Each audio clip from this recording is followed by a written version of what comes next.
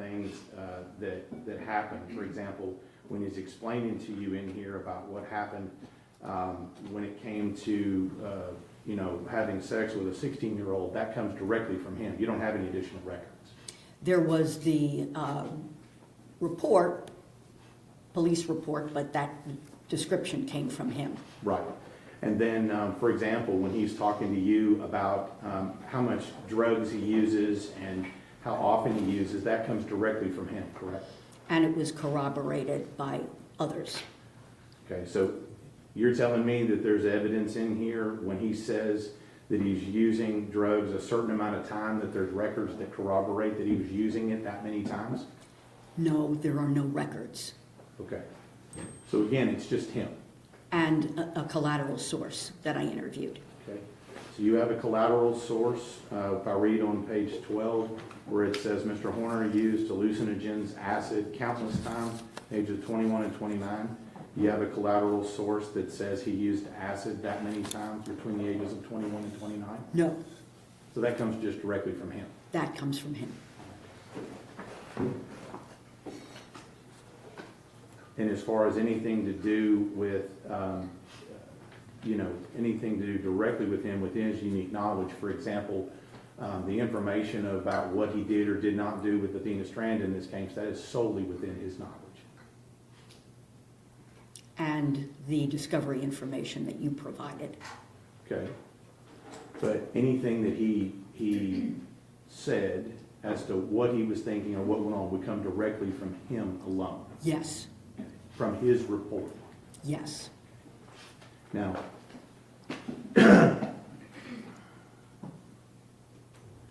and so you'll agree with me that from your perspective, it's important to be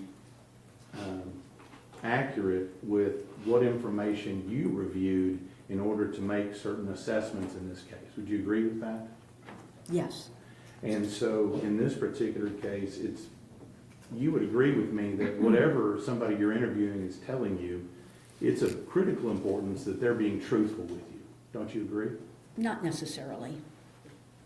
It's not of critical importance that the person you interview is telling you the truth? Depends on what the question is and what the issue is and what additional information one might have. So does it concern, I guess I'm trying to figure out, so they can lie about some things and not about others? And that's okay? It's not okay, but it is what it is. People do lie. It doesn't mean that everything that they're saying is untruthful. And that's where collateral sources, discovery information, all of that comes in to kind of be able to weigh, in my judgment, what is accurate and what's not. So when you ask somebody a direct question, you don't think it's important that what they're telling you is the truth? It's not a question of importance when you're doing this kind of evaluation. Okay, well, I'm confused. If they're lying to you and you're making diagnosis based on their lies. I'm not making diagnoses based on their lies. Okay. You're basing it on what they're telling you, right? No, the diagnoses that I made were based on not only what he told me, but on information from records, educational records, social history, collateral informants, medical records. So in a forensic evaluation, you never just rely on what the person is telling you. But you've told me there are certain things in here that you relied on that are solely within the knowledge of the defendant in this case. Maybe it would help if you told me exactly what those were and how they were relevant. Okay, well, he's telling you certain things. Right. And you're telling me that his truthfulness as to those certain things that he's telling you really doesn't matter. It's not quite that simple. It's clear that he lied on several occasions. What you mentioned before, that he used acid multiple times between the ages of 20 and 29, that came from him.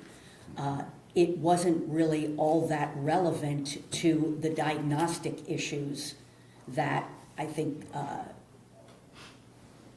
were relevant to this particular case. But if you're making a diagnosis on someone and it's based on what they're telling you and what they're telling you is untrue, how can you rely on that diagnosis? It would, I think we're probably on a different plane in terms of diagnoses. So, for example, if Mr. Horner had been the only person presenting me with information that he had autism spectrum disorder, I would not have relied on that. I would not have made that diagnosis. It's only because there was collateral information, there were many records, as well as my evaluation of him that indicated that that was a legitimate diagnosis to make. But let me ask you this, since we're talking about truthfulness, you agree with me that if the person you're interviewing is not telling you the truth about certain things in that you're asking them, doesn't that call into question their truthfulness about other issues as well? Yes. So if they lie to you now, probably a liar later. I wouldn't say that. They could be lying later. And I would think, and you correct me if I'm wrong, it would be important for you to disclose to us in your report if somebody is being untruthful to you. You believe that's important, right? It depends. So how do you pick and choose what you tell us when somebody's being untruthful? Well, first of all, the report and what needs to be in the report is pretty much dictated by what has to be disclosed in the report. I didn't put the facts of the offense in the report. So that's not there, but I did disclose my notes to you. So you have those. Mm-hmm. All right.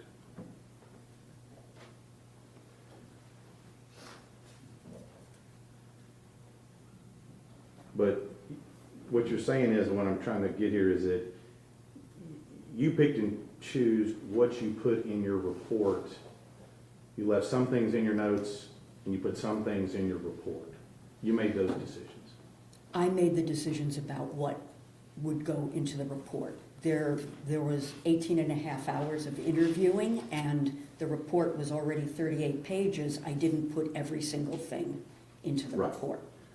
But you dictated what you felt was important for your report and then left out the other things that were not important. I think the word important is not really accurate. I put in the report what I thought was relevant to making a diagnosis, and there are plenty of things, as you are probably well aware in my notes, that are quite favorable to Mr. Horner that I didn't put in the report. I didn't think that they were necessarily relevant to my diagnoses and opinions. We didn't talk about your notes yesterday, did we? I don't recall them being brought up. So as part of your report, you put a list of information and records and things that you reviewed in preparation for this case. Correct. Up to and including today, is that a complete list of every piece of evidence, report, interview, everything that you've reviewed up until today? Is that a complete list? Except what I mentioned yesterday where I forgot to put the interview that I did with the in-home therapist as one of my collateral informants. So that's it. You haven't reviewed any additional evidence at any point up until and including today? I don't believe so.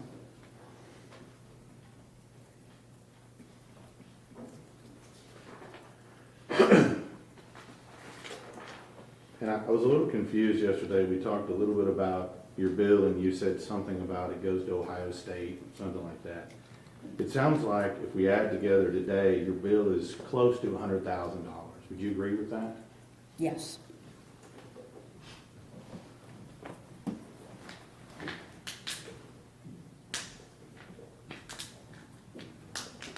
All right. So I tried to keep up with it yesterday, but how many actual diagnoses did you come up with for the defendant in this case? Is it 6 or 7? There were 10, actually. 10. I think one of those, and I'm just going to ask you this, one of those is something to do with PTSD. Did you make that diagnosis as well? I did. Have you read the report from Drs. Spence and Imhoff in this case? I did, yes. And they indicate he doesn't have PTSD, correct? I don't recall if they said that he did or he didn't. I got those reports, I believe, after I had completed my evaluation and report. If they say that he doesn't have PTSD, are you wrong or are they wrong? I believe I'm correct. Okay. So Imhoff and Spence are wrong. Okay. Now, we talked a little bit about fetal alcohol. And I know you're not an expert on fetal alcohol. I'm not going to ask you that. But you did give us some information yesterday about fetal alcohol. It's not syndrome, there's something else. It's alcohol exposed. Is that what you said yesterday? Fetal alcohol spectrum disorder, as opposed to fetal alcohol disorder. I'm going to write that down here. Now, what I'm confused about here is so you're not saying that every woman that doesn't know they're pregnant and parties or drinks a little bit is going to give birth to a child with fetal alcohol syndrome disorder. Spectrum disorder. Sorry, yes. spectrum disorder, sorry. Correct. I'm not saying You're that. not saying that. No. So there's not an actual number of drinks or whatever. Some people party a lot and don't give birth to a child that has any type of fetal alcohol problems, correct? That's correct.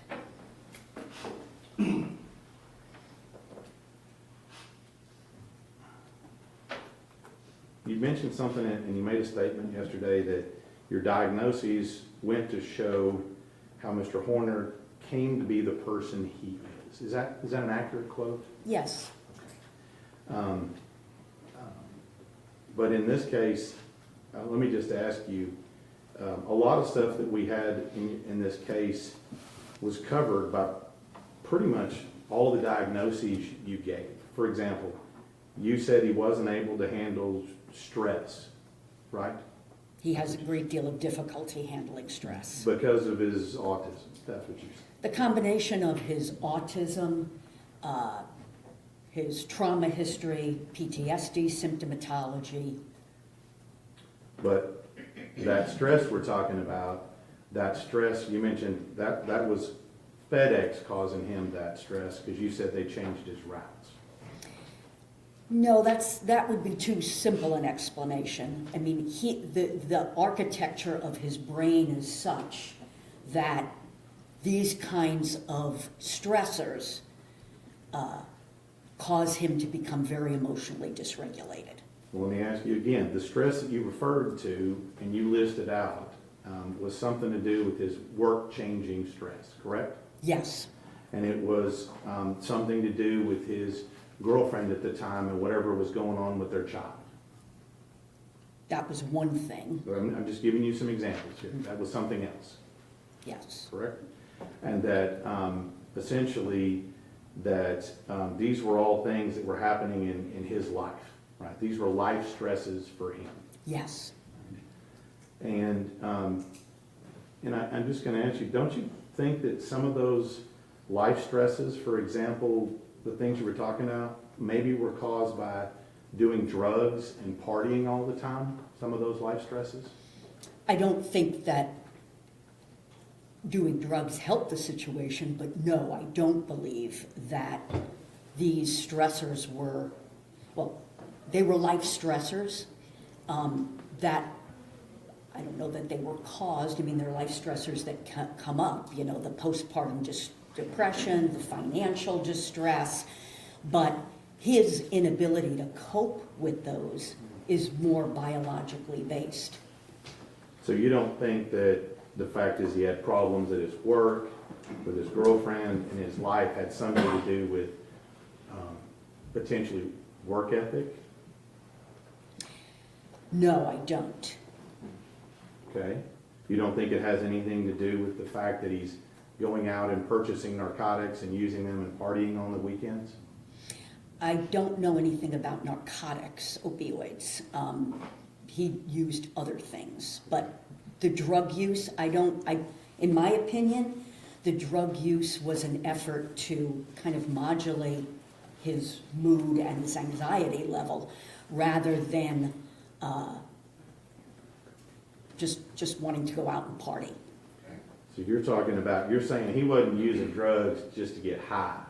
That's what you're saying? Well, that was probably part of it. But, for example, the cocaine use was because he was sleep deprived. He was also using those bangs, which have like 300, but very high potency caffeine. He was using those to stay awake. And, of course, to improve his mood because he was very depressed. Okay.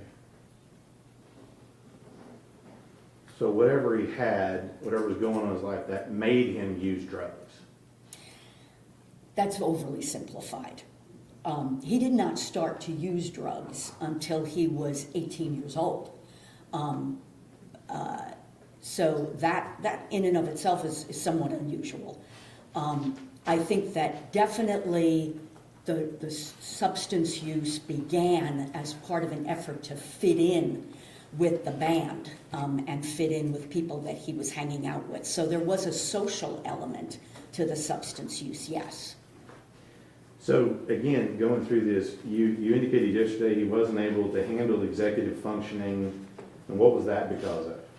Well, he has poor executive functioning. It's not, he can't handle executive functioning, Right, but so his brain, again, that frontal lobe, prefrontal cortex, he has trouble, in my opinion, because of the combination of the autism spectrum disorder and attention deficit hyperactivity disorder, PTSD, all of these. He has trouble with decision-making, judgment, shifting, what we call shifting cognitive sets. You know, when something happens, he has difficulty thinking about alternatives. That's executive function. okay. And that was, so then you said he had poor impulse control, and that was because of his depression? No, poor impulse control, that's part of executive functioning, Okay. but also he has severe ADHD. He also, those two are the major reasons. And you said something about it was hard for him to tell the truth, so he had to create this fake person, and what caused that? I don't think it's as simple as there's something that caused it. As I said yesterday, I think that Zero gave him the ability to confess and distance himself from the horribleness that he had actually done. And you said something about, you mentioned that he lied a bunch during the investigation, and you attributed that to he was feeling pressured or overwhelmed or something like that. Is that right? Good, and that's why he lied? That's part of it, yes. And then you said that if we don't see him showing remorse, it's this thing called alexithymia. Is that what you said yesterday? That's one of the things. Okay. Go ahead. So let's talk about this. You said you said severe depression. Yes. And I think you listed a whole, like a long set of symptoms or something that goes with that, right? Yes. That's on page 4 of your report, Yes. right? You said things like he had fatigue and low energy. Yes. And apparently it has something also to do with ability to concentrate.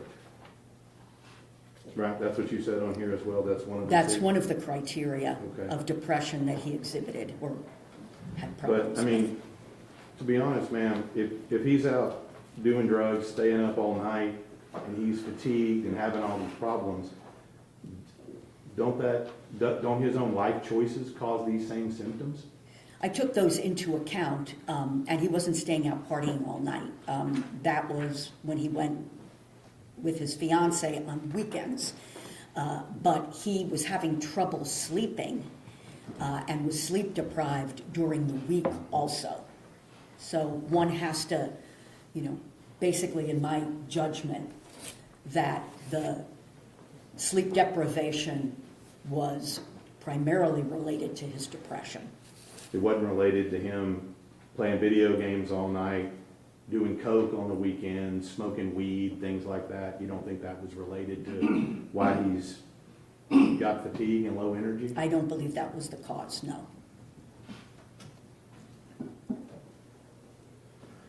Now, at the very end of page 4, I think we've already talked about this. You said at the very end of page 4, he says, it led to the use of substances. My vernacular is not that good, but ameliorate means to somehow fix his distress. Lessen His distress. So he had all this distress, and that made him turn to drugs. Again, that's overly simplified, but he had that distress prior to using drugs. I guess what I'm trying to figure out, was he just powerless to resist doing coke and smoking weed and doing acid and doing Molly and all that other stuff? Was he just powerless to resist that? No. So he made a choice to do that. Yes. You talked a little bit about having issues with his job, right? I think you had several paragraphs in here that talk about his work history and his occupational history. I think that's on page 9. Is that correct? Yes. And I'm just going to get a couple examples. There's a lot in here, a couple of examples. You said on page 9, I'll just go to the one about working at Outback, since you mentioned that yesterday. You said that whatever he does not appear to be from lack of motivation. That's what you said, right? Is that on page 9? Especially as he got older, yes. Right, doesn't appear lack of motivation. Right? And then let me go to your notes here. How many pages were your notes?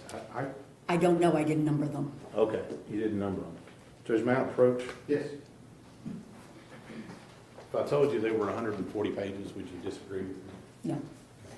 And I'm going to show you, can you just look at those and see if that is a representative of your notes? Yes, they're mine. Okay, well, hang on to those, we're going to need those. Okay. I did put some tabs on here, those are not your notes, but I didn't want to have you flipping through all, is that okay? That's fine. Okay, because they weren't page numbered. Okay.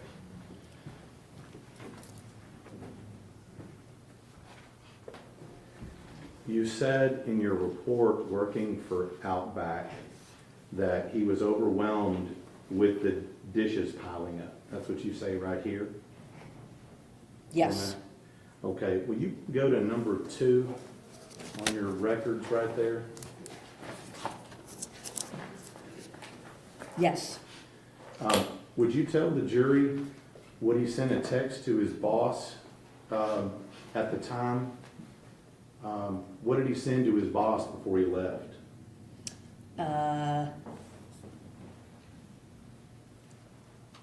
Job, Outback dishwasher, told boss, F off, extra dishes, go outside a little bit, left.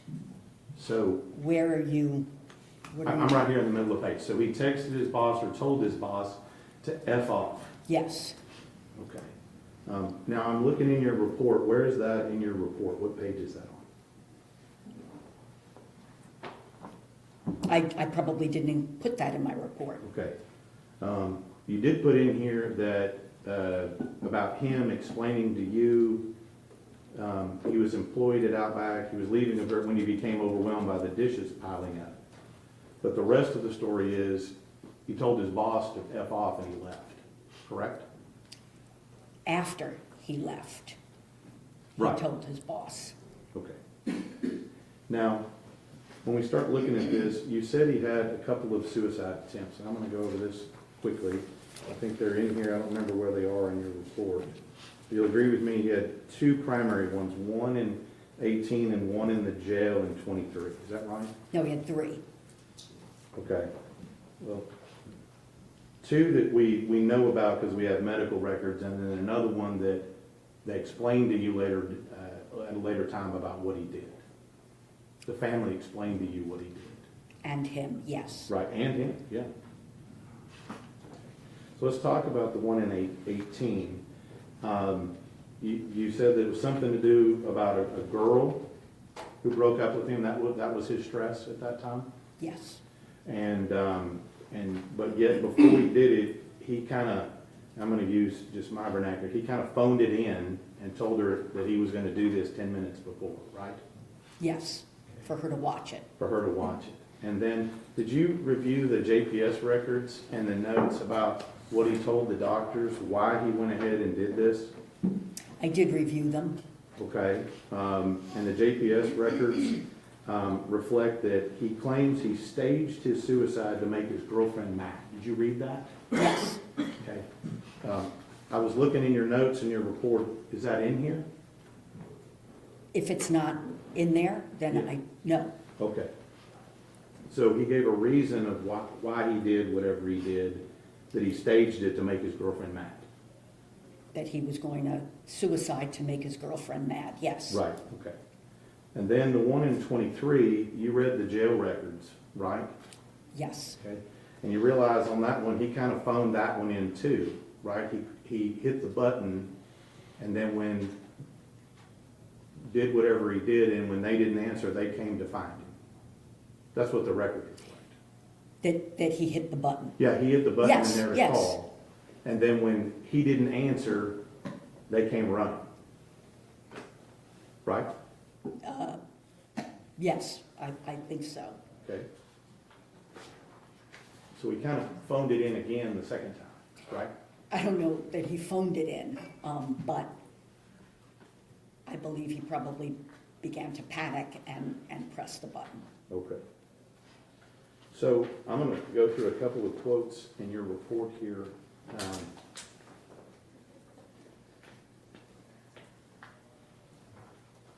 I want to make sure I get this right. On page 5 in your report, I just want to make sure that this is your quote here. It says, the cognitive distortion caused by severe depression leading up to the offense contributed to his already precarious ability to solve problems and deal with stress. That's what you were talking about before, about him having problem-solving issues. Is that right?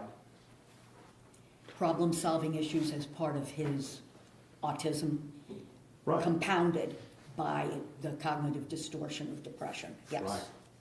Right.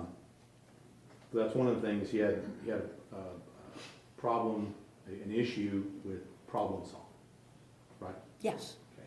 And then you said, and I think, I'm going to get this quote right here, you said his impulsivity combined with the core deficits of autism spectrum disorder, cognitive distortion secondary to clinical depression compromise his ability to deal with stress leading up to and during the offense, right? yes, And those are those stressors you were talking about the other day with life, work, car, finances, things of that nature. yes, Okay.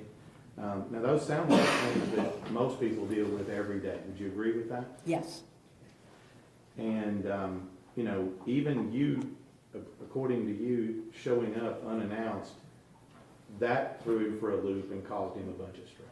yes, So his reaction, due to his autism spectrum, I'm gonna get this right here because it's not additive, it's compounding, right? That's the word you use, am I getting Yes. that right? Okay.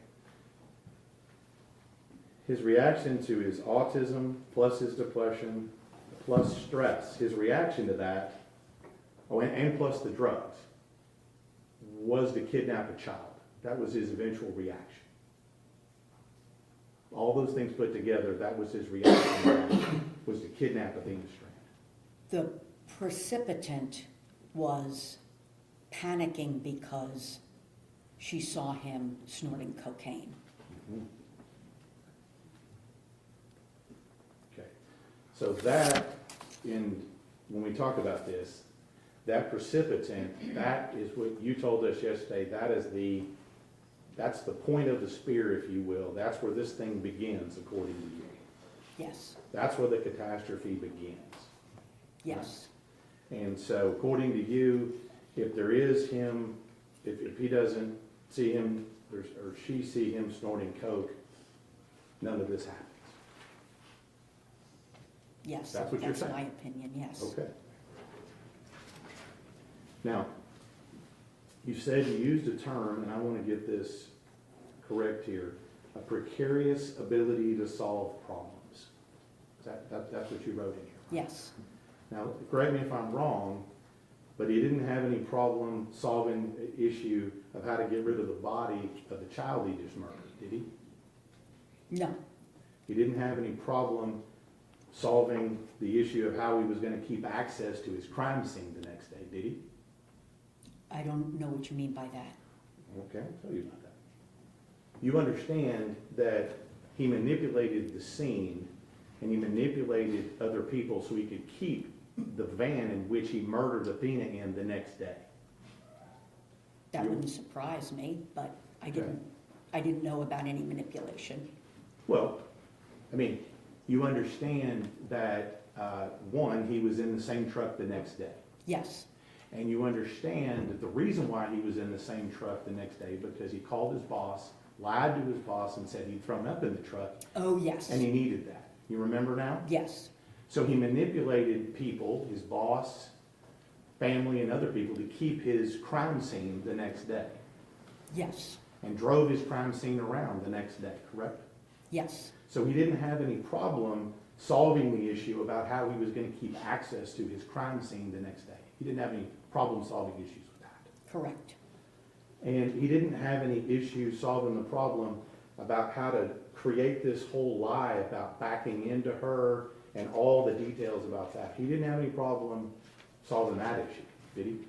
He, I don't know, problem, but he lied about it, yes, Well, I mean, he created a very detailed scenario of exactly what he did, right?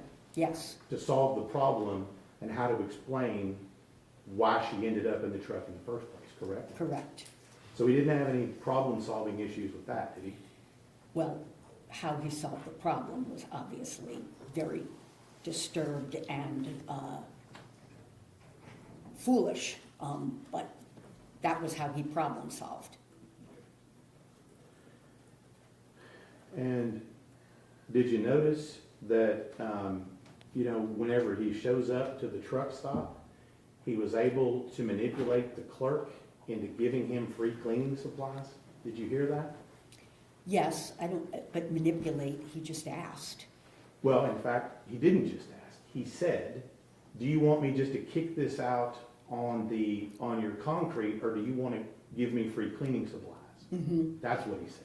Uh-huh, So he manipulated the clerk to give him free things so he wouldn't have to purchase anything. okay, Is that correct? yes, And purchasing things leaves a trail, doesn't it? I didn't think of that, but there were so many things that he did that left a trail, so I wouldn't see that as particularly critical. And you understand that he's doing these things, these problem-solving type actions, within 10 minutes of him tossing her body in the water. Yes, It sounds like, to me, that his problem-solving is working just fine at this point, correct? I would say it's not. Well, it sure didn't slow him down, did it? It did not. So, now, we talked a little bit about drug use earlier. And if you'll go to number 1 in your notes there, I think it's on that.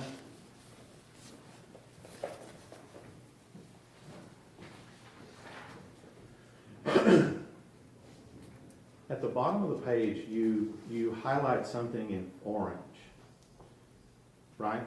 Yes, It says there, cocaine 2 weeks before. Is that an up arrow meaning increase? Is that what that means? yes, And then next to it, you write, not ACCU. Is that not accurate? Yes, that is what that's what it would mean. Okay, so you didn't believe him when he told you that? I don't know why I wrote it, I don't remember now. Now, did you put that in your report somewhere? I don't know. Okay. You want to take a look and see if you put it in there? Are you saying it's not in? I'm asking you if that particular bit of information about his drug use in the week before is contained within your 38-page report. I know that I had his use of cocaine prior in the report.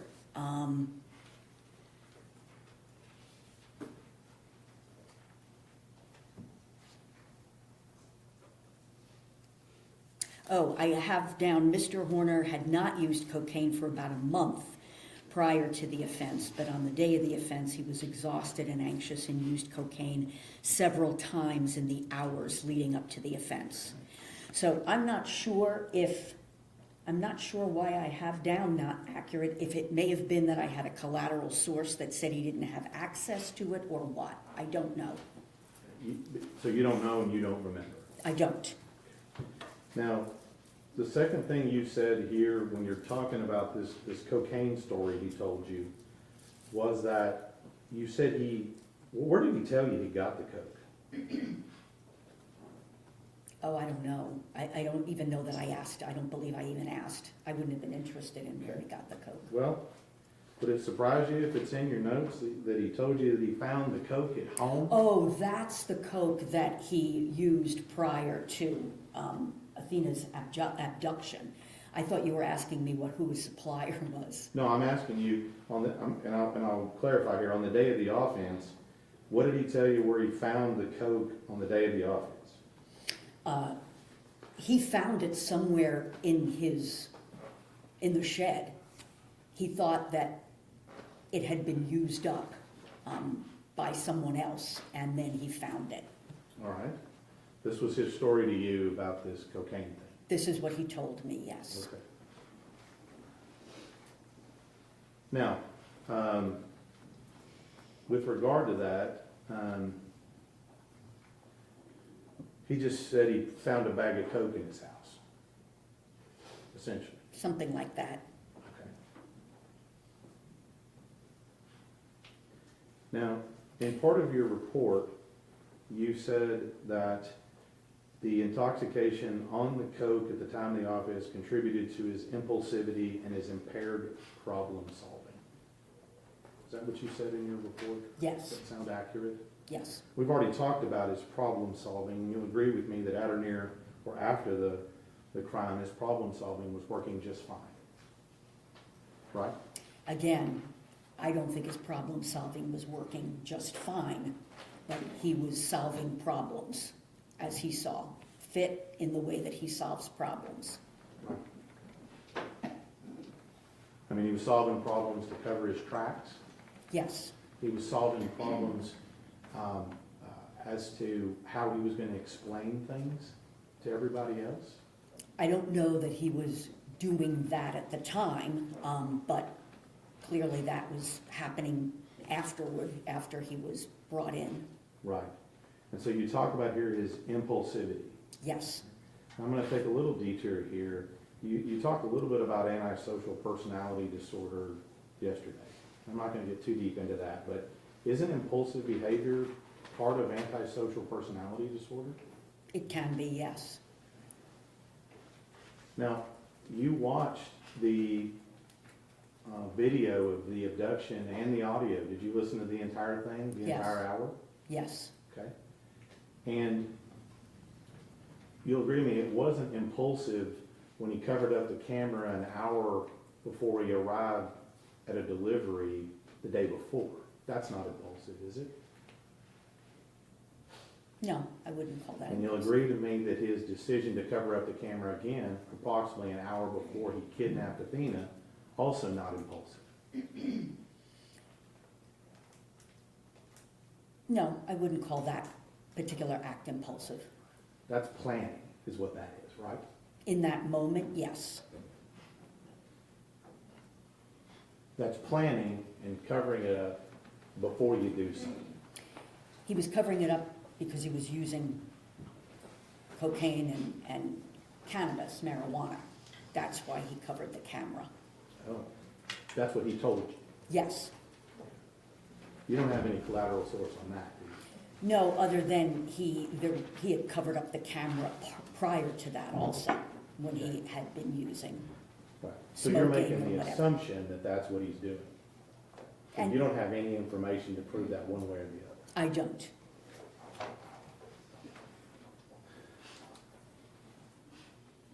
And you don't see any other time on the entirety of that where he covered up the camera except those 2 times, an hour before you arrived at a delivery the day before on the same road, and an hour before you arrived at Athena's house on the same road the next day. He's not covering up the camera off and on all day, is he? I'm not sure. When you watched the entire video, did you not? Yes, Okay, so you don't remember that. I don't remember. And if that had happened, you'd have put that in your report, that he was covering up the camera multiple times to do cocaine, and you didn't put that in there. No, I wouldn't have put it in because I didn't have a section on the actual offense. Okay. Now, when we're talking about impulsivity here, when he puts her in that vehicle, and the first thing he says is, "Don't scream or I'll hurt you," that's not impulsive. I would say it's neither impulsive or non-impulsive. Well, it's a plan and an indication of what somebody wants at that immediate point. Yes. Objection, Your Honor, to counsel testifying. Yes, And when he goes to a secluded location to sexually assault her, that's not impulsive. He drove 20 minutes to get over there. Correct? correct. And it wasn't impulsive when he calmly tells her and talks to her about her family, school, and other things. That's not impulsive either, is it? I wouldn't call that impulsive. And you would call that him trying to keep her calm in the vehicle, right? Yes, and himself calm. We'll talk about that in a minute, but with regard to her, he's telling her that so she stays calm for what's coming. That may have been the reason. Not for what's coming. I don't know that I would agree with that. I think he's trying to keep her calm. Well, you know what happened next, right? Exactly. He sexually assaulted her. Yes. But that's why he's keeping her calm. I don't know that that was the reason. Did you ask him why he was having these calming conversations with her before he sexually assaulted her? I wouldn't call them calming conversations. I think he was just asking her questions. I don't know what his motivation for certain questions were. You didn't ask. No, I did not. Now,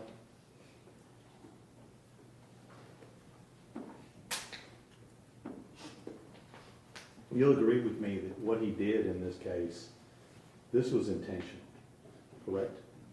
Yes. And there was no meltdown, head banging, or anything of that nature during the entirety of this offense, was there? I think he was emotionally dysregulated, but I didn't see any evidence of head banging or anything like that.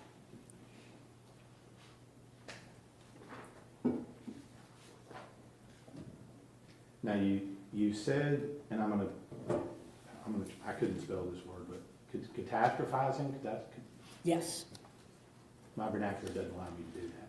All right. So basically, this was something that you said when she saw him doing coke, it was all over, and essentially what you're saying is she was dead and she didn't know it yet. That's those what would you not mean. be my words. No, but I mean, you said once that thing happened, it was all a catastrophe. No, I think that when he saw her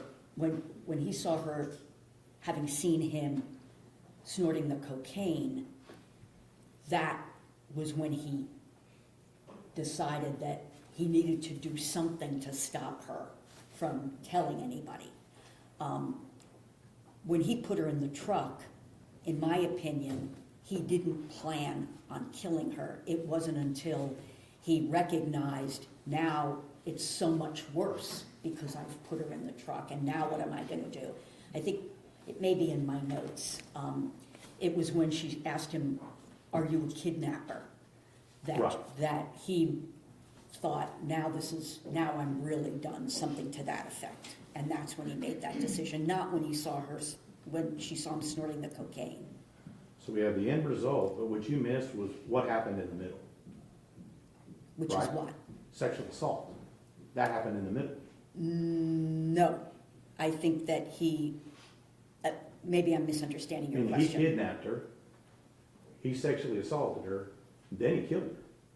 That's how this goes together. Actually, that's not what he told me, and that's not my opinion.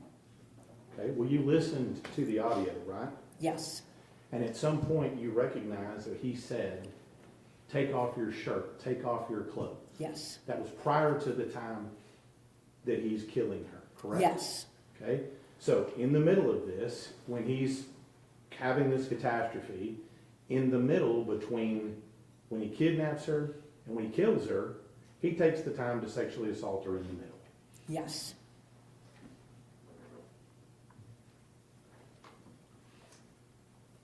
So his reaction, okay, we've talked about this, due to all the conditions you've talked about, the litany of things, I think 10 that you had out there, right? Wasn't it 10? 10 things that he has wrong with him? Yes, Okay. His reaction to that, because of what's wrong with him, was to go straight to murder with a sexual assault in the middle. no, those disorders are not causative of what he did to Athena. They, again, contribute to the way that he thinks and the way he behaves, but it's not simple cause and effect. I'm not saying that his autism, PTSD, major depression, and ADHD caused him to do this. So let's talk a little bit, you talked a little bit about antisocial personality disorder. You said he doesn't have that. Correct. Okay. But that's something that you said it has to be before he's age 15. No, the criteria are that someone has to meet the criteria for conduct disorder Okay. before age 15. And I think you said some of the things that go with antisocial are callousness, lack of concern, deceitfulness, irresponsibility. I think you've said that A before. persistent pattern of that. Pattern of that. But in this case, you have a pattern of him being deceitful, do you not? Within the context of this crime, yes, but that would not, in and of itself, qualify for that diagnosis. Well, you understand that he's also told lies about other things he's done in his past as Yes. well. So that's a pattern of deceitfulness. In my opinion, it was not sufficient, especially understanding why individuals with autism spectrum disorder lie. It's typically fear-based and driven by their cognitive difficulties, and in my opinion, I saw that in the kinds of lies that he had told in the past. Right. The second thing you said is that there's some form of irresponsibility, right? So deceitful, irresponsible behavior, pattern. Pattern of that, yes. Looking through your report and your 140 pages of notes, you'll agree with me that he has a pattern of irresponsible behavior leading up to, before, and after this offense. I did not think that he had a pattern of irresponsible behavior that would qualify for this diagnosis. Okay, so, I mean, purchasing drugs and narcotics and things and doing that on the weekends not irresponsible? Yes, it is irresponsible, but again, doing that in and of itself, or even in combination with certain things, again, it doesn't meet the criteria for antisocial personality disorder. You also said lack of concern. I mean, surely you agree with me that he had lack of concern for Athena. In the offense, while he was, I think that he was, yes, I will agree with that. But again, it's a persistent pattern, and it's very clear with respect to the diagnosis that these things can't be attributed to some other major mental disorder.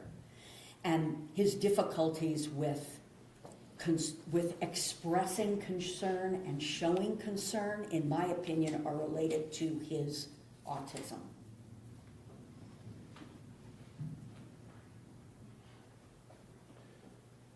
Now, the last thing on here is some form of, you said, callousness, right?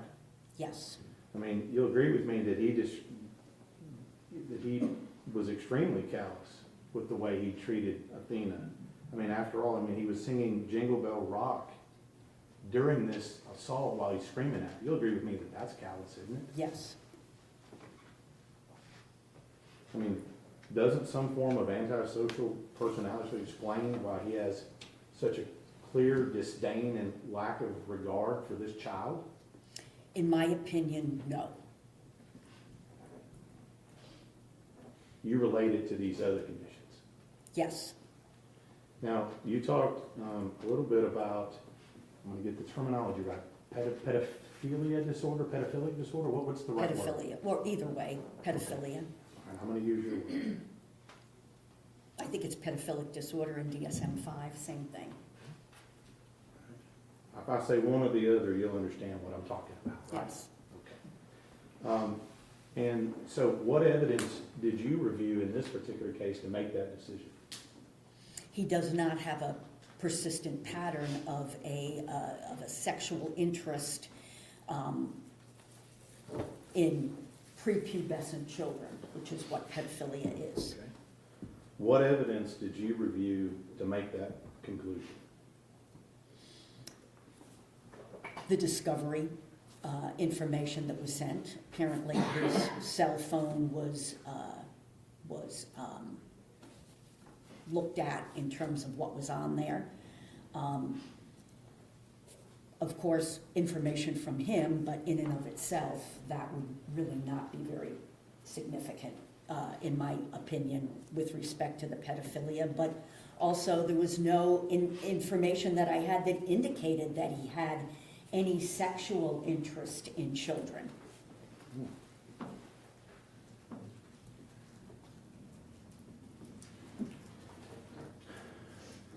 Now, you understand that there's allegations that in his early to mid-20s, he had sex with two 16-year-old girls, correct? Allegations, yes. Okay. And one of those, I think you put in your reports, something about her being drunk at a party. Is that correct? What page are you? I'm asking you. Do you remember that being in your Yes, I report? remember that him telling me about that. And this comes directly from him. There's no other collateral sources. This is just directly from him. I believe it was directly from him, yes. All right. And what I'm going to, let me just guess here. He told you that he didn't know that she was 16. That's what he told you. The one that he told me about, Mhm. yes, he did not know that she was 16. And then I'm gonna venture to guess that he's telling you he didn't do it, and that he's the good guy in this scenario, correct? He didn't say he was the good guy in this scenario. Well, he said he didn't do it, right? Yes, And that when he found out about it, he immediately distanced himself from the situation and didn't want any part of it. That's what he told you. I know. Can you be more specific? He said that he got real mad about it. I mean, his reaction was inappropriate. It was very, I think, typical of the way in which he overreacts to situations. I mean, did you ask him if he had sex with these two 16-year-old girls? Yes, I believe that I did. And he denied it. He told me about one of them. and he denied that he had. He said that she told him that she was 16, and he became really inappropriately irate. And as is typical of his thinking, he had not thought she was 16 because someone had sold her cigarettes, and you're not supposed to sell someone cigarettes under the age of 18. That was his, Correct. what he told you. Yes. He didn't tell you that he knew her as far back as the 7th grade, did he? No. Oh, he didn't tell me that. There were 2, but no, he didn't mention that. Didn't mention that to you. No. Okay. You know, there's testimony, and I think you reviewed this as part of your deal, about the allegations of the 2 victims in this case that were 16 at the time. My Did you deal? review that in your appendix? I'm sorry, in your appendix. Yes. You reviewed that information. Yes. And he didn't tell you that one of the victims he's known since she was in the 7th grade, He did not. that he would have known if she was 16. I didn't. He did not tell me that. Your Honor, can we clarify as to which person the state is asking about? If there are 2, we need to differentiate between which allegation he's referring. I'll let you do that on redirect if you wish. So you don't, do you think if he indeed is having sex with 16-year-olds in his 20s, is that a problem for you? Are you asking me if it's a moral problem, or if it is, if I think it's compatible with all of the information that I have? Well, what I'm asking you is this, is that, you know, you said that some form of pedophile disorder is, has to be with what kind of children? Oh, I see what you're saying. No, or I think I know what you're saying. That's not pedophilia.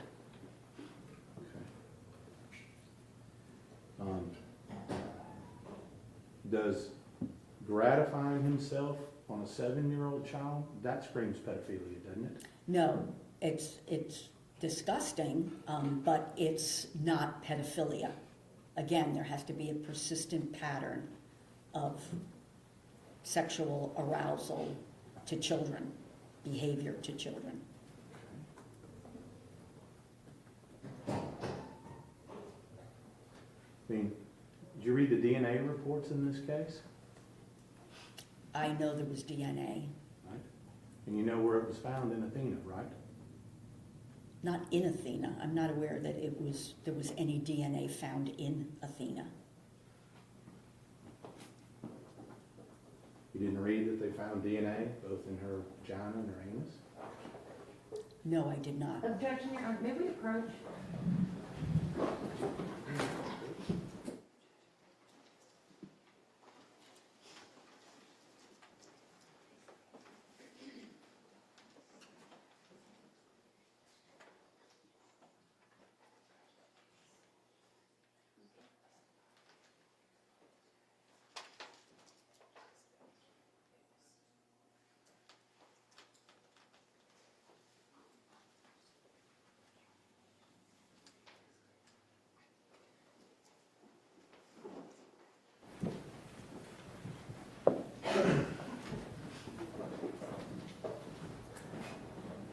Mr. Tate, you may proceed. Thank you, Ron.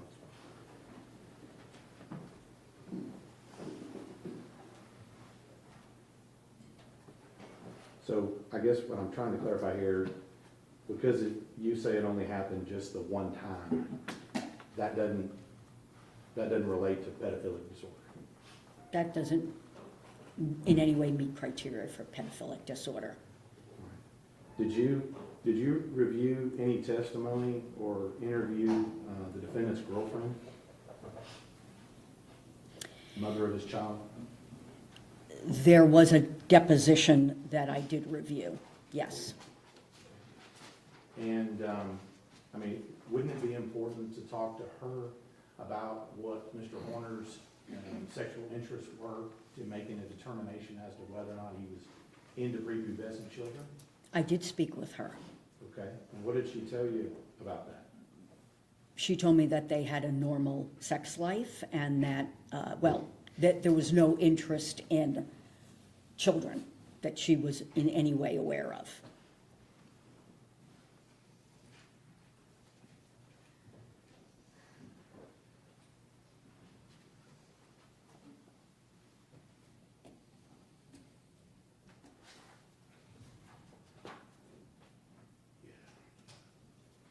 Now, I want to make sure I get this accurate here. You indicate that we've talked about his difficulty in planning, and I think you also said he had difficulty linking actions to consequences. Is that right? That's what's in your report? Yes, Okay.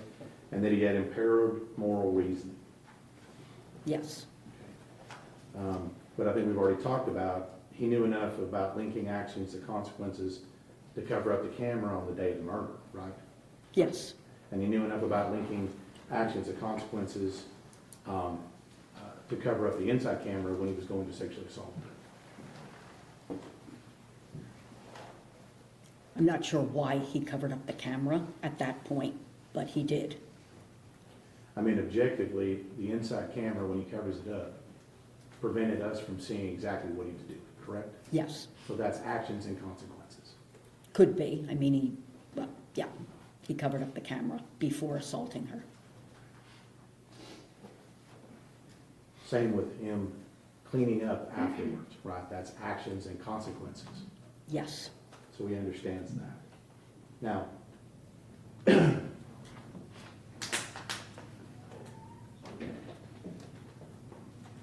when we talk about, I think you said that there's something, you said, I think you used the term moral reasoning.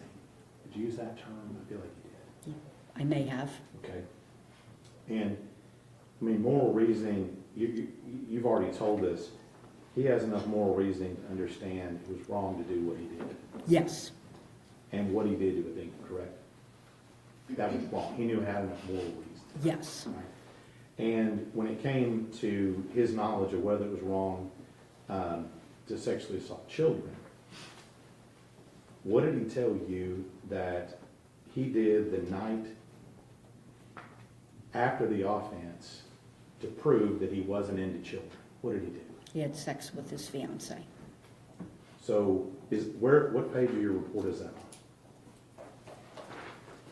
It wouldn't be in my report because I didn't have a section on the offense itself. And I'm just asking you here, you didn't feel like it was important to have a section in your report on actually what he did to commit the offense? It wasn't indicated as part of what I needed to do for a report.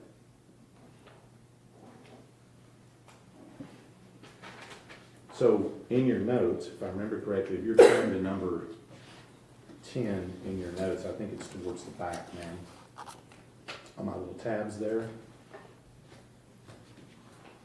Am I right? Yes, And it says here that this is in the same conversation, that night he had sex with his girlfriend, I won't use her name, just to prove he wasn't into kids. That's what he told you. yes. Well, I don't know, those were his words. I was pressing him to find out more about any prior interest in kids, and that was something that he told me. Right.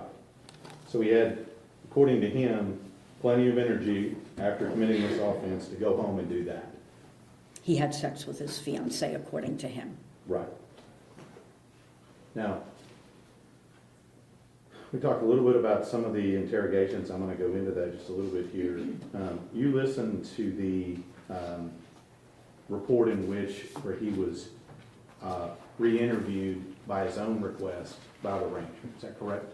Yes, That was 5 days after he'd been arrested, approximately. yes, And what I'm getting at here is that at no point during that time did he express any issues with problem solving, moral reasoning, or any of the things you're talking about when he's trying to cut a deal to get out of jail.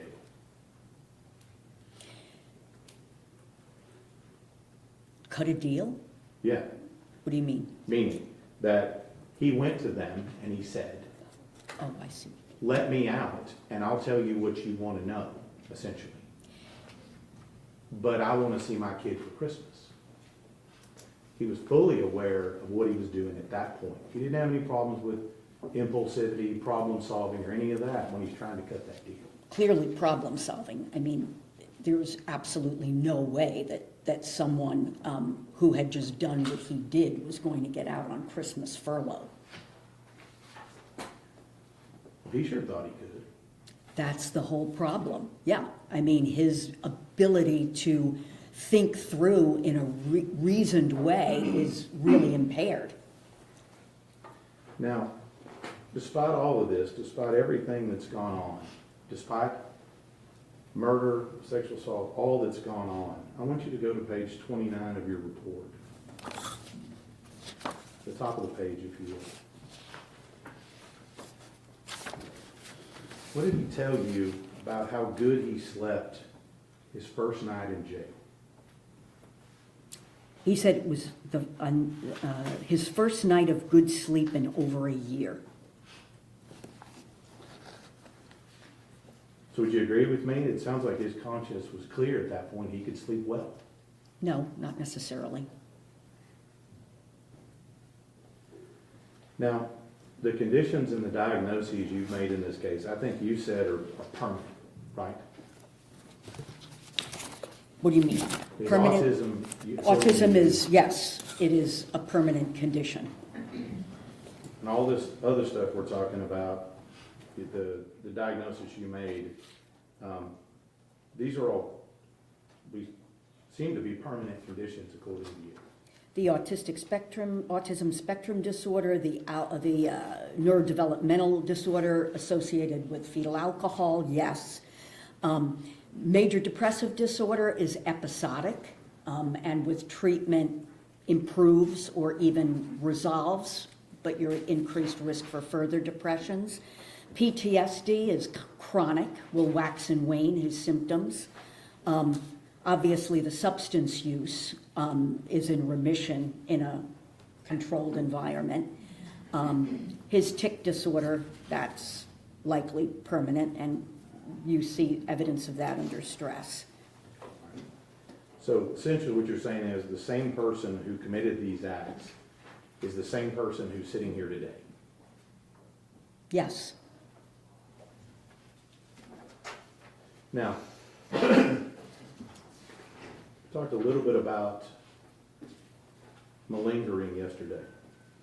And malingering, you'll agree with me, is essentially lying about some things to achieve some kind of benefit, right? Yes, or exaggerating things, yes.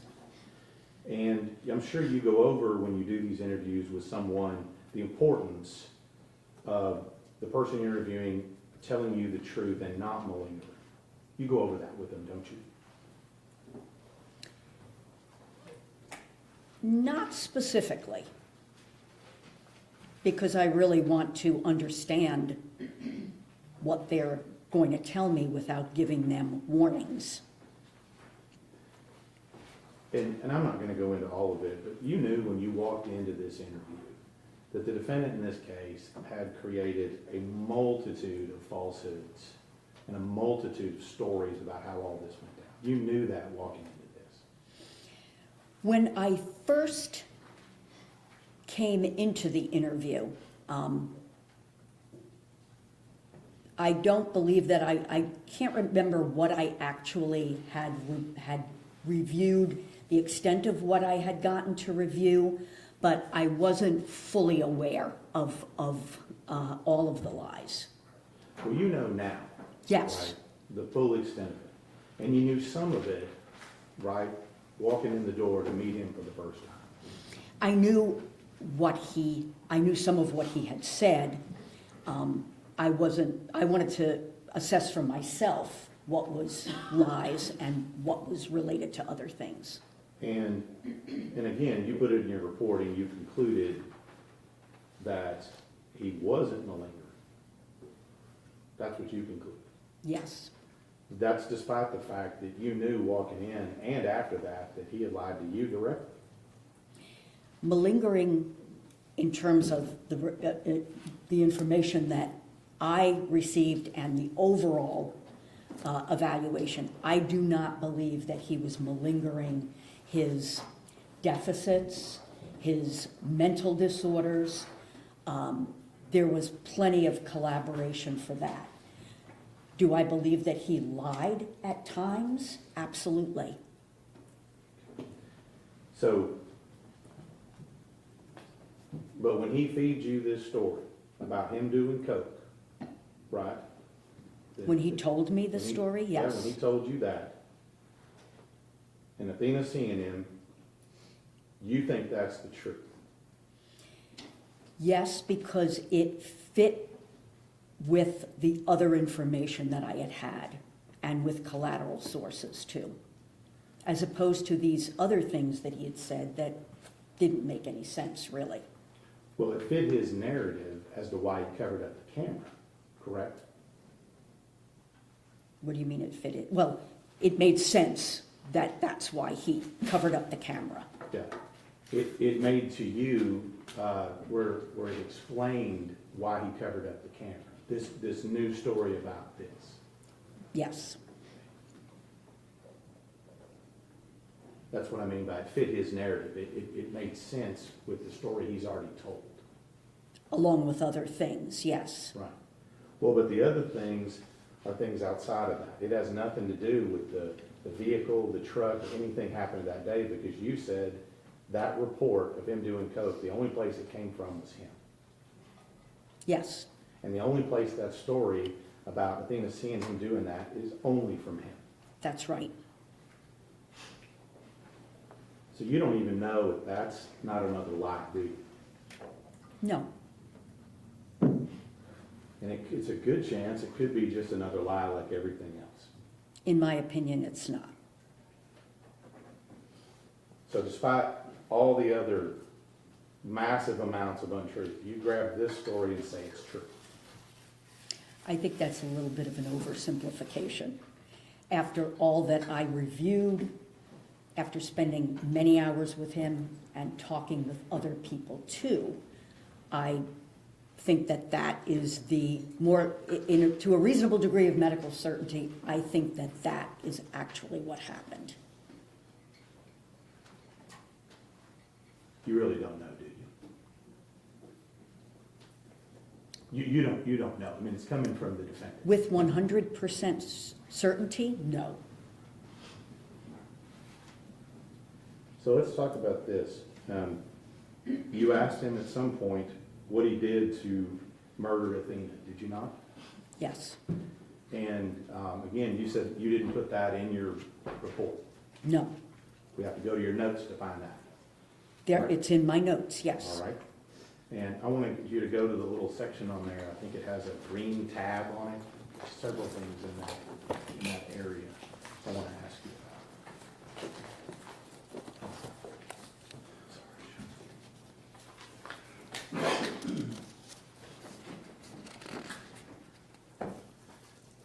The bottom of that first page has got a little star next to it where it says, "She saw me doing cocaine." That's the beginning of him telling you that story, correct? No, I think earlier on that page, it indicates that there was he put the sticker in front of the camera so she couldn't see it. I guess that's his boss or whatever. Did coke outside the truck to avoid the camera. And then at the bottom, yes. And, I mean, you look at these videos, you don't see him doing coke on any of these videos, do you? No, Now, what did he tell you specifically that he did? I think you've already talked a little bit about him trying to strangle her or what have you. What else did he tell you he did to murder Athena?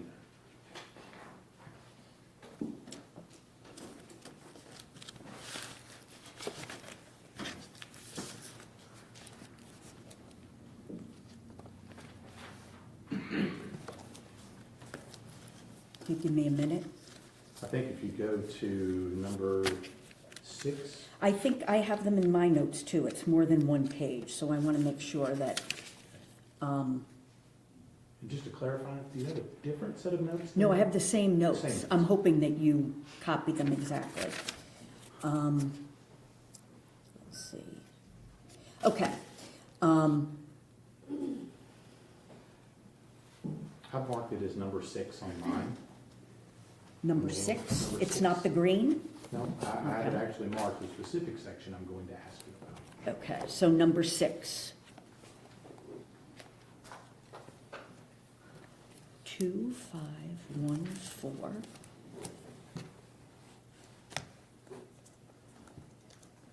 I don't see a 6 tab, I'm sorry.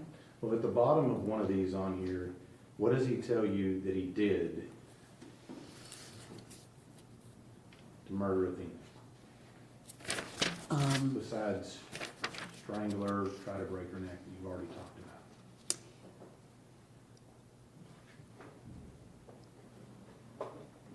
Okay, he tried to kill her by breaking her neck, Right? then he choked her. Right.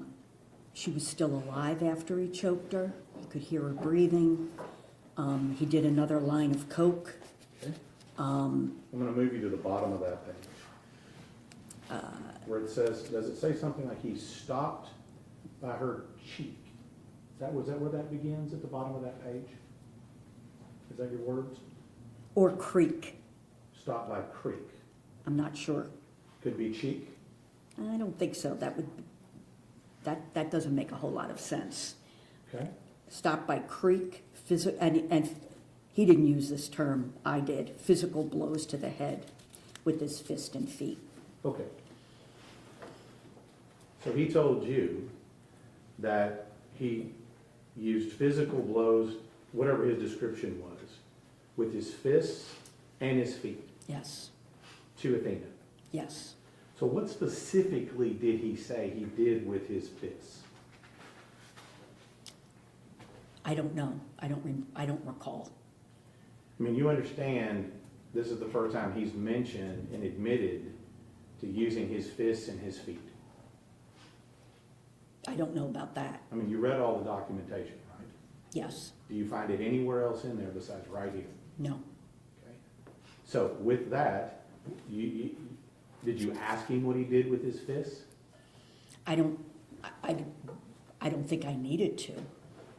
I don't know if I did or not. I mean, it's not, you don't think it's important to know what exactly he did with his fists to beat somebody to death? No, I don't. I mean, you're making an assessment of all of this stuff and giving us a report, but what he actually did in the offense, I mean, are you telling us that's not important? I think there's sufficient information to know what he did in the offense. We know what he's lied about doing in the offense, right? In terms of the interrogation and these other things you mentioned, yes. But you didn't ask him, or you don't remember what he said he did with his fists, He beat her with his fists. okay? Is that what he said? Yes, these are my words. Okay, well, what are his words? I don't recall, but what it came down to was that he beat her with his fists, Okay. Now, what did he tell you he did with his feet? kicked her. Kicked her. That's what he said? Yes. Specifically? You've seen the autopsy photos in this case, have you not? Yes, Doesn't that explain why we have a tread-like pattern on her face? Objection, Your Honor, that calls for speculation and is outside of her expertise. Sustained.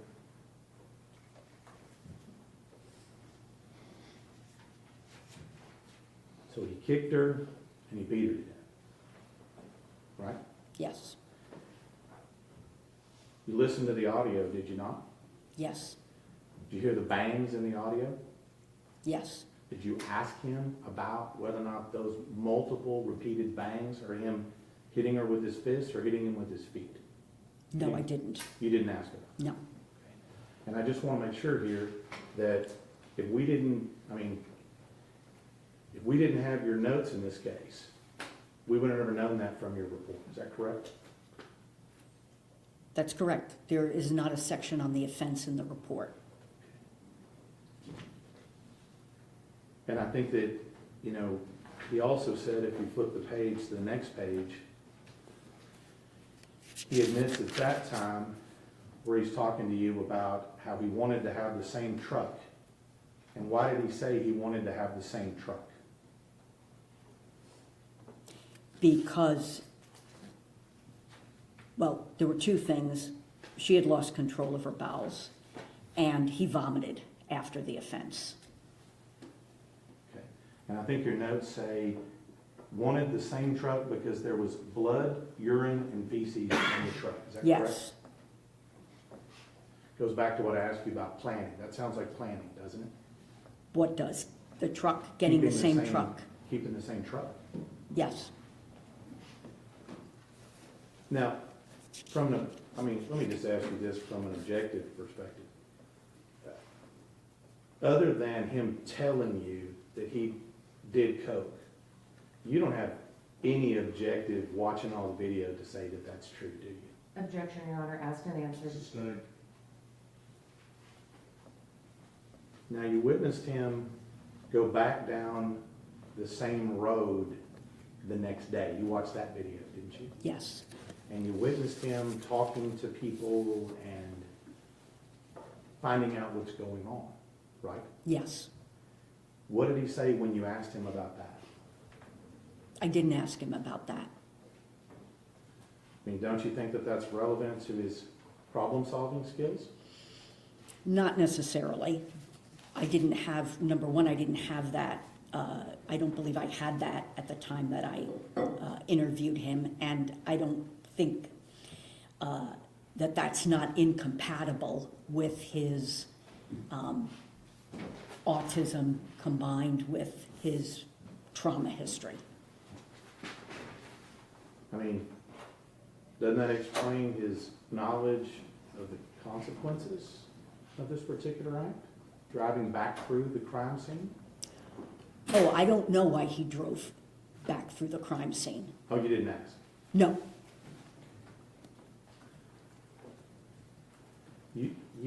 You said something about his strategic criminal thinking. Is that your words you used yesterday? I don't remember. Strategic criminal thinking, does that sound like something you would say? I don't know. I wrote it down, I think that's accurate. But if I use that term, strategic criminal thinking, you would agree with me that prior to the offense, during the offense, and after the offense, including the day after, his criminal thinking is working very well at that time. I would disagree with that. I mean, he planned for it, you agree with me with that, correct?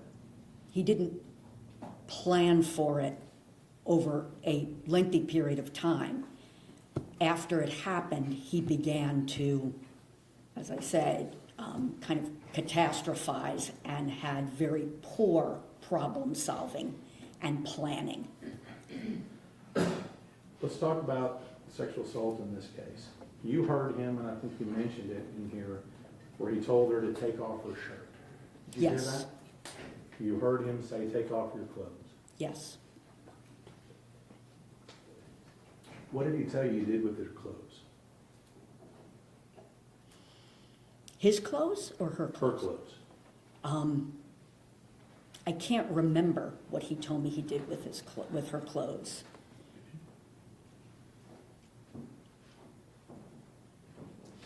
So up until this point, and including with you, he denied doing anything sexual to her multiple times.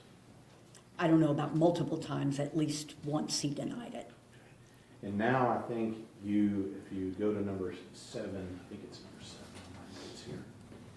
In your notes, you indicate 7. Sure, yeah, 7.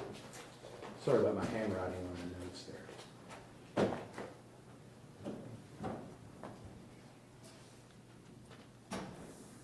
And he says to you, I guess is to explain the reason why she seems like she's gagging, he tells you he's trying to put a pill in her mouth. That's what he tells you. Yes.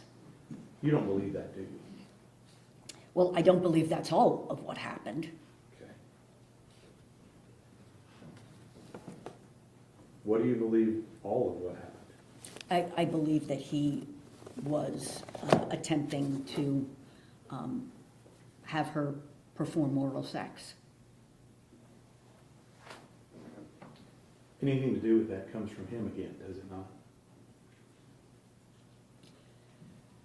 Partly from him, but more from my interpretation of the video and what I heard. And so you've told us a couple of times, so this information he gave you about the pill and the other thing, that's only found in your notes and not in the report. That's right, there is no section on the actual offense. So he says to you in your report, he exposed himself to her, Yes, and that he also masturbated as well at the time, he attempted to, according to him. yes. And when you challenged him with all that and said, hey, I don't believe you, what did he say? I don't remember exactly what he said in that moment.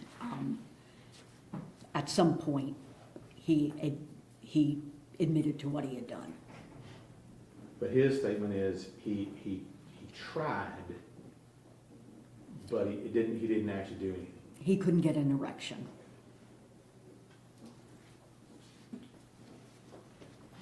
What did you ask to follow up with that? I don't remember.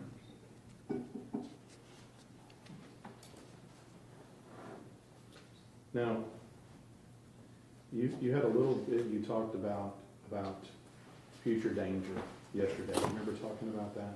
Yes, I mean, when we talk about prison, prison is really the definition of chaos, isn't it? it can be. And prison's really the definition of stress, isn't It can be. It depends, especially, obviously for a neurotypical person, it would be very stressful. And change in prison is not determined by the inmate. It's determined by the prison system, correct? Change, Any changes as far as location, cellmate, any of that is all determined outside of the inmate's consent. yes, And ma'am, let me just ask you, you don't really think that there's no drugs in prison, do you? no, And in this particular case, you realize that prison, I think you said, offers some structure. They eliminate certain weapons and things like that in prison, right?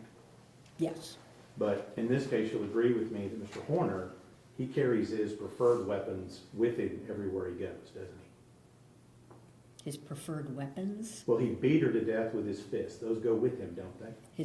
he will be having his fists with him in prison. And his other weapon of choice to murder Athena was his feet. Those go with him, don't they? Yes, And you don't disagree with me that Mr. Horner has the capacity for extreme violence. in that situation, that was the only situation that I'm aware of that he exhibited extreme violence. So he has the capacity for it. You Yes. just haven't seen it again. Yes, And he also has the capacity to victimize someone sexually, doesn't he? a child, A child. yes, Potentially 16-year-old girls as well. I don't know that he victimized 16-year-old girls. I mean, you would agree with me that having sex with a 16-year-old girl with a 23-year-old male is illegal. Yes, Now, you talked about Mr. Horner's trigger being stress, chaos, with all the conditions you talked about, right? yes, And in this case, his trigger in this case, the end result was a kidnapping and a murder. Correct? correct, But you still say you believe he's going to be prey, not predator. yes, Now, if I'd asked you that question the day before the murder, you'd have said the same thing, right? yes, You'd have been wrong. No. Objection, Your Honor, that's improper question. Sustained. You would have said November 29, 2022, that he was not at a risk of committing violence at that time. Objection, Your Honor, that calls for speculation. Or a letter answer?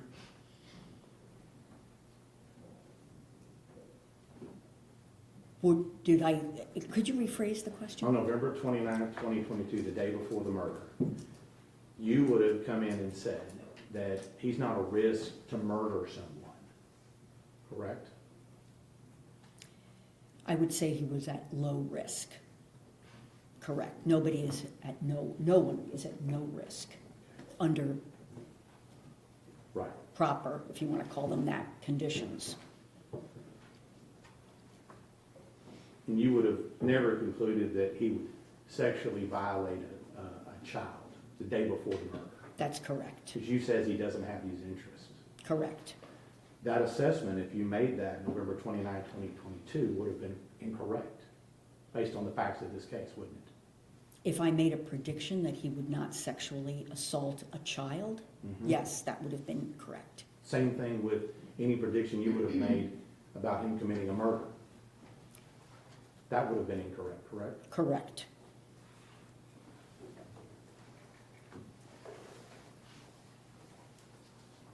Now, I want to make sure I'm clear with this. The entirety of your report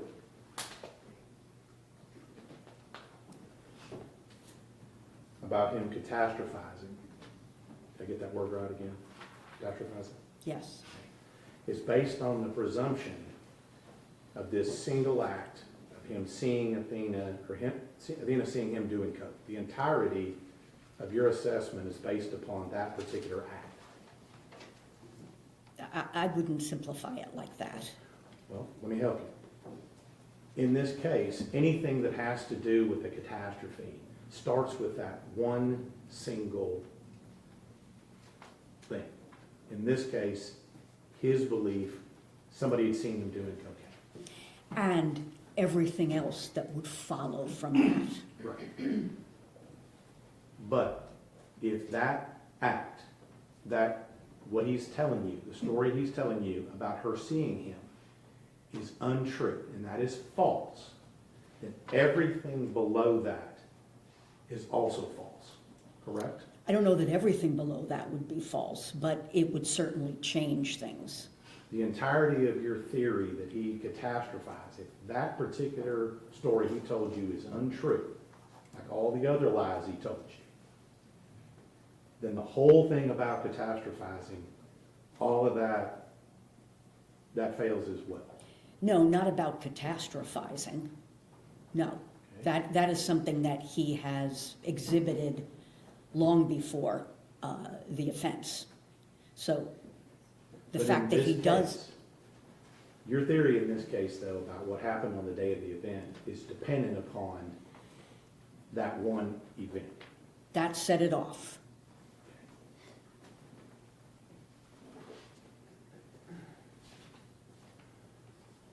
Now, part of this, and this is where I'm going to finish up, ma'am, thank you for working with me here.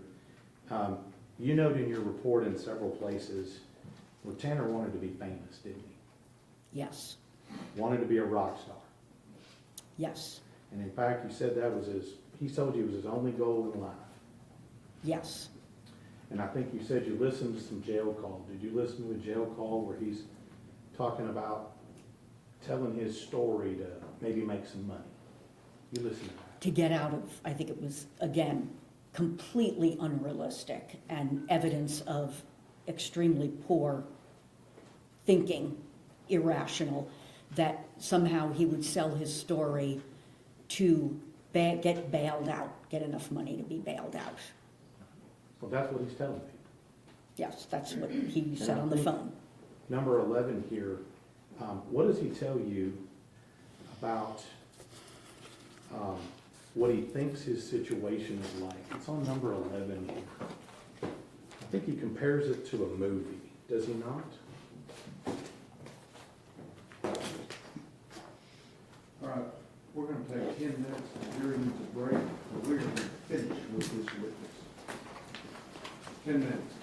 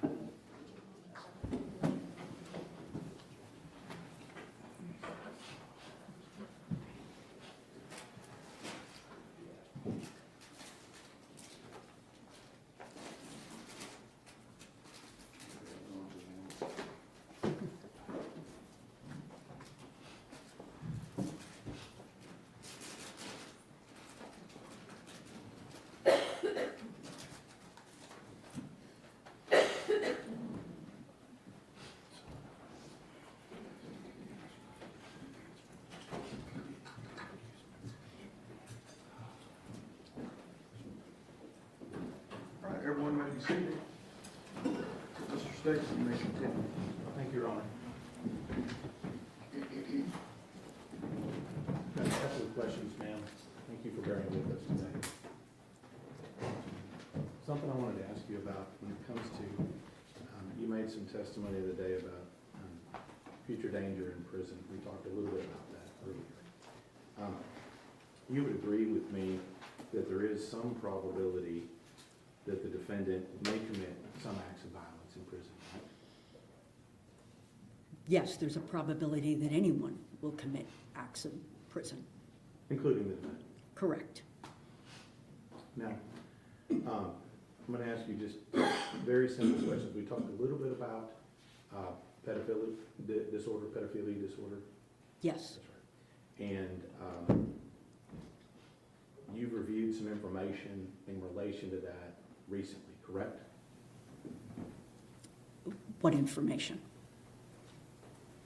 You've reviewed some information related to your testimony with regard to pedophilic disorder. I know what pedophilic disorder is. Okay. And that information that you reviewed recently in that case, did it change your opinion as to whether or not he had pedophilic disorder? No. Now let me ask you the last question here that I was getting to before. You still have that page of your notes up? Which where I have the page? number 11 on there, if my Okay, is correct. yes. We were talking about Mr. Horner's desire to be famous. What did he tell you and relate this situation to as far as the movie? Would you read that last paragraph on that for us?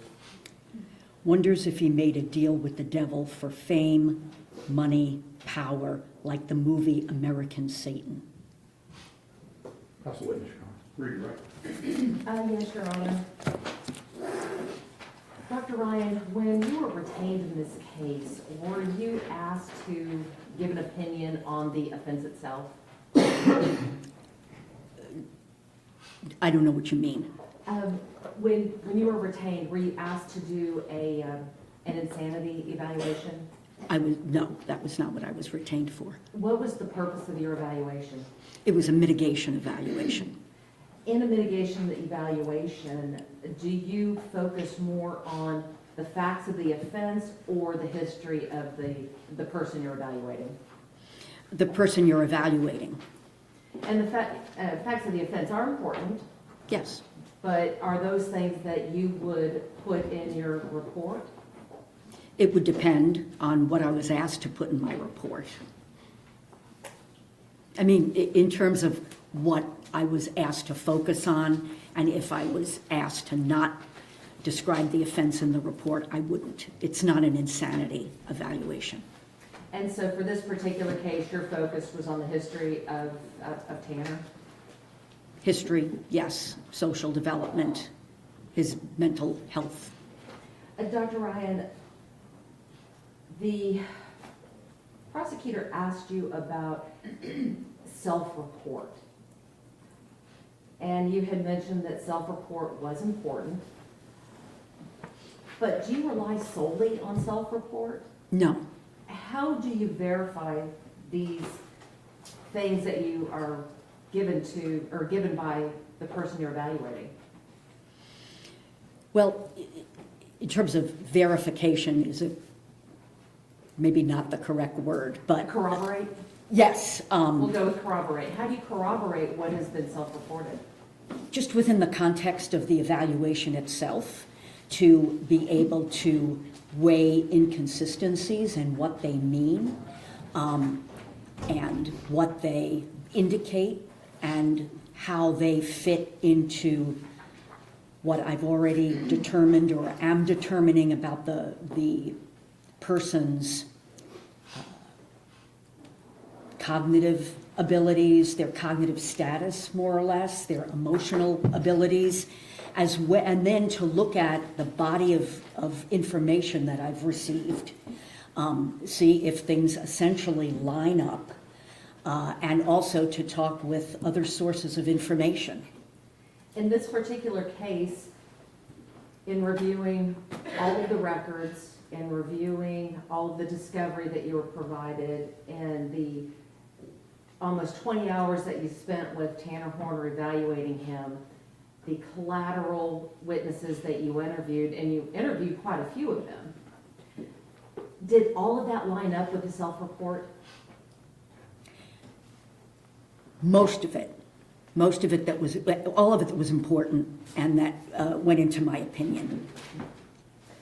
The prosecutor asked you about these, the suicide attempts, and he used the phrase, phoned it in.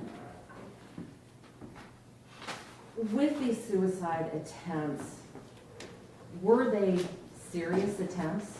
Yes, Were they almost successful? yes, Does that give you an indication that he phoned it in? I think they were very serious attempts with an intent to die. The prosecutor also talked to you about Dr. Imhoff's report and that you did not agree with him on the diagnosis of PTSD. Is it uncommon for different doctors to have different opinions on very specific symptomology? Well, if the doctors are working with the same body of information, there should be that's called reliability. They should be coming to the same conclusion, but especially in a forensic case, this kind of situation, people have access to different types of information. They may not have met with the person for as long a period of time. They may not have spoken with other collateral sources. Do symptoms for something such as PTSD, are they present every time you meet with the person you're evaluating? They're not observable every time. And so if a person doesn't observe it at that time, does that mean it doesn't exist? No.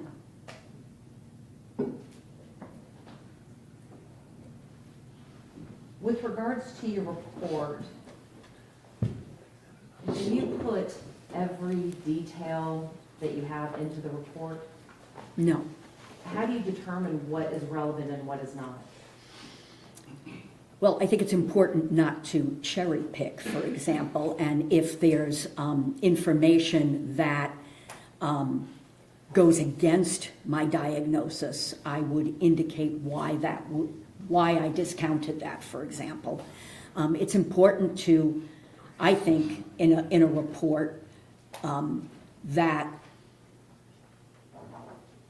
it's very clear why I made the diagnoses that I made and why I came to the conclusions that I came to, why I have the opinions that I do. And in this case, did you put into your report things that you felt were relevant? Yes. Were all the things that you put in your report necessarily helpful to the defense? No. Did you feel that it was still important that the jury had that information? Yes. So they can make their own determination? Yes.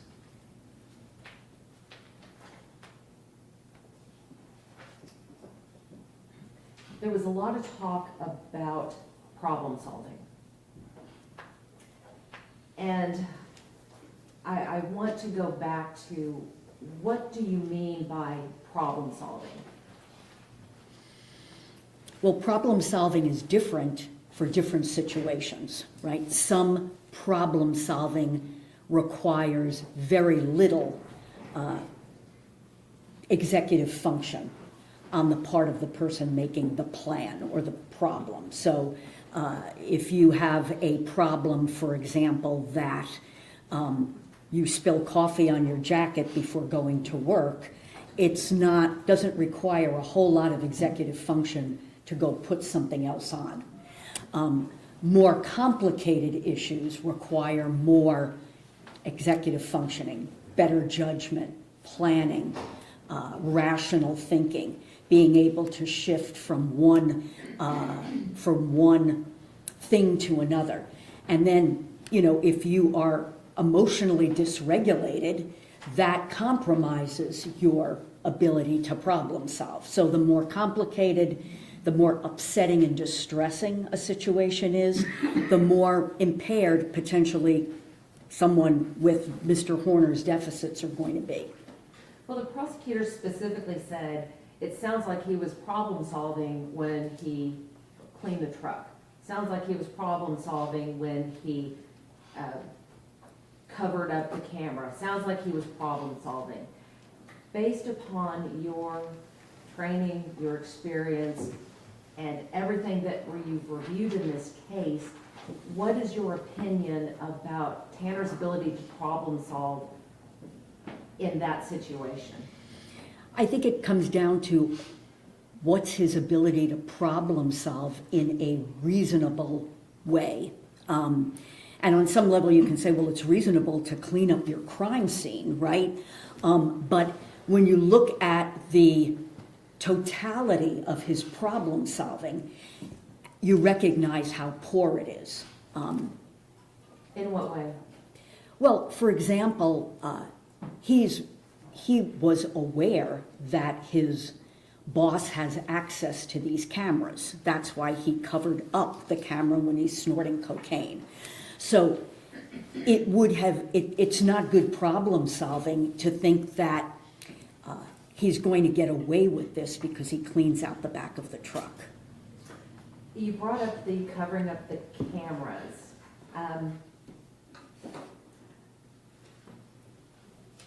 There were a lot of assumptions that were being made about why this may or may have happened. I mean, covering up the cameras. So the question I have is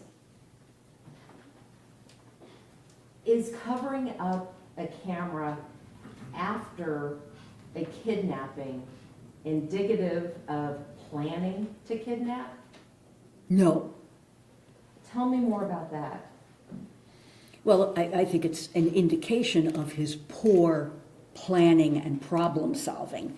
There really wasn't planning involved, right? So if he had planned it, he would, I mean, we talked yesterday about the difference between IQ and some of the other deficits that he has.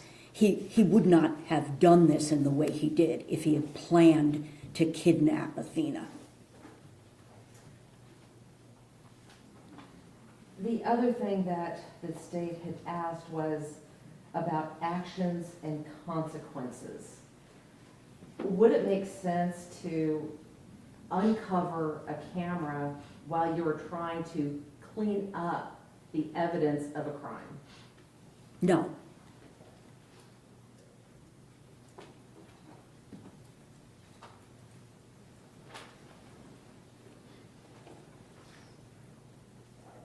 You were also asked about the story of the snorting of the cocaine and him catastrophizing that incident. And you were specifically asked, do you have any evidence that he was snorting cocaine? My question is, do you have any evidence that he wasn't doing what he said he did? No. Which brings up the difference between malingering versus lying. Please explain to the jury what the difference is between malingering and lying. Well, malingering involves lying, but lying doesn't have to involve malingering. So, in my opinion, the lying that Mr. Horner has done has been consistent with the lying that people with autism spectrum disorder do. It's fear-based, basically to avoid getting into trouble. That's the way I would see it, rather than, well, I'll leave it at that. Okay, well, continue.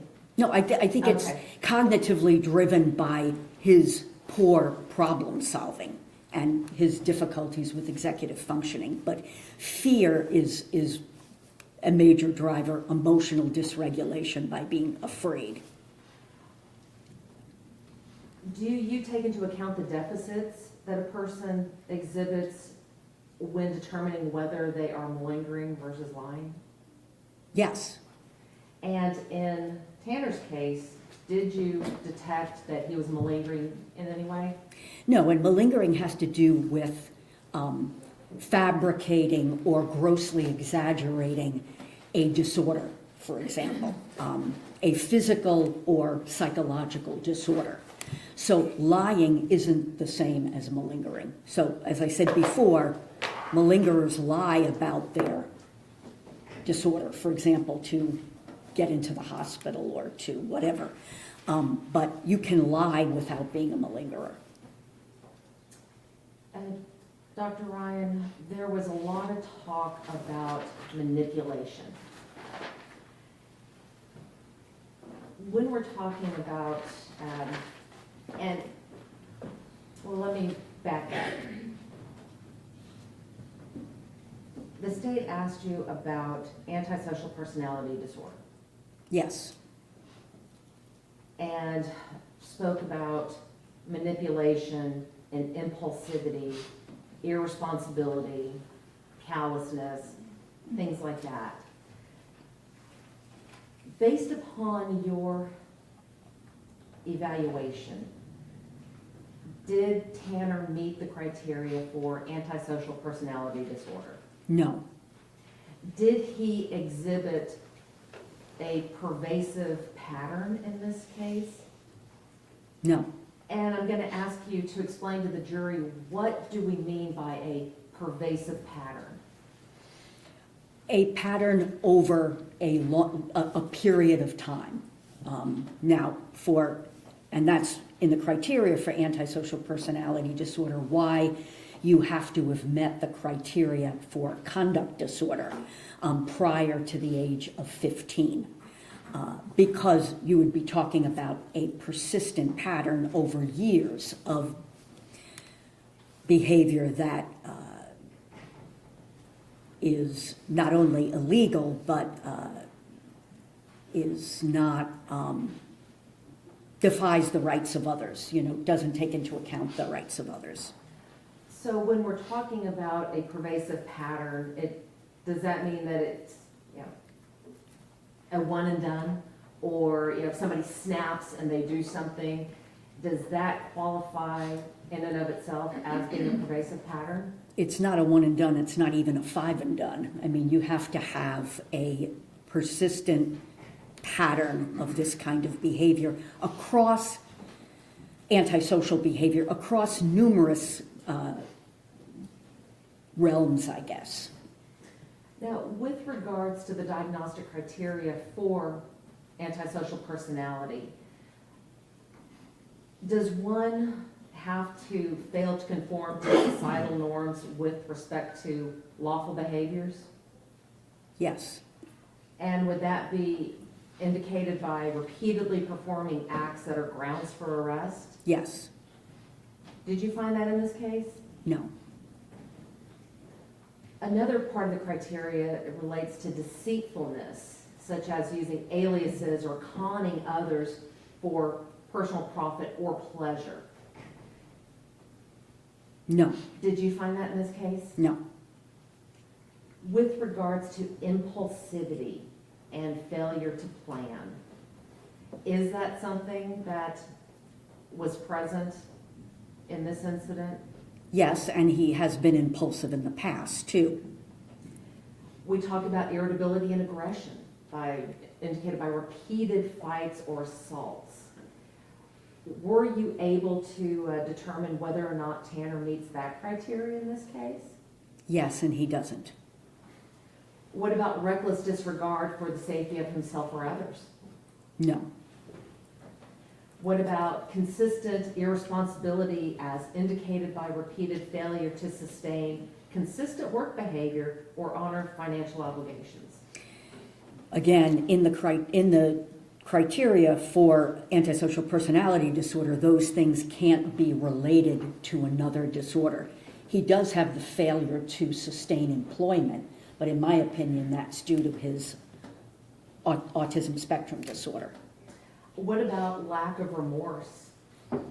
No, So you mentioned that the criteria for ASPD, it sounds like it can't occur in a vacuum. That if it can be attributed to something else, you have to consider that something else as well? Yes, now you can have both antisocial personality disorder and autism spectrum disorder. Mr. Horner doesn't, in my opinion. Explain to the jury what is meant by differential diagnoses. It's the procedure by which physicians, for example, would gradually, they would take into account the symptoms that someone comes in with, and then gradually distill it down based on symptoms, lab tests, for example, to what they think is a group of likely diagnoses. For example, if someone comes in with a cough, that could be a lot of different things causing a cough, right? So then the person tells you that they have blood in their sputum. That narrows it down. Could be bronchitis, could be a virus, it could be pneumonia, it could be tuberculosis, it could be cancer. So then you do more interviewing and testing to kind of narrow it down to what you think the diagnosis actually is. And lastly, Dr. Ryan, the state asked you about the capacity for extreme violence on the part of Mr. Horner. If Mr. Horner were sent to prison, in your opinion, what level of risk of violence would he be assessed? In my opinion, he'd be assessed as a low risk of violence. I'm not sure what kind of placement he would have based on the crime, but in terms of his actual violence risk, it would be low. One moment, Your Honor.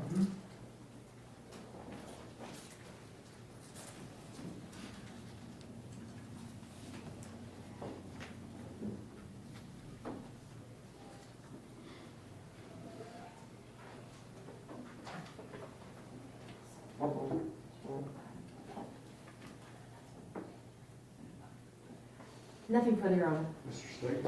All I'd like to do, Judge, is offer, I think, a market estates 309. 309, the good doctor's notes that she's been talking about in this case. And you're offering it for all purposes? Yes. Any objections? One moment.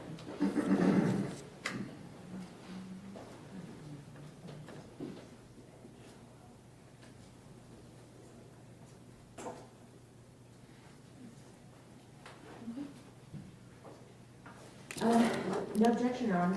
State's exhibits 3 and 9 will be admitted. Nothing further. May Dr. Ryan be finally excused?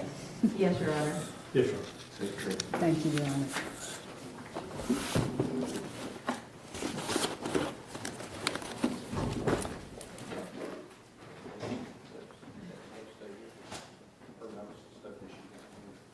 She's got it.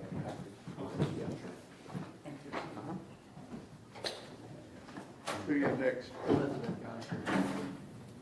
She should be in the Okay. waiting room. This is the first one that was listed on y'all's. Okay. Your Honor, if you want me to step out and grab her. I'm sorry? Okay, that'd be great. Never mind. Go there.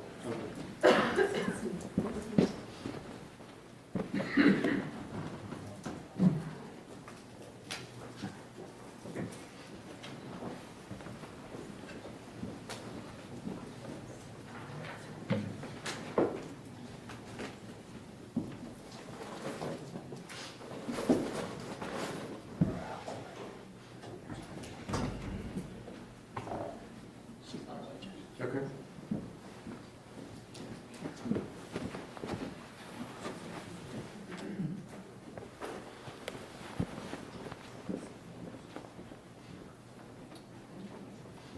Good morning. Good morning. How are you?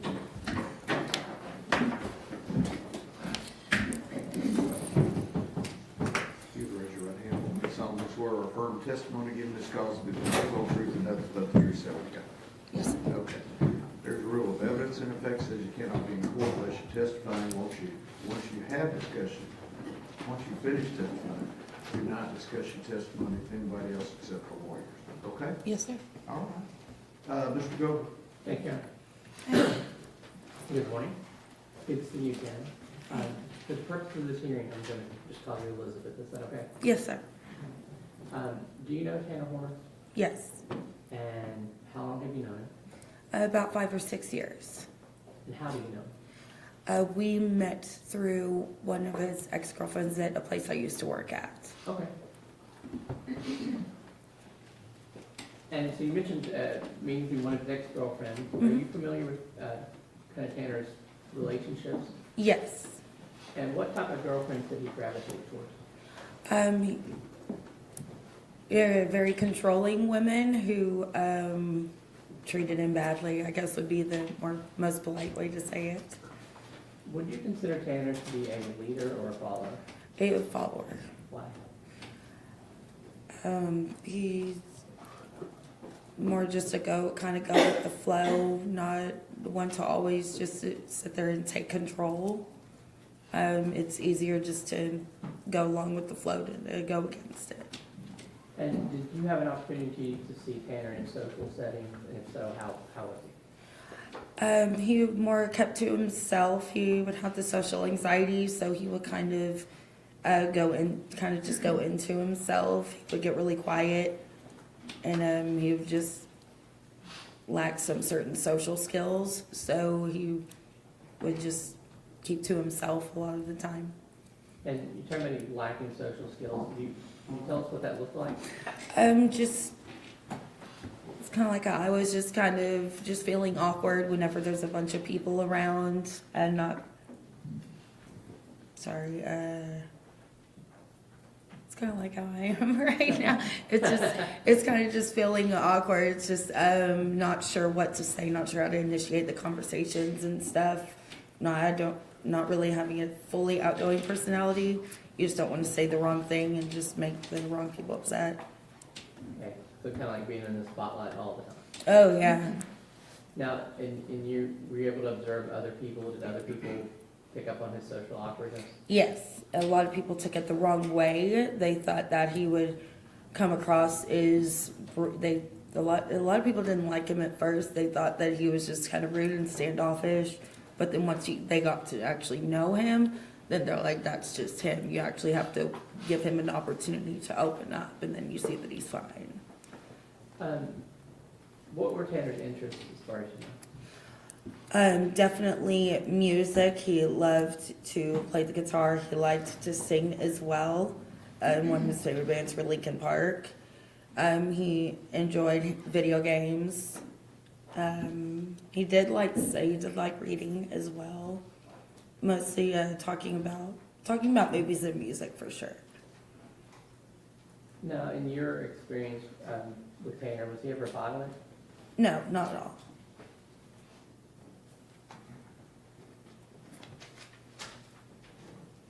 all. Did Tanner have friends? Yes. Not many. We shared the very few select friends. But in your observation and from your opinion, how did he feel about his friends? How did he feel about his friends? He absolutely adored his friends. He would do anything for them, and he did have some people take advantage of him because of that kindness. He would give somebody the shirt off of his back, but they wouldn't always do the same for him. Now, did he ever mention mental health or developmental issues to you? Yes, me and him talked about mental health a lot.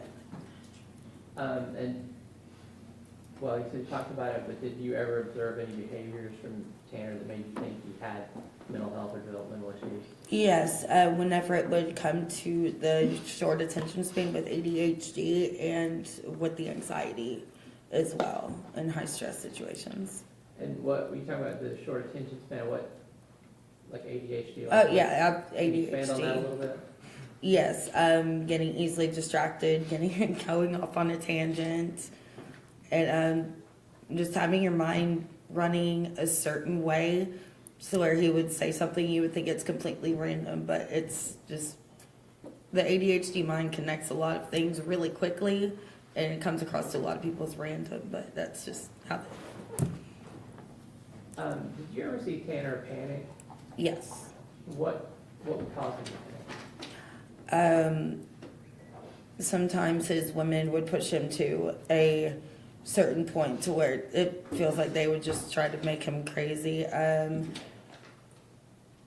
One of his exes did something, and we got to see his reaction to it, and he's just grabbing the sides of his head, just trying to calm himself down, but just freaking out. So that was directed towards himself?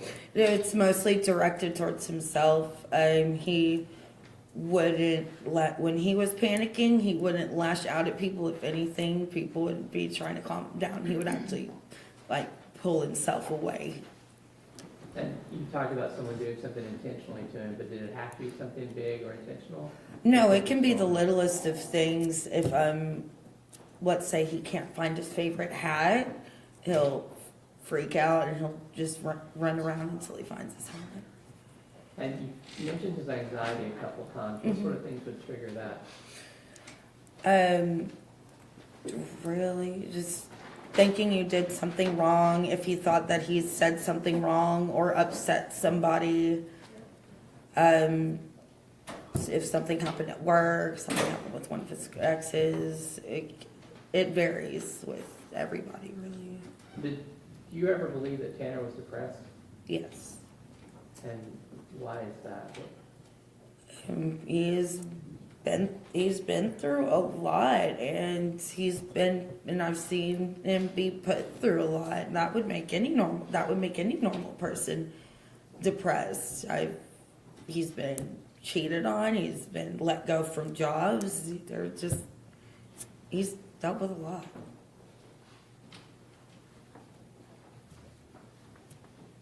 And to your knowledge, was Tanner ever on medication? He wasn't, but that was because he didn't have the resources to start to get on medication. And it's a couple of months before everything happened, he had actually started seeing someone. He had actually started to get on medication. He was on it for about, I want to say, maybe 2 to 3 weeks, but he was starting to get on medication. Do you know if anything, or did you see anything that helped with his anxiety and depression? Music definitely helped. Having some sort of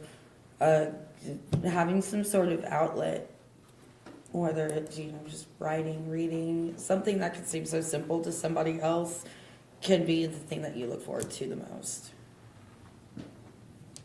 How did Tanner react to fatherhood? Honestly, words can't describe how excited and proud he was to be a father. He didn't know, in my opinion, he didn't know how bad he wanted to be a father until he was a father. And then everything just changed. So without telling me what he said, did Tanner ever speak to you about his parents? Yes. Did he ever talk to you about aspiring to be a better parent to his son? Yes, but it wasn't a conversation that came up much. It was something that he didn't always like to talk about.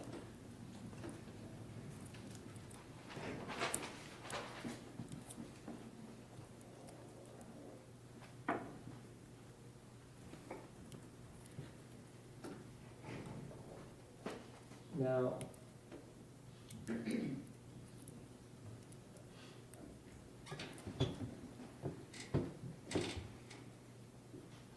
in this case, you're aware that Tanner has pled guilty to kidnapping and murdering Athena Strand. Yes. Just have 1 second. Yes.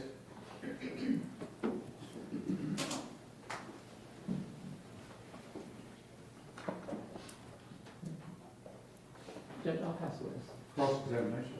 Briefly, ma'am, you said you've known Tanner for 5 or 6 years? Yes. What was the situation in which you know him? Do y'all hang out? What's the situation? And do you mean like how I met him? No, like what did y'all do together? Did y'all?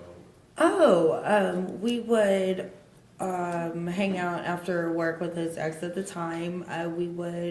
Sometimes we would go out to the bar and just hang out, dancing. Actually gone out to a festival a time or two.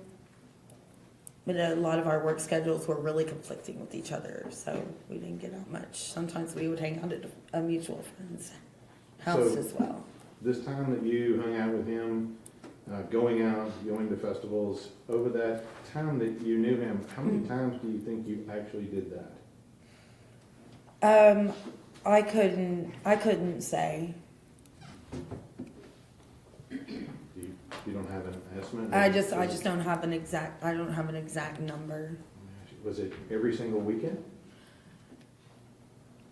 No, I don't think so. Once a month?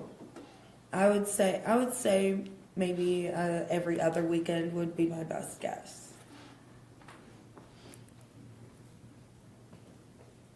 And you said you knew what he pled guilty to. Do you know what he actually did in this case? Not, I haven't really been following all the articles and videos. I've just been kind of avoiding anything with it. I don't know exactly.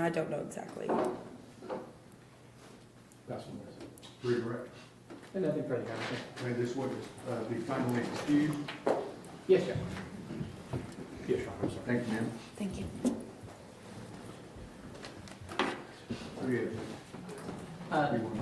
Lee, Your Honor, but can we approach for one? Sure.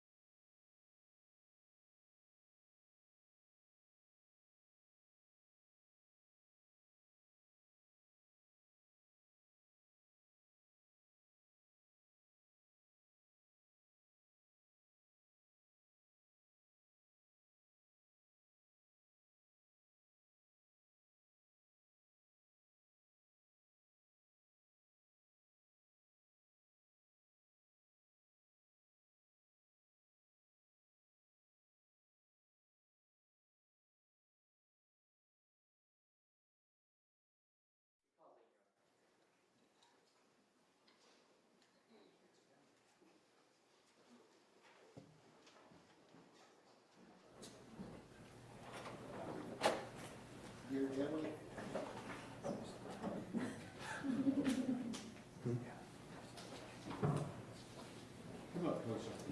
Good morning. Please raise your right hand. Solemnly swear or affirm testimony in this cause to be the truth, whole truth, and nothing but the truth, so help you. I do.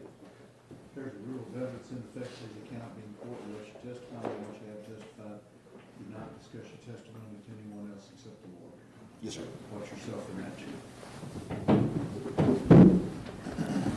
Good morning. Thanks, John. Good morning. For the purpose of this hearing, I'm going to, it's good to see you, by the way. For the purpose of this hearing, I'm going to call you Lee. Okay. All right. So, Lee, how did you first meet Tanner? Through a friend. Okay. And do you remember where that was at? That would be Electric Cowboy. How would you describe Tanner? He was fun. Got along with everybody. Was there anything unusual about the way Tanner behaved? He just wasn't good at closing jokes. Just a little different. I don't really know how to describe it. Just Okay. Just one of the things that you noticed that is tough to put into words? right. Yeah, it's just a little different. Well, and you said he struggled to tell a joke. Like if you was telling a joke and like the timing when you finish it, the laugh and everything, it would be like an awkward pause. It didn't quite finish off. It kind of leave a weird, silent awkwardness.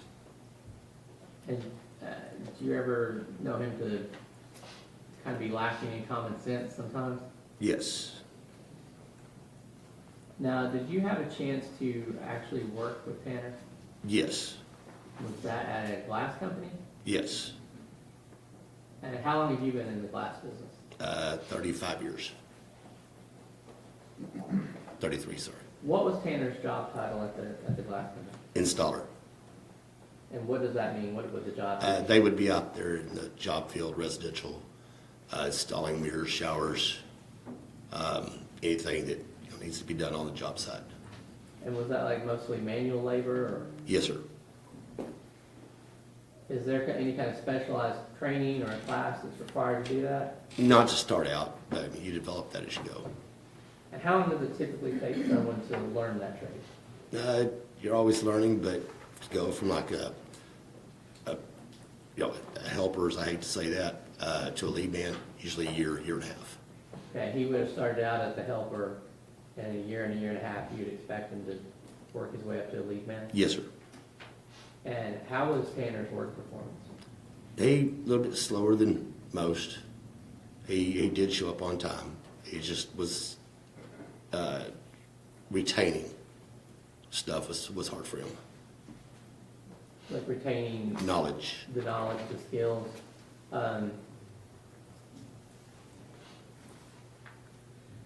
How did he get along with his coworkers? Good. And what about his supervisors? Good. Did you ever, while at work, witness Tanner have an emotional outburst or some sort of unusual reaction? Yes. And what was that? He had carried in some equipment. Got sat down. Door got open. It was behind the door. We couldn't find it. Something so simple, but he just kind of lost control. Freaked out. Like he couldn't handle himself. It's kind of like not really screaming, but almost crying, and slapped himself in the head and such. So that was kind of directed towards himself. Yes. And was it expensive equipment or just? No, it's just simple stuff. But you just couldn't do the job without it. And did you also have social interactions with Tanner? You said you met Yes. the Electric Cowboy. Is that, Yes. What was that? It's just a nightclub. Okay. And did you have a chance to observe his interactions with people in that social setting? Yes, sir. Was that any way unusual? Hadn't been, no. Was it easy for him to make friends? And you said he was a little awkward on jokes. Was there other awkwardness? No, it's just, he seemed like he could make friends. He didn't really go inside much. He more or less stayed outside, smoking cigarettes and such.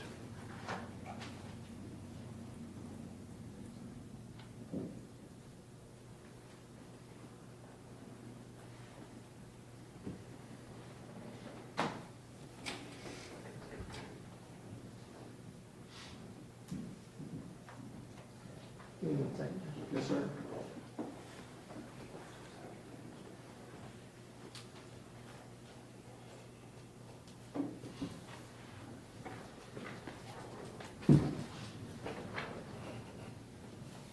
Now, you're aware that he has pled guilty to kidnapping and killing Athena Strand, correct? I guess so, yes.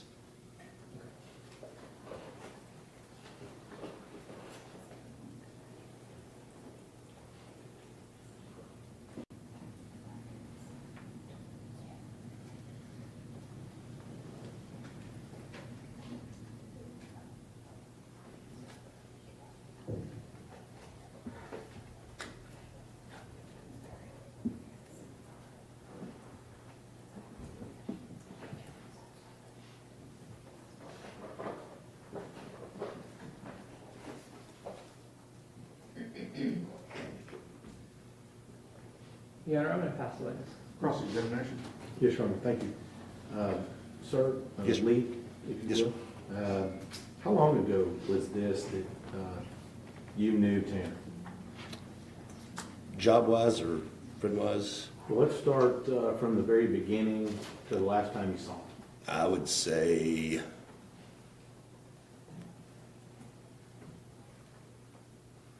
2000, no, not 2000, sorry. 2000, 2019. This is probably when I first met him. Last time I'd seen him would probably be right there around 2021, 22. Okay. And was it during that time that he worked for your business? Yes, sir. And how long did he work for your business? From November 21, no, November 20 to December 21. Okay. And you said at that time he was a helper. Yes, sir. This wasn't the first helper you had that didn't get the job and you had to let go. Oh, no, there's been many. Now, with regard to the social interaction, you said this was at a bar? Yes, sir. Okay. And how frequently would you see him at the bar? Maybe once every week or two. Now, at some point, Tanner told you he couldn't go to the bar anymore. Is that right? He may have, I don't remember. Did he tell you why he couldn't go to the bar? I don't remember the conversation. Did he have an altercation with the bouncer? Now, he did That's say, hearsay. Sustained. What did Tanner tell you? he was not There's no allowed. hearsay. Well, he's answered the question, go ahead. He was not allowed in that bar, he was banned. Not allowed in that bar. Sir? Not allowed in that bar. Yes. But you don't remember why he told you why? No. That's what I'm sure. Redirect. I'm sorry, I forgot to ask you about Tanner losing the job. Did you have to let him go at some point? Yes. Do you remember about how many months into it was? We told him just because he wasn't catching on, but the homeowner was present when he lost control of himself. And the message that's sent and so forth like that, we just couldn't have that. Okay. Now, did he get his Christmas bonus that year? Yes. And did he really earn it, or? We do our best for everybody. And did you, even after that, did you remain friends with Tanner? We didn't see each other too much, no, but, we crossed paths sometimes. It was a while. But that wasn't kind of No. you didn't cut him off because he didn't do that job? No, sir. That's what it's showing. Mr. State, Nothing wrong. Thank you. may this witness be finally excused? Yes, sure. Yes. Thanks, sir. Thanks, sir. Appreciate you coming.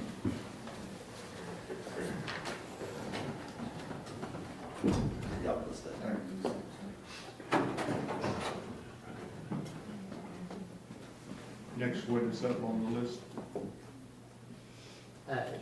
Yes, give me one second, that's the same. Okay. May we approach? Yes.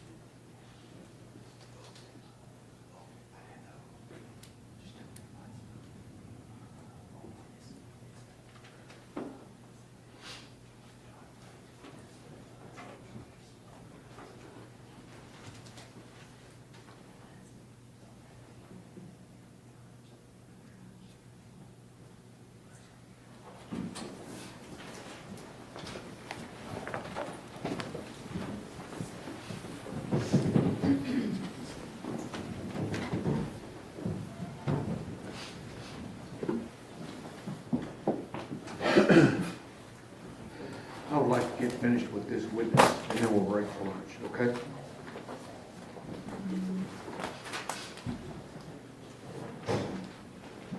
Come in, please, sir. Raise your right hand for me. Solemnly swear or affirm testimony given this cause to be the truth, whole truth, and nothing but the truth, so help you God. Okay, have a seat. There's a rule of evidence in effect says you cannot be in court unless you're testifying.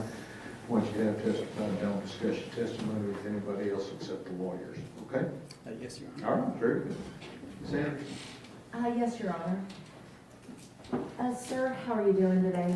I'm okay, thank you. We have agreed to refer to you just as Jason for these proceedings. Is that okay? Yes. All right, so Jason, if you'll just go ahead and introduce yourself to the jury. Hi, my name's Jason. I was a contractor at FedEx. Okay, pull that microphone a little bit closer to you, the silver one. The silver. Okay. Jason, you said that you were a contractor over at FedEx. What does that mean? I owned a business where I owned delivery trucks that were contracted to FedEx to provide service to them through various zip codes. Was Tanner Horner one of your employees? He was. How long did he work for you at your company? I believe it was about 5-6 months. When you had said that you had a company that contracted with FedEx, explain to the jury, what does that mean? Yes, so FedEx contracts areas for service providers such as myself to deliver packages to their areas, to their customers. Now, Jason, you had just said that Tanner had worked with you about 5 or 6 months. At some point, was he transferred from your company to a different company? He was. After he was transferred to this different company, did you still have interactions with him? There were some, yes. And at the time of this offense, which company was he with? He was with the other contractor. Jason, I want to talk to you a little bit about the routines that FedEx drivers have when they get to their facility. What do you call the facility where they have all of the packages and where they load all the trucks? We call it the terminal. The terminal? All right, so I want to talk to you about the terminal. What time do drivers normally arrive at the terminal before their shift? Typically they arrive between 7 and 7:30 in the morning. What time do they leave the terminal? They leave the terminal, depends on the route, depends on the day, but typically they'll leave somewhere around 5. What time do they leave the terminal to go out on the routes? Oh, to go on the routes, apologies. The trucks will typically dispatch for that terminal around 8:30 in the morning. Do you recall Tanner's, I guess for lack of better words, his work ethic at the time? He had a solid work ethic. Did he always show up on time? He would show up a little bit later than the average driver, but maybe by 20-30 minutes. So he was consistently late for his job? I wouldn't consider him late. He's still within the window to dispatch for the day at a decent time. Would he leave at the same time as the other drivers, or would he leave later? A little bit later, about 20 minutes later. Jason, when a driver arrives at the terminal, are his or her trucks already loaded? They are loaded, yes. Who loads them? The loaders employed by FedEx. How are they loaded? They're loaded in sequence. We have what's called sequence numbers. So all of the packages on the truck usually range in sequence numbers from, say, 1,000 to 8,000. So your first deliveries will be in the 1,000s. Your final deliveries for the day typically are in the 8,000 range.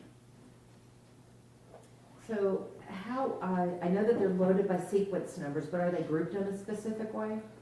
They'll be grouped by their sequence number, which is typically the way the route will run. So you'll have your 1,000s will be your first deliveries, your 2,000s will be your next deliveries, and so on till you get to about the 8,000s.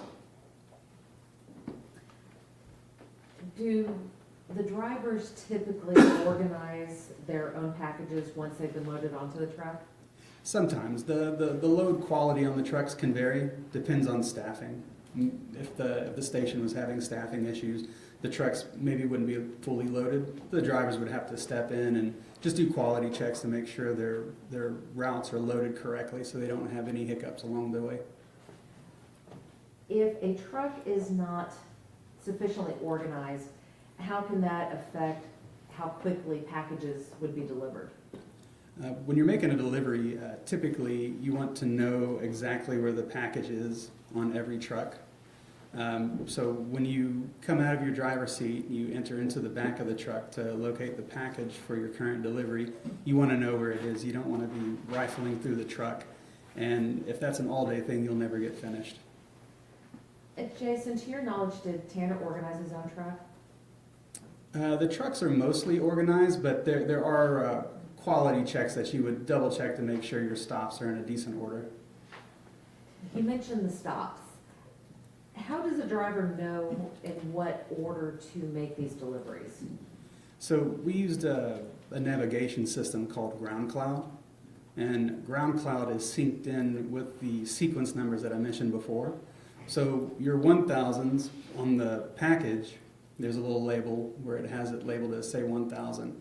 On Ground Cloud, it'll be labeled as number 1. So number 1, say you have 100 deliveries for the day, your Ground Cloud will show, say, 1 through 100.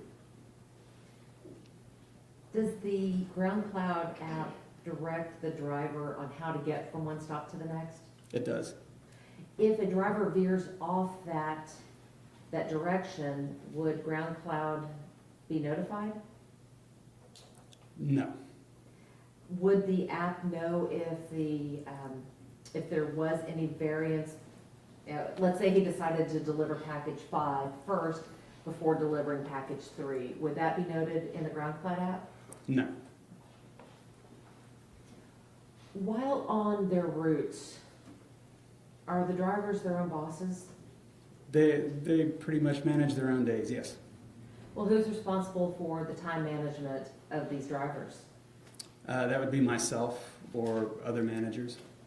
And while they're on the route, who actually determines how long it takes to get from point A to point B? The routes, I would time them myself. So I would just go out on these routes and I would deliver it at a normal pace. I'm not running, I'm just walking as if I have somewhere to be, carefully navigating through the deliveries, for example, like 1 through 100. And that sort of estimate of time would be more or less what we would use to judge whether a driver was way ahead of schedule or way late for the day. But at the end of the day, is the driver responsible for making sure that all the packages get delivered? Yes, ma'am. And what happens if a driver isn't able to complete his route?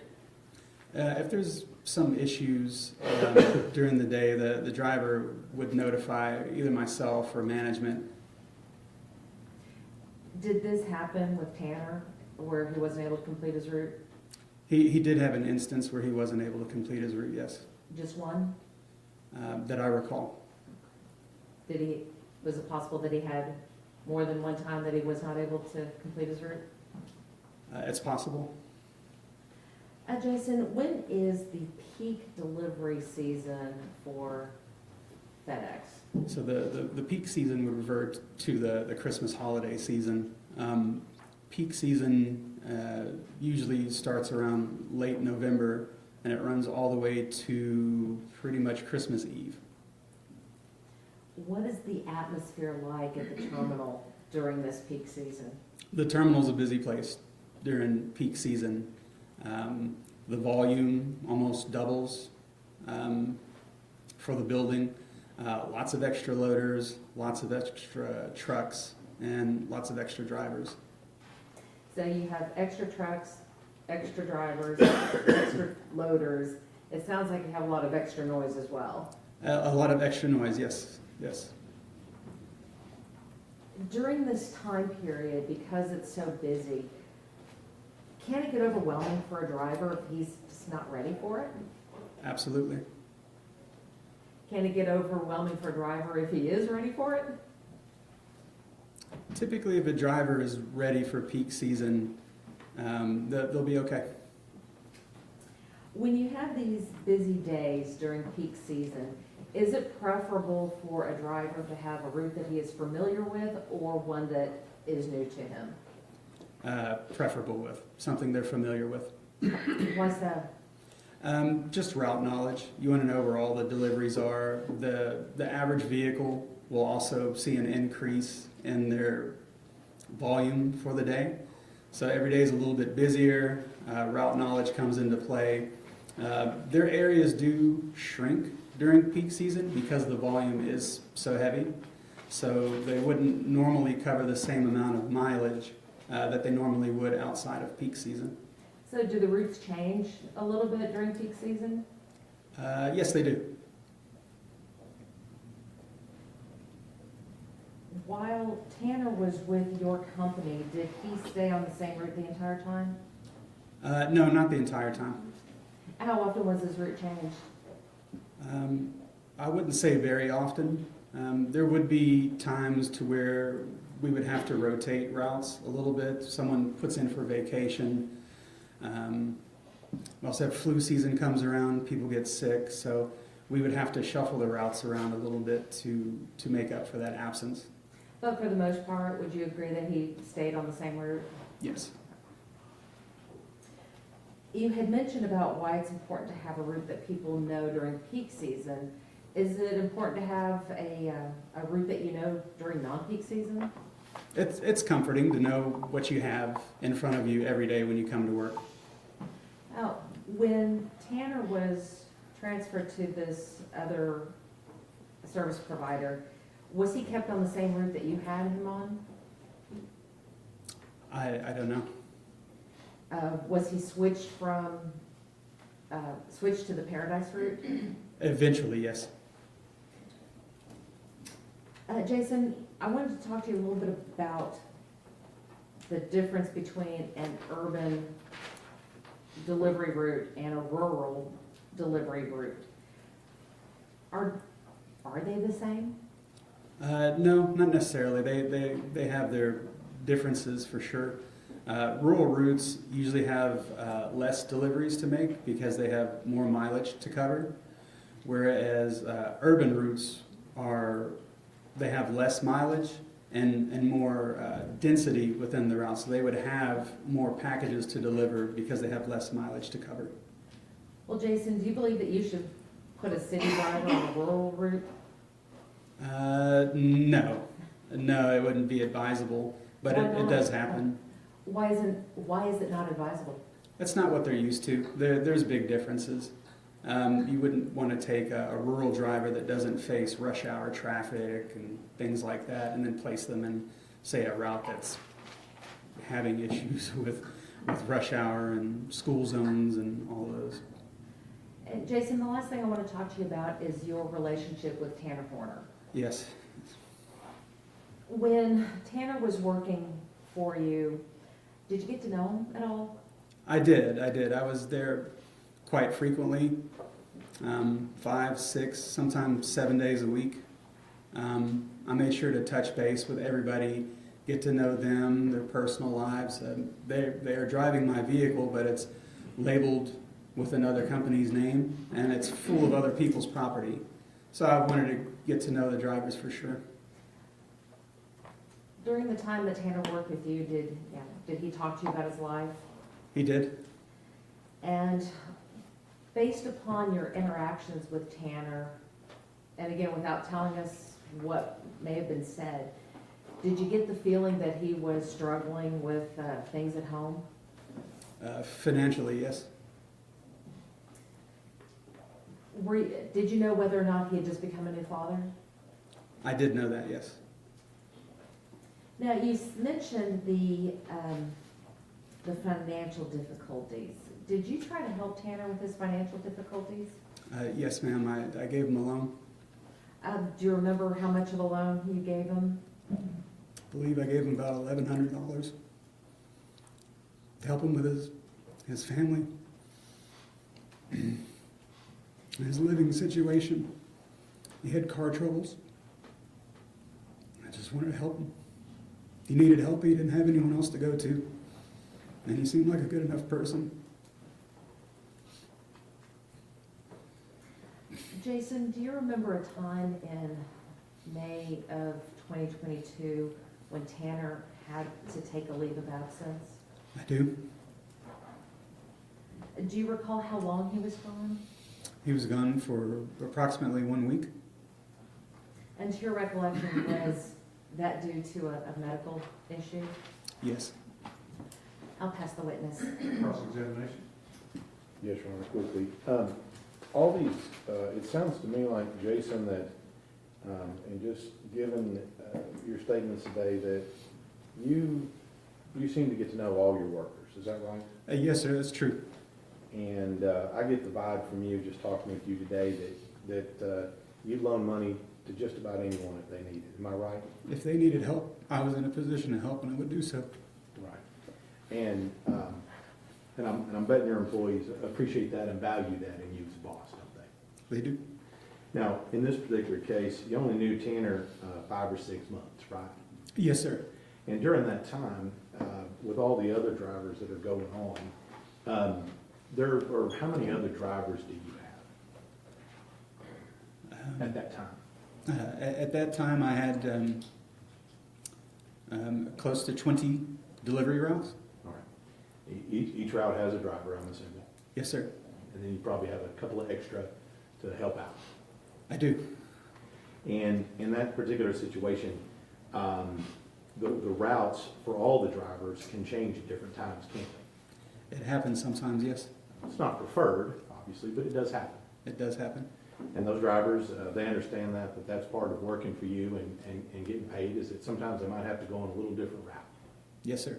All right. And also, when they go on these different routes, you talked about peak season. Even during peak season, do you make accommodations to provide help or assistance? In other words, would you yourself actually go out and help one of your drivers deliver packages? Yes, I was on the road just as much as the drivers would be.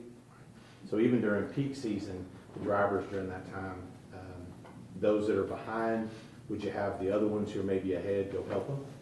Yes, sir. During peak season, the holiday Christmas season, we would set up buddy plans. So you would have a route, and the route closest to it would be their buddy. So sometimes I would have to ask the buddy to go help out another route, and otherwise I would be on the road myself. Right. And during this time, this 5 or 6 months that you had Tanner to work with you, he was able to do all of that, wasn't he? He was, sir. He was able to manage the GPS and manage his route, wasn't he? He was. And was able to communicate with you when he needed help or additional help delivering packages? He would have been able to communicate. I don't remember an instance where I would specifically have to go and help him, except for the one day when he had to leave early and go take care of a personal issue. Right. But you didn't have any problem with him doing all the things that you needed him to do during that time that he worked for you? I did not. That's the witness. Redirect. No, Your Honor. May this witness be finally excused. Any objection? Not from me, Your Honor. None, Your Honor. Thank you, sir. Thank you, Your Honor. Okay, your lunch is here, and we'll see you at 1:15.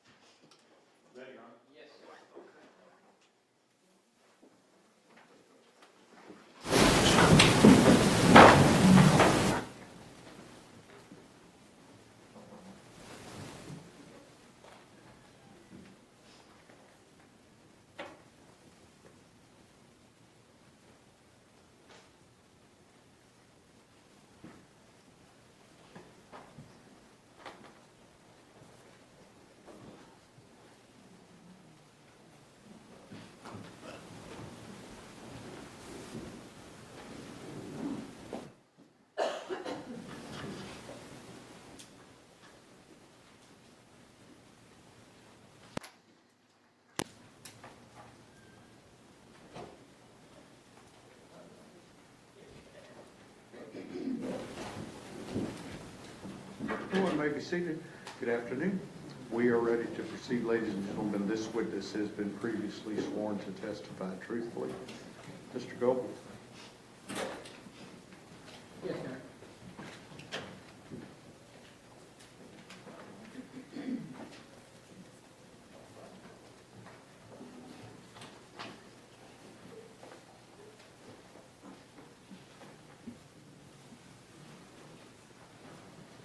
Good afternoon, Mr. Grant. For this purpose of hearing, I'm just going to call you by that one name. Is that okay? Yes, sir. All right. Good to see you again. Thank you for coming in. Yes, sir. To start with, you are a convicted felon, Yes, sir. and your charges include assault family member, impeding breathing, engaged in organized crime, escape while arrested or confined, failure to ID a fugitive, intent to give false info, prohibited substances or items in a correctional facility, and theft of property, correct? Yes, sir. When did you first meet Tanner? I first met Tanner in May of 2025. And what was your first impression of him? Man, this a cool little white dude. Like, that was my first impression. Like we used to sit there and just talk about cartoons all day. That's all we do. We sit there and talk about anime all day. I just thought it was like, he was just cool, man. It's a cool vibe just to get the stress out of being back there 24 hours confined in this cell. You give a dude a laugh. And Okay, hang when on. he first, Hang on. I need for you to enunciate a little better because the court reporter's having a hard time understanding what you're saying. Okay? I mean, I just thought he was a cool gentleman. yes. Like, yeah, he just. Hold on. Let him ask you a question. Let me just clarify what we've already gone over. You said he was a cool little white dude, Yep. and you all taught anime and cartoons, things like that. Yes, sir. Did you notice anything kind of different or unusual about him when you first saw him? I mean, like he just didn't get what was going on around him. Like, he just ain't get it. You didn't get what was going on around him? Yeah. Mr. Goble, I'll let you lead if you need to. Thank you, sir. So, did you, we talked to some other witnesses, and I don't know if you've seen this or not. Did you see any kind of physical reactions to him being in a new place? Just speaking from my past experience of being around men in jail, I don't think he gonna be. People to take advantage of Tanner if he don't know no better. Yeah, people will take advantage of him. Kind of, and let's go ahead and talk about that a little bit. You spent already a big chunk of time in prison, right? Yes, sir. I spent 13 years flat in prison, day for day. 13 years flat. Yes, sir. And you've got, you signed already for another how many years? 7 years. When Tanner found out that you were about to head out, how did he react? Like, bro, really was like, you could see it in his face. He was like, bro, you gonna leave me? Like, it's like, you know, like how your puppy look? Yeah. Like, or like, just like somebody you just lost your friend. Like, he looked at me like, bro, you gonna leave me? And like, we had a long talk that day, and I was just like, really like what I call gaming him up, really just talking to him like, hey, bro, just be secluded in yourself. Don't worry about what's going on around you, man. Just stay. What does gaming him up mean? Which is like, I be talking in my slang. So like, gaming him up, really just talking to him, give him some knowledge. There's some news he can use, but news he can use, like, hey man, just stay doing what you're doing. Stay getting on your tablet, man. Stay zoning stuff out. So you're giving him news he can use and getting him ready for when he goes to prison? Yes, sir. Okay, and so you said you're afraid that people might take advantage of him. Is there anything about, how does Tanner deal with like social cues and interactions with people? Like, honestly, when he deal with social cues, like, he'll come to the door and be like, hey, was they trying to? And I have to tell him, like, hey, bro, like, just sit down, you doing, you know what I'm saying? Just stay out the way. Like, that don't mean you no good, that don't mean you no harm. They taking advantage of your kindness. Okay. So he would have to ask you what was going on, Yeah, how people were treating him, and you explained when they were taking advantage of him. yeah. What about,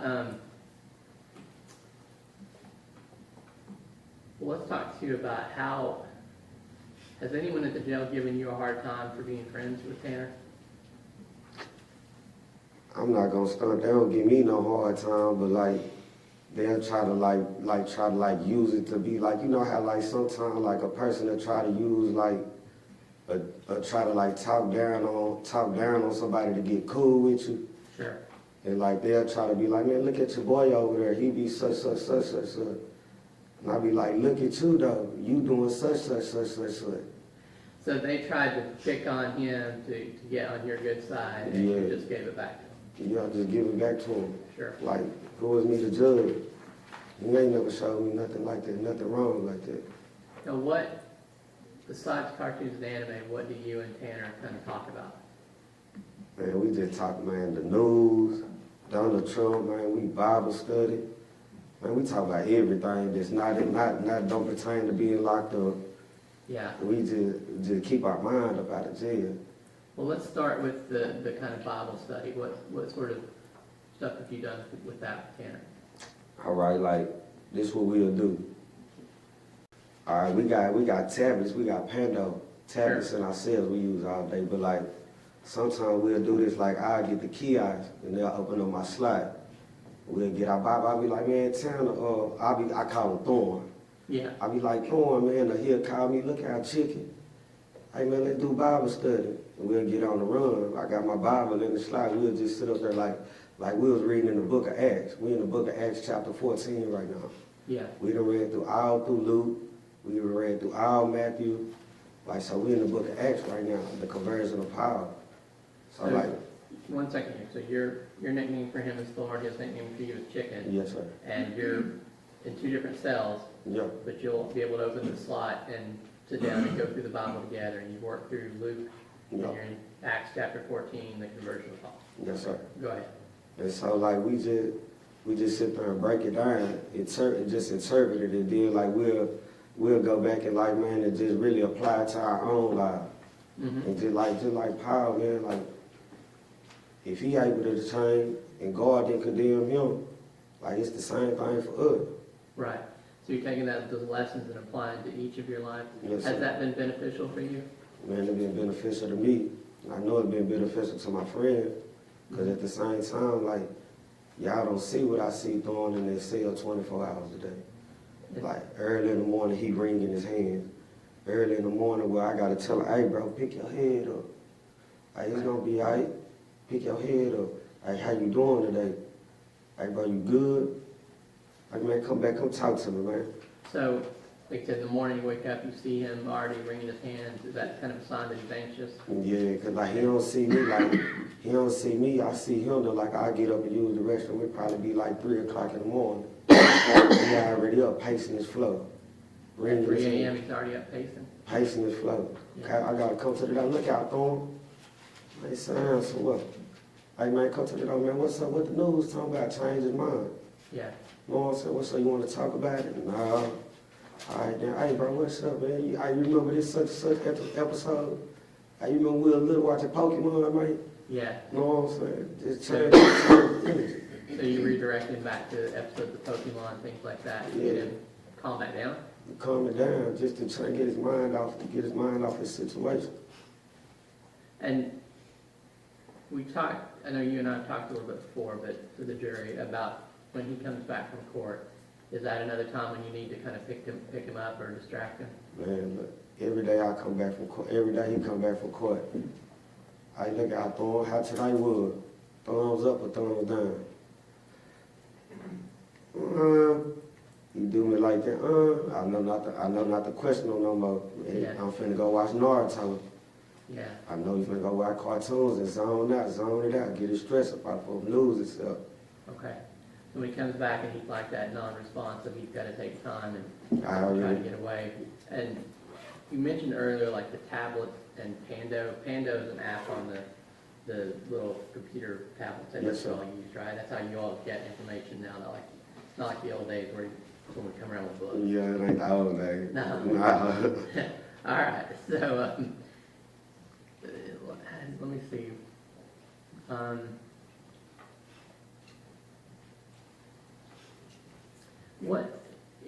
So, what's Tanner's kind of defense mechanism that you've seen?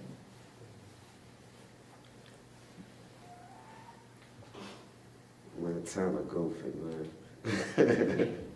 Time to go. Goofy? Yeah, man, time to go for it, man. Is it kind of immature? Yeah, where you gotta be like, man, did this dude just say, did he just remind me of me being in middle school or something? Yeah. You know what I'm saying? Is Like, he ever like a smart aleck or anything? I mean, I gotta answer it like this. If y'all give me a chance, like to explain it. Sure. I gotta answer it like this. Cause we come from two different walks of life, two different places, Yeah. right? Two different walks of life. So like, if you don't know, you'll think he being sarcastic. Right. But like, him being him being what he do being, like, it is him. You know what I'm saying? It's just Yeah. him being funny, him being humorous, him being him. So it's not him being sarcastic or mean, it's just him trying to be funny. Funny, he's That's trying to. his way of telling a That's, joke. you know what I'm saying? That's his way of socializing. Sure. You know what I'm saying? That's his way of trying to like fit into the environment. That's him trying to find a way of being friendly. So like, if the next person don't know, or like just take the time out to understand him, like they'll think like he being sarcastic or he's being pompous. And you said you started out with two different walks of life, but you've kind of taken that time to get to know him and like you said, do the Bible study, talk about things he likes to talk about the news, Yes, sir. music. Yes, sir. Okay. And I think you said before that because you have experience and you realize he's not everyone's cup of tea, right? Yeah. That you've tried to explain to him going into prison how he needs to behave. Basically. And go ahead.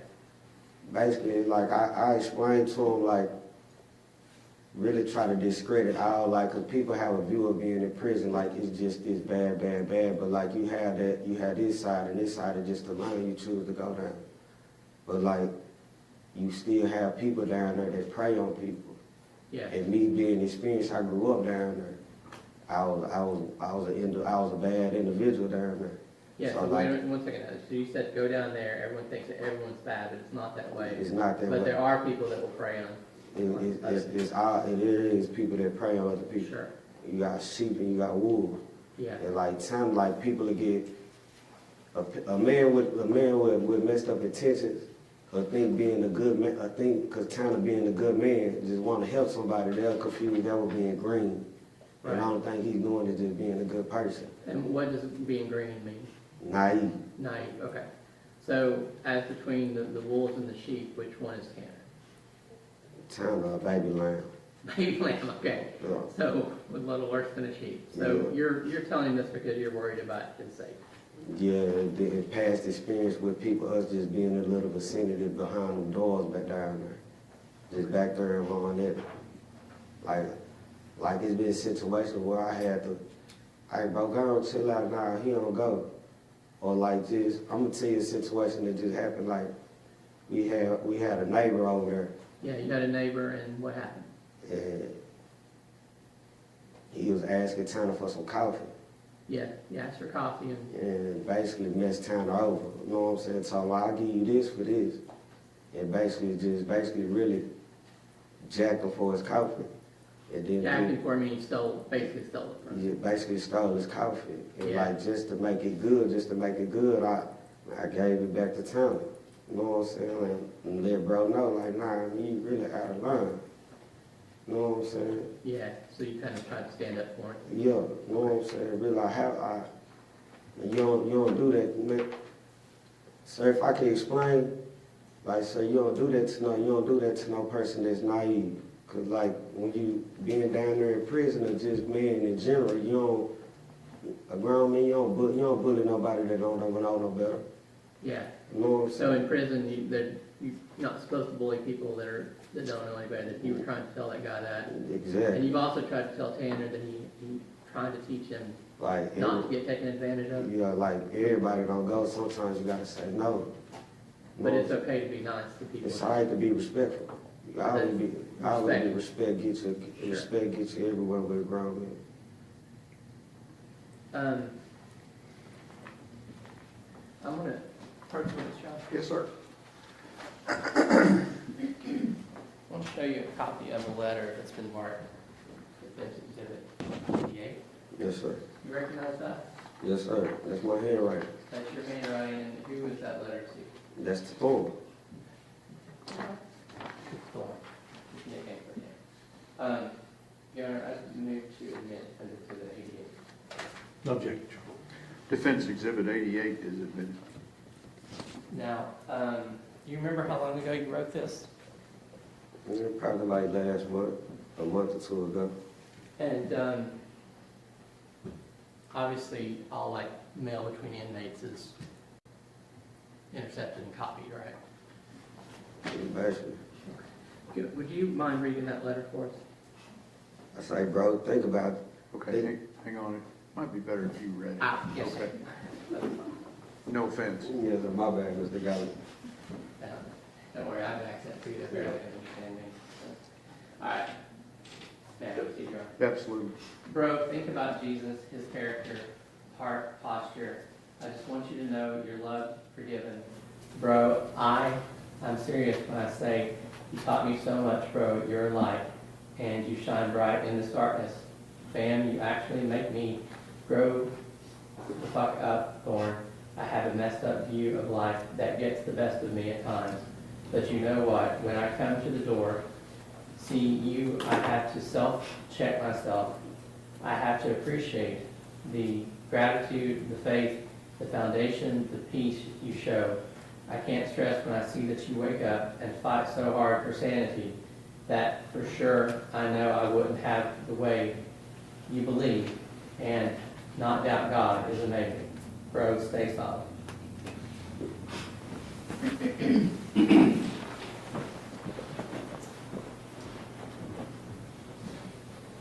Now, Jamaris, have the guards been going out of their way to tell you about Tanner's case? Did y'all object that calls for hearsay? He can answer yes or no. Tell the truth. Just a yes or no? Yes, sir. Okay. So at this point, you know that Tanner pled guilty to kidnapping and murdering Athena Strand. I know we plead guilty, but I just didn't know this in the charge Until now, or until? until like the proceedings and stuff started. Oh, yeah, yes. So you, once it started, you knew what it was. Until then, you did. Yes, sir. Is Tanner still your friend? Of course. Are you still trying to help prepare him? Man, I talk to Tanner every day about like, hey, bro, when I catch change, man, stay in your lane. Just stay in your little box, man. Don't let nobody interfere, change anything you got going. You was not what they say you is. I keep that on in mind daily. And in the time that you two have been together over there, Tanner hasn't had any disciplinary issues? No, sir. I'll pass the witness, John. Cross-examination. Briefly, Your Honor, thank you. Sir, let me ask, so this situation that you guys are in, are y'all in some type of different confinement where you have to talk through the little holes? All right. What is that? Can I use this for example? Yeah. All right, look, say this. This my Put it cell. on the rail so the jury can see it. This my cell. This Tanner cell, and this the room. We have to talk through steel door. Okay, To big steel door. okay, I can see Tanner through a window this time. okay, We got a beam slot that go about like this deep. right, We in there 24 hours a day. all right. That's where y'all are currently. Yes, sir. And how long have you and Tanner been across from each other? May gonna make a year. Okay, so for a year? Yes, sir. Okay. And let me just ask you, sir, it would appear that you've had a bit of a rough life. Would you agree with me with that? Yes, sir. Maybe by some of it your upbringing, Yes, sir. maybe some of it your family? My family all right, but yes, sir. Rough family life. Yes, Is that sir. right? Probably some bad choices on your part, would you agree? Yes, sir. But I'm looking at your criminal history here. I don't see where you've ever killed anybody. No, sir. I don't see where you've ever abused a child or beat a child to death, have you? No, sir. So when you're in this cell with Tanner, what did he tell you that he did to this little girl? He never told me nothing what he did to a little girl. Okay. You didn't ask, y'all didn't talk about that? No, sir. Do you have any idea what he did? I mean, like some of the people around me told me. But that don't change my view. I don't let people dictate my view. Okay.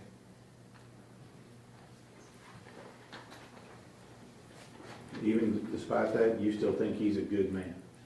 He ain't never showed me nothing different. His character good. Pass it, Mr. Shawn. Regret. Nothing for him. I give you final excuse. Yes, Your Honor. Thank you, sir.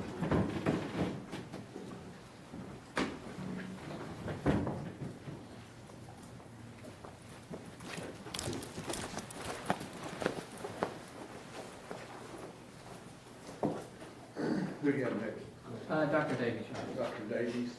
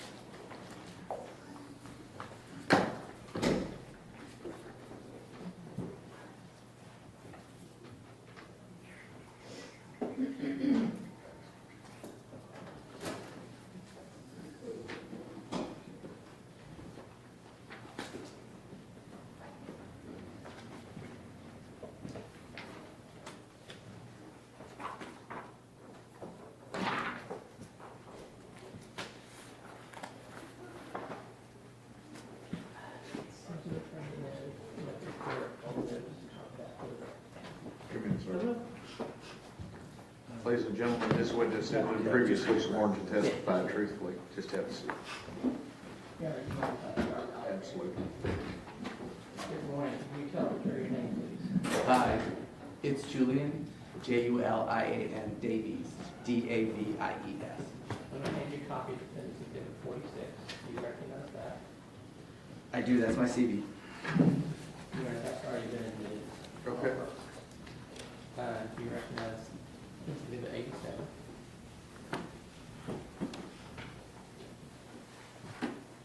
Yes, that's my report. Your Honor, I move to admit Defendant's Exhibit 87. Any objection? No, Your Honor. Okay. Defense 87 is admitted. Sure. And could you look at Defendant's Exhibit 85? Sure, and that's the PowerPoint. There, that's the Defense Exhibit 85, a hard copy of it belongs to you. I think that the introduction to the record of Any objection to 85 for purposes of the record? No, Your Honor. 85 is admitted for purposes of the record.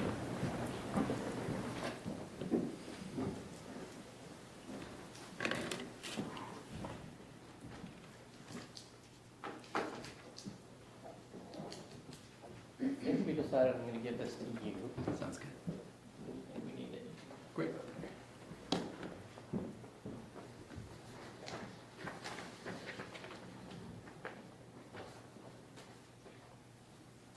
So let's go ahead and start with what your profession is. Sure, I'm a clinical professor of pediatrics, medical doctor. Okay. And pediatrician. So, can you tell me about your education? Sure. My undergrad was at Yale. My med school was at the University of California, San Francisco School of Medicine. And then I did my pediatrics residency at Seattle Children's and the University of Washington in Seattle, where I now practice. And what professional accreditations, licenses, or certificates have you been granted? I have medical licenses in the state of Washington, which is where I usually work, as well as licenses in California, Florida, and Georgia. And for the purpose of this evaluation, the Texas Medical Board gave me a visiting physician temporary permit. And do you currently hold any faculty positions? Yes, I'm a clinical professor at the University of Washington, which basically means that I teach residents and medical students, but I have my own faculty practice. And it's a general pediatric practice with some specialties. I see a lot of kids with histories of adoption or foster care. And then I think most relevant to today is that I'm the pediatrician on a team at the kind of the original fetal alcohol spectrum disorders diagnostic clinic. And so I've been working in that clinic diagnosing children and adults with fetal alcohol spectrum disorders for about 22 years. And are you giving hospital positions right now? Hospital, I don't do hospital work. Seattle Children's Hospital has me on staff, but I'm an outpatient guy. Okay. And do you say your current teaching responsibilities do include fetal alcohol spectrum disorder? Yes, and so at that diagnostic clinic, we do diagnostic evaluations, but we're also a training center. So we have teams coming in from around the country and actually teams from other countries who come in to learn about FASD diagnosis. And do you have any affiliations or memberships in any professional organizations? Yes, I'm a fellow of the American Academy of Pediatrics, and I'm board certified by the American Board of Pediatrics. And your responsibilities include any organizations that address FASD? Yes, I'm involved in planning conferences and teaching. There have been some conferences held in Seattle that I've spoken at, if that's what you're asking. Sure, and well, on that same vein, have you given presentations on FASD? Yes. What about, have you been published in that area? Yes, as well. And have you been qualified by courts to give testimony on FASD before? Yes, in about 9 states I've been qualified as an expert in FASD, including Texas. And FASD, is that a recognized diagnosis? It depends who you ask and what country you ask. FASD, or fetal alcohol spectrum disorders, our clinic uses as an umbrella term that describes the full spectrum of birth defects and brain injuries caused by maternal drinking. The diagnoses that we use are under that umbrella term, and there's a couple that you might be diagnosed with if you come to our clinic. Sure. And there's actually, I'm not going to try to confuse people, but if you look this up, there might be some different terms for diagnoses than what you use, but they're the same categories, right? Yes. Okay. And I'm familiar with the other doctors too, so. Yep. Let's talk about, but there are generally accepted methods that you rely on to determine if someone has FASD. Yes, at the University of Washington, we developed something called the 4-digit diagnostic code, and a lot of clinics around the country and the world use that, and it was developed in the mid-90s, and it's currently in its 4th edition. Now, did you examine Tanner? Yes, And did you review records pertaining to him? a lot of records, yes. Did you review reports of other experts? Yes, And it's the ones that have been testifying so far, and they're coming up. yes. Are you being paid for your work in this case? Yes, And what is your hourly rate? it's $450. Do you have know approximately how many total hours you anticipate billing in this case? I think I've already billed about 30 to 40 hours, and I haven't added up my recent work, but it could add another 10 to 20. Okay. Now, you kind of talked about FASD being an umbrella term, but can you talk about why is prenatal alcohol exposure important? Sure. Kind of an interesting topic. You'll hear a lot of different things about what amounts of alcohol might be safe and whatnot. So I like to start out before we get to diagnosis about what alcohol can do. So alcohol is a teratogen, and that means it causes birth defects, and in particular can cause brain damage. One thing that's tough about alcohol is that the placenta protects the developing child from many things, but alcohol goes right through it. So the mother's blood alcohol level is the fetus's blood alcohol level. And unfortunately, once it gets in there, the mother has a liver that can detox, but the fetus doesn't have a liver that can detox the alcohol in the same way. So while it's in there, unfortunately, we know that alcohol affects the developing brain on a lot of different levels. It can kill nerve cells, it can send them to the wrong place in the brain, it can make brain structures smaller or deformed. It can really interrupt the really important connections between different parts of your brain. It can affect the signaling, the chemicals between nerve cells, and it can even do lasting damage after the pregnancy by setting up inflammation or locking or unlocking certain genes in the brain. So, yeah. Does it matter like when during the pregnancy the alcohol is consumed? It does. There isn't a safe time to drink, but we know that the riskiest time to drink is in that first trimester. In those first 8 to 10 weeks, you're dealing with an embryo, meaning that the organs are being formed and the foundation is being laid.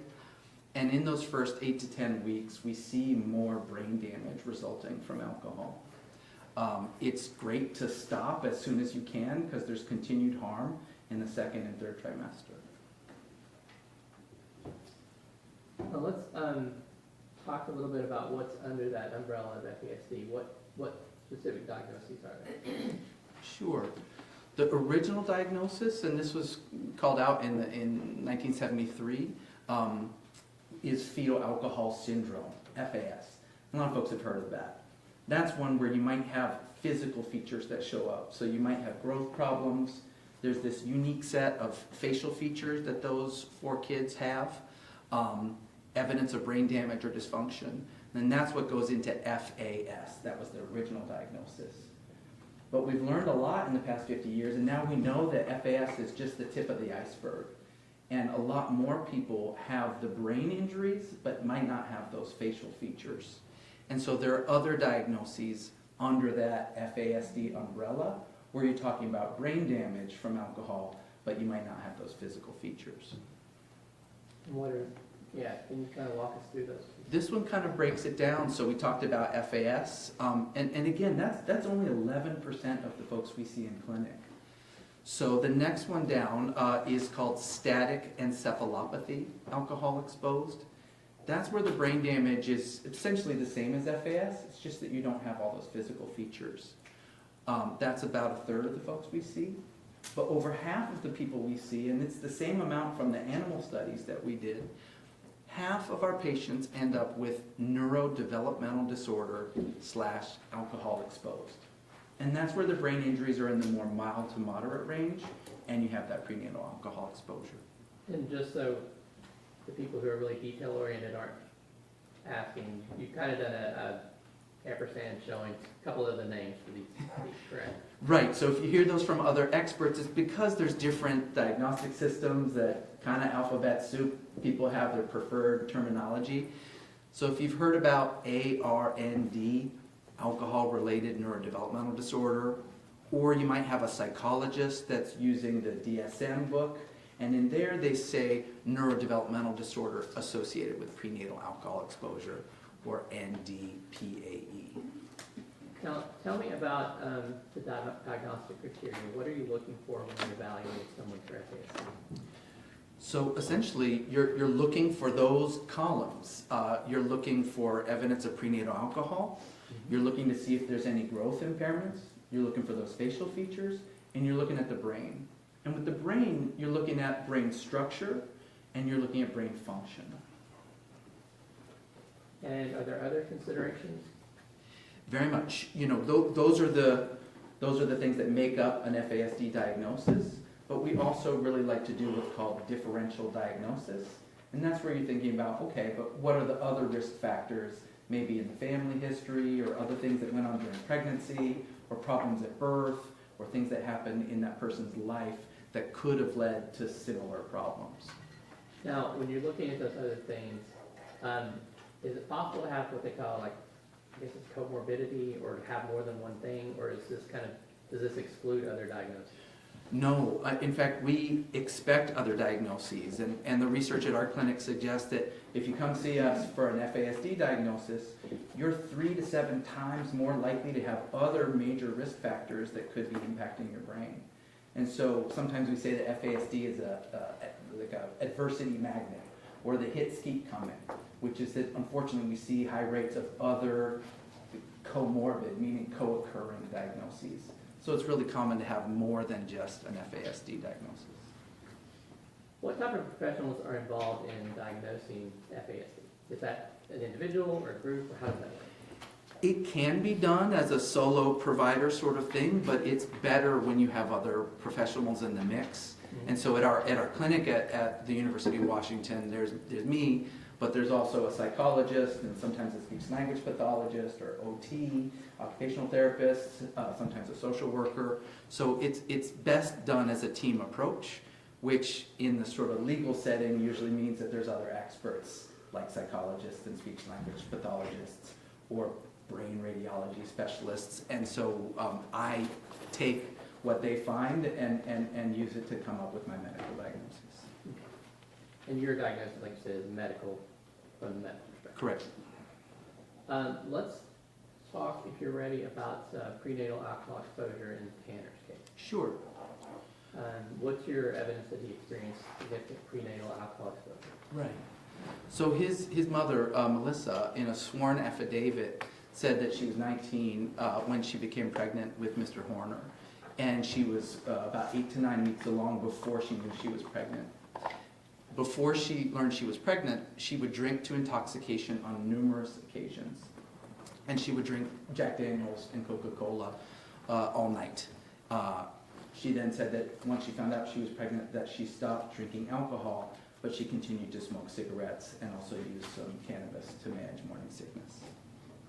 And what does that mean for Tanner specifically? That, unfortunately, is a high-risk prenatal alcohol exposure for the reasons we were talking about. Those first 8 to 9 weeks are when those crucial foundations of your brain architecture are getting formed, when those nerve cells are most vulnerable to alcohol. And that pattern of drinking to intoxication, drinking Jack and Coke all night, that's a high-risk level of alcohol. And so it's this pattern of drinking that studies show is most likely to cause fetal alcohol impacts. And if you look at the studies for this pattern of drinking, about 40% or more of kids born from a pregnancy like this may have some of those FASD impacts. Well, can we, let's go back to our diagnostic criteria. You said you got prenatal alcohol exposure. What about growth deficiency? How does that relate to FASD first? Yeah. So growth is interesting. We see growth problems in about 1 out of 3 folks in clinic. If you see growth deficiency, that person's brain is 2 to 3 times more likely to be impacted by alcohol. So it's meaningful if you see it, but most of our patients don't have growth problems. Now, what about Tanner? Did he show any growth impairment? From all the records I reviewed, he did not have growth problems at birth or since. So he did not meet the growth criteria. And you talked about the original diagnosis, the FAS, with physical facial features. How did they help you diagnose FASD? For the facial features? Yes. Yeah. The facial features are interesting. If you have them, and you have to have all 3 of these pretty subtle facial features, it's pretty much only alcohol that does that. But we know from studies that there's really maybe just 1 or 2 days early in pregnancy where those facial features get created. So most of the folks that come see us in clinic, they don't have those facial features. Less than 10% of them do. So basically, it can matter specifically what day you drank on. Pretty much. It's day 19 or 20 of a human pregnancy. And you said, did you already say how common are those facial features among the patients you see? 9% have the full face of fetal alcohol syndrome. And Tanner does not have those? He does not. The other criteria we talked about was, I guess the next one, what evidence of brain damage do you look for in an FASD evaluation? Right. That's where, again, we're looking for, is there any structural evidence of brain damage? And that alone could get you to an FASD diagnosis. But we also really want to look at how the brain is functioning, right? And so when we're looking at the kind of scoring how impacted the brain is, we're looking at structural stuff and we're looking at functional things. Now, we've talked to other experts about diagnoses being based on deficits. So is your diagnosis based on what's wrong with the brain and not necessarily what it does well? Yes, it's the same here. In fact, we really expect an uneven pattern in FASD where you can have some deep impairments or deficits, but also some skills that are more normal.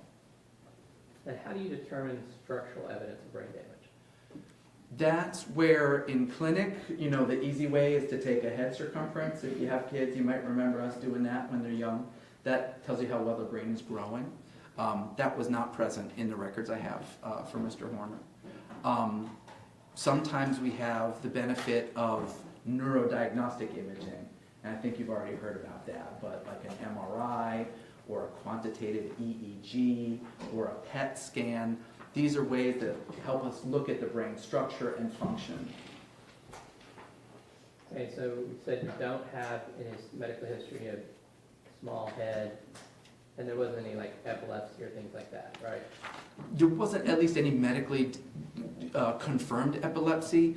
I think there were some seizure-like movements at one time after maybe a head injury, but there wasn't enough to say he has epilepsy for me.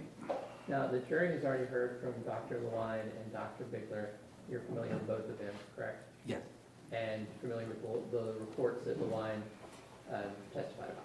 Yes. So, did the brain imaging show any abnormalities that matter to your diagnosis? Yes, what you already heard about is that there are some areas in both his gray matter and white matter that are abnormal. And those are in areas that we see in the fetal alcohol spectrum literature. They're also described in other conditions like autism, ADHD, head injuries, and so on. So they're not unique to FASD, but they are potentially caused by maternal drinking. And so we saw that on the MRI.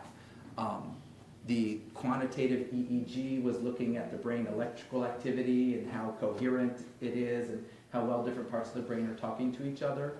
And there were some EEG abnormalities that are also potentially consistent with what we've seen with FASD.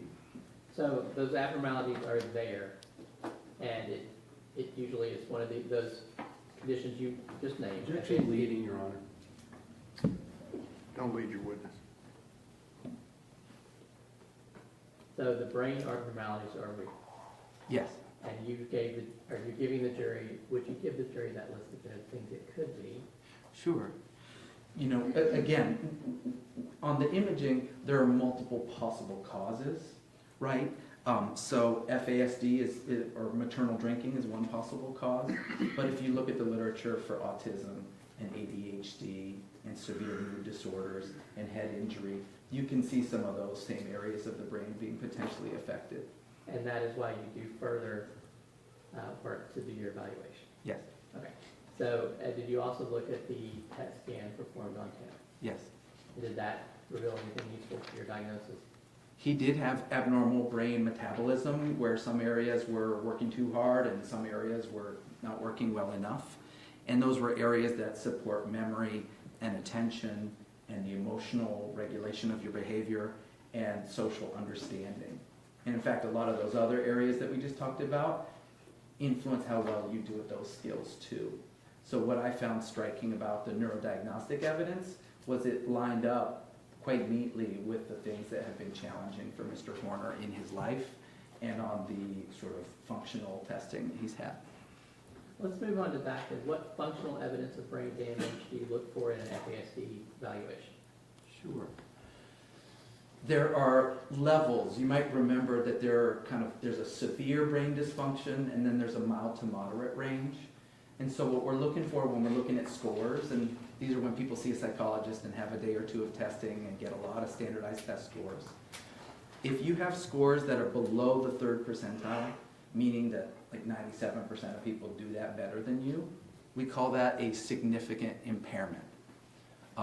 If you have skills that maybe 85% of the population does better than you, we might call that an area of concern. So in our FASD clinic, that's what we're looking for, is how many domains or areas of brain function are significantly impaired, and then how many are more areas of concern, and then to make it a little bit more complicated, sometimes something will be borderline, which is very close to a significant impairment, but not quite. So borderline means between severe and mild moderate? Yes, Okay, so it's not below it. yes, exactly. All right, so have you identified areas of brain dysfunction for Tanner? Yes. Can you tell me about well, let's start with the brain domain of the significant impairment. The significant impairments, the first one is ADHD. He was diagnosed with it when he was quite young, about age 5, had a lot of visits, was on a lot of medications for ADHD. To me, that's a well-established diagnosis for Mr. Horner. And it sticks out to us because we see a ton of ADHD in our clinic. We know that half of kids born to moms who drink heavily end up with ADHD, but it's usually ADHD plus. Kind of ADHD is the first stop on the diagnostic train that sometimes leads folks to come see us. And so ADHD is definitely considered an area of significant impairment for Now, us. if you have a patient who's on the FASD under that umbrella and has ADHD, is that more difficult to treat?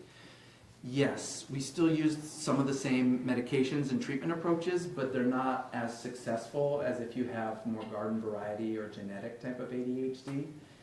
And whereas folks with more routine ADHD, often things kind of get better as you get older, with folks with FASD, things often get more challenging in adulthood. And what other area of significant impairment for Tanner have you identified? He has a diagnosis of autism spectrum disorder, and I think you'll be hearing from some experts about that, but he was diagnosed young with that and continues to have it. And so we consider that the domain of social communication. He's also had some testing by a speech-language pathologist who's done testing of his language and found that he also has some severe impairments in his higher level use of language. So I put language and social communication together as an area of significant impairment. Now we had, I think Dr. Lewine and Dr. Bigler both talked on about the neural networks that affect language, and then the jury has heard from Dr. Fritz already too. Oh, great. That's kind of what you're talking about. Exactly. how it- Dr. Fritz's evaluation, yes, Sure. led to that. And would you agree with them that the brain basically controls behavior? Yes. Now, what about areas that are borderline? Right. So one is that on his IQ scores, he has what we call significant splits, which is when you have a big gap between one type of intelligence and another. And in our clinic, if we see an unusual difference between those intelligence skills, we'll sometimes call that an area of significant impairment. And his splits were significant, and they were between his verbal abilities and his nonverbal abilities, as well as his kind of verbal and nonverbal intelligence and his processing speed. So some big gaps there, a very uneven pattern on his IQ. Sometimes in clinic we would call that a significant impairment, but I was cautious and labeled it borderline because I essentially didn't want to double dip, and I knew that his ADHD could affect those gaps, and I also knew that his language impairments might explain some of those splits. So that's why I called it borderline. Now, the IQ testing, that's not testing that a pediatrician performs either? No, that's a psychologist. Okay, and so you relied on data from a neuropsychologist for that? Yes. All right. And I just want to clarify too, you put your original report into the record, and then after you received Fritz's report, did you do an addendum? Yes. And what, did that make the changes you talked about? You know, it didn't change his overall diagnosis at all, but when I got more evidence for the autism and the language, that moved up to a clear area of impairment. it had been borderline before, and that's when I cautiously moved the splits down to borderline. So they swapped. Did we have other areas of borderline impairment? Yes, tic disorder. He has described certain tics, and I saw some during my evaluation. And I believe Dr. Ryan was just testifying, and she may have mentioned a tic disorder as well. That's significant for us because tics are neurologically based. So when people have a tic disorder, we may give them an area of impairment for that. We know that tic disorders are about 5 times more common in folks with FASDs. And we also know that folks with tics are also more likely to have mood disorders like depression or anger episodes or meltdowns such as have been described for Mr. Horner. And I apologize, did you have a slide you wanted to show on the IQ splits first? It's hard to see here. Is this what you're thinking about? That's what I'm thinking of. Yeah. And can you tell us who prepared that slide? So the neuropsychological testing was done by Dr. Kaufman, and the graphing was done by a colleague, Dr. Connor, who does a lot of FASD psychology work. And And I'm this, not actually going to do because it's hard to read like you Yeah. said, but basically, what does the green line represent there?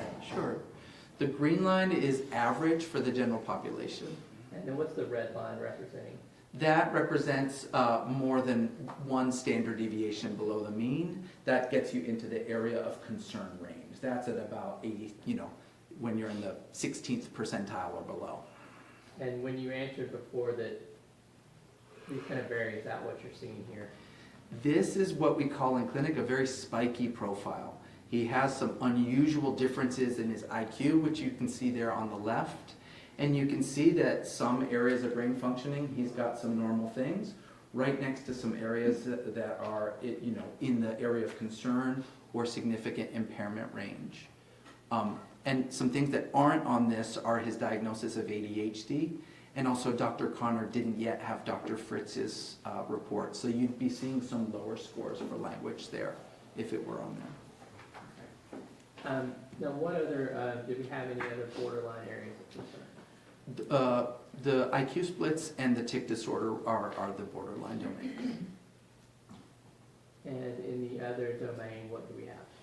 So for areas of concern, and again, that's generally if you're in the bottom 16% of ability, there were some of his executive skills that were lower. He definitely had some learning and memory scores that fell into that area of concern range, particularly short-term memory and facial memory. He had some visual perceptual skills that were in that area of concern range, and his fine motor abilities were also in the area of concern range. And overall, is Tanner's profile consistent with FASD? Yes, all the things that we've been talking about, we see all the time in clinic, including that uneven, spiky profile. And which diagnosis specifically are we talking about for Tanner? Sure. He has those 2 areas of significant impairment and 2 borderline, which means he's very close to the threshold that would get you to that severe brain dysfunction where we require 3 areas of significant impairment. But conservatively, I diagnosed him with moderate dysfunction because I only counted 2 of those as severely impaired, and that brings him to a diagnosis of neurodevelopmental disorder, alcohol exposed.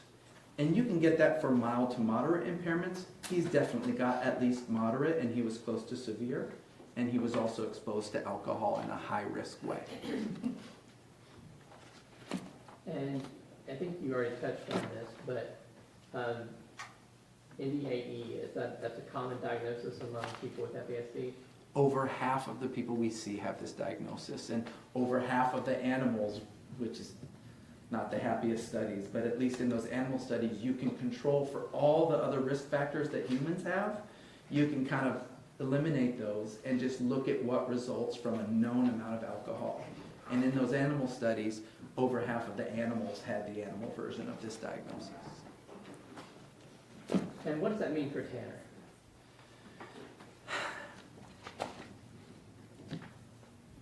neurodevelopmental disorder, alcohol exposed, is a tough diagnosis to have. You don't have the physical features that might flag the attention of a pediatrician early on, right? So he wasn't tiny at birth. He doesn't have those facial features. So folks who don't have those facial features have later diagnosis. You might also be thinking, well, moderate, that sounds pretty good. He's going to do fine. But when we followed folks with this moderate brain dysfunction over time, we actually find that they're less likely to get appropriate diagnoses. They don't get often the supports they need, especially when they're trying to transition to adulthood and leave the nest and so on. And yet, they're people that need those supports. And we've kind of looked at, we generate a lot of recommendations from clinic. And when we look at folks with this diagnosis, they get the same amount of recommendations as folks with more severe brain dysfunction. You also, might think that mild to moderate, that brain's probably okay. But when we do similar imaging studies, like Mr. Horner's had, we see that over 40% of people with this moderate diagnosis do have evidence of brain damage. So it is brain damage, and it does need help. And unfortunately, that help often comes later, if at all, because it gets missed. Now, you talked about part of your process is a differential diagnosis. Can you explain that again and kind of let's walk through that in this case? Sure. I think I've got a slide for that.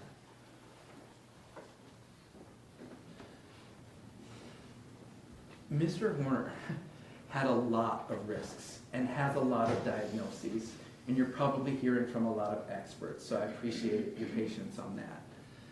As I said, folks that come to see us in FASD clinic have 3 to 7 times the number of these risks that folks in the general population do. And so when I looked at Mr. Horner's history, a couple things popped out. Sure. Tell me about the family history. So we know that he's got a strong family history of substance use disorders. And that, together with being exposed to substances while you're in the womb, really increases your own risk to have substance use problems when you get to adulthood. We also know that there is a family history of psychiatric disorders and suicidality, and Mr. Horner has suffered from similar things. Because of that family history and because of his autism, I did do some genetic testing because I was curious to see, could we find a difference in his genes that would explain his outcome? And we did pretty comprehensive genetic testing, and we didn't find a clear, aha, it's this gene that caused all of this sort of thing. Did you talk about other potential prenatal exposures or things like that? Did you consider those in your differential diagnosis? Not yet. You saw his mother's statement that she smoked and used cannabis as well. And when you look at all the things you could use during pregnancy, unfortunately, alcohol is common and legal, and it's the worst thing you could be exposed to. But those other things have risks too. So if you smoke during pregnancy, it can increase the risk for ADHD or antisocial behaviors. If you use cannabis or weed during pregnancy, it can affect your executive skills like planning and organizing. Also can affect your academic achievement and your risk for using substances yourself. But they are present, but not generally as dangerous as alcohol is here. And what other differential diagnoses did you consider? Sure. Another one that really jumped out as a prominent risk factor is that Mr. Horner's, and may I ask, has the jury heard about lead yet? Yes, Dr. Speck has testified already, so that they'll be familiar with that. If you just want to, Sure. act as if you had a conversation about it already. All right, great. So you've heard about lead. You know that his bone lead level was 24 times higher than other folks his age. And if you calculate back to what that would have been when he was a kid, that looks like a level of almost 30. That's really high. The lab flags a level of 3 for me. So his level as a kid is estimated to be about 10 times that. And I can tell you, I've been doing pediatrics for 23 years. I can think of only, and I order a lot of lead levels, I've only seen one result that high, and that was a child adopted internationally where there was a lot more lead. So for me, that was a significant risk factor because that amount of lead can impact your IQ, can impact ADHD-like symptoms, and unfortunately is linked to delinquency, aggression, and explosive tempers. So lead was a significant feature of his history for me.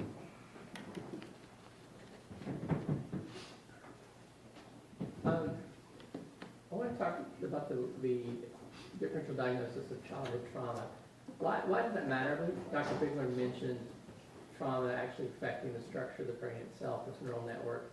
Can you tell me about that, please? It matters because essentially you can be born with genetic risks or impacts from drinking and things like that. So you can be born with a brain that's damaged, but then there's further damage from neglect, abuse, and other adversity or other traumatic experiences in childhood.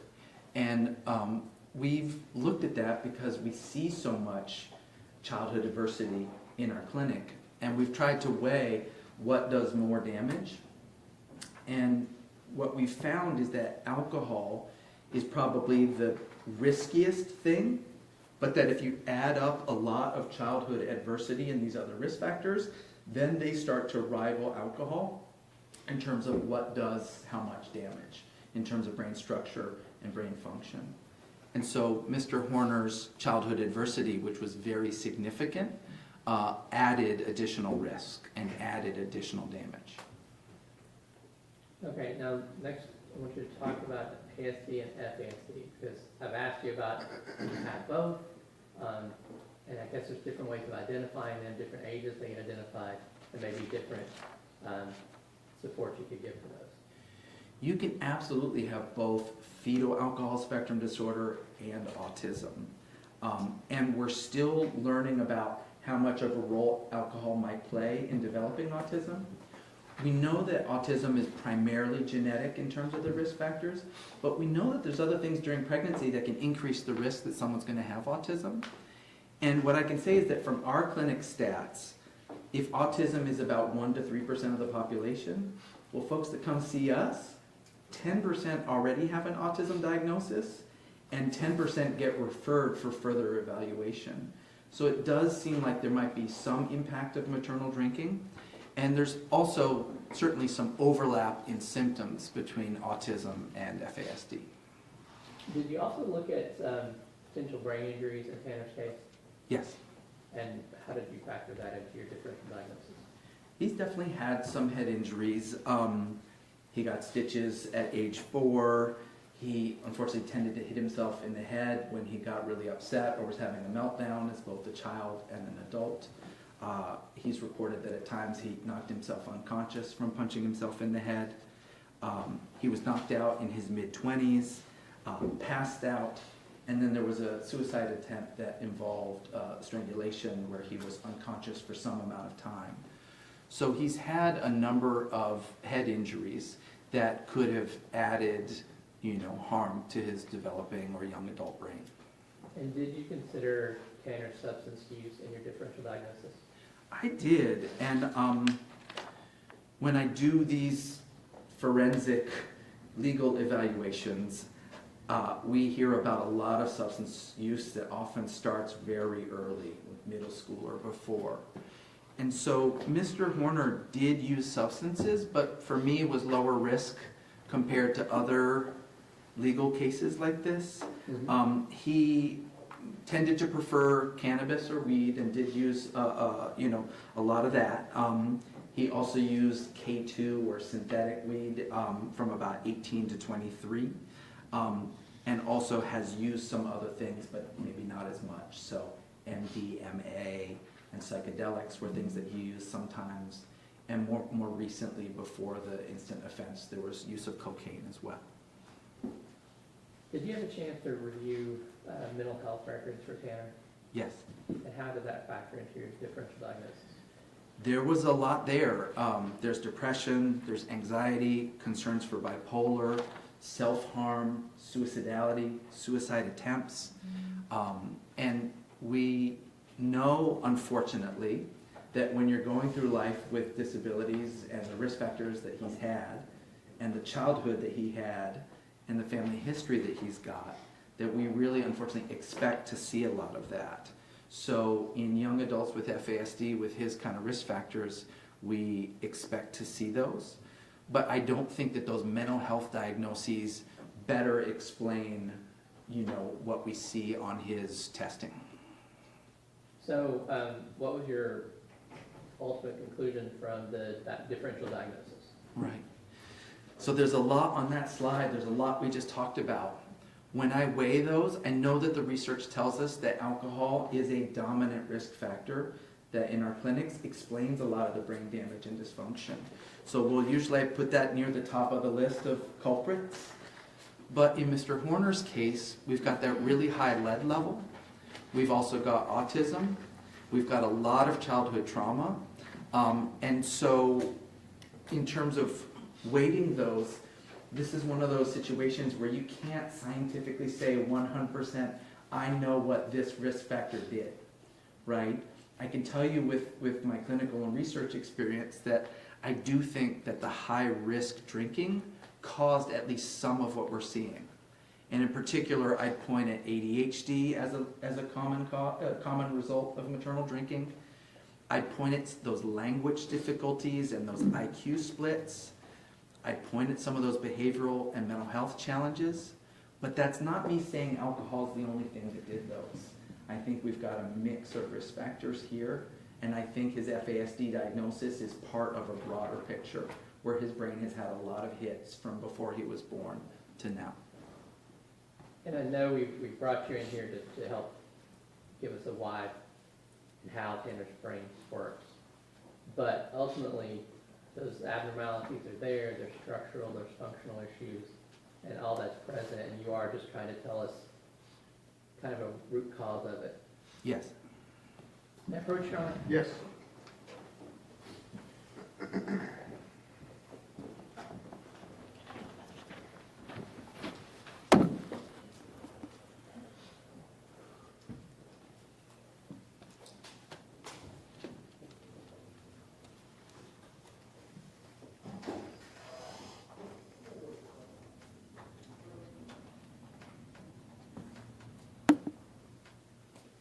And apologies to you, Dr. Davies, and the jurors, that I did not get this document before. Can you identify it? This is the 50 exhibit 89. Yes, that's the addendum. And I would move to admit this. Let me check. No objection. Thank you. Defendant's Exhibit 89 is admitted.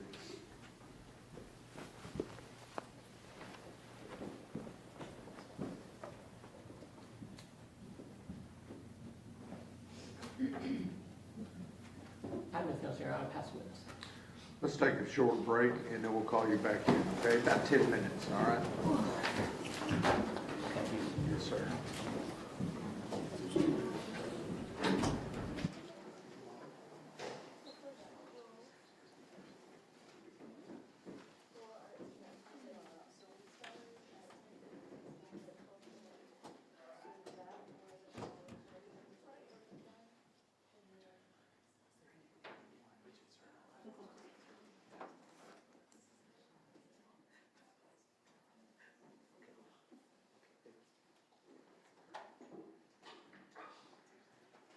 All right, 10 till 3, everybody, 10 till 3.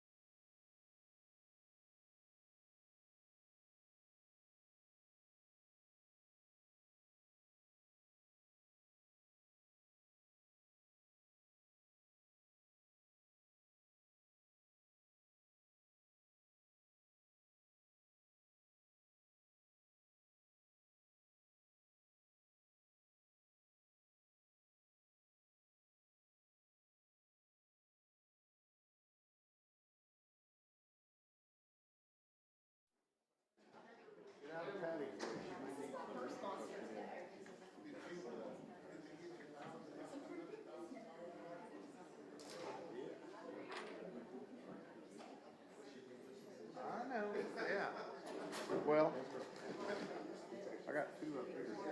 I got two up here. Huh?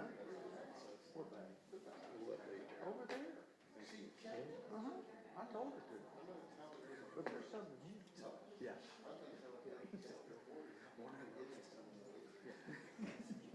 Go, yeah, do that. See if she does. All right. Both sides ready for the jury? Well, Yes, sir. Carrie.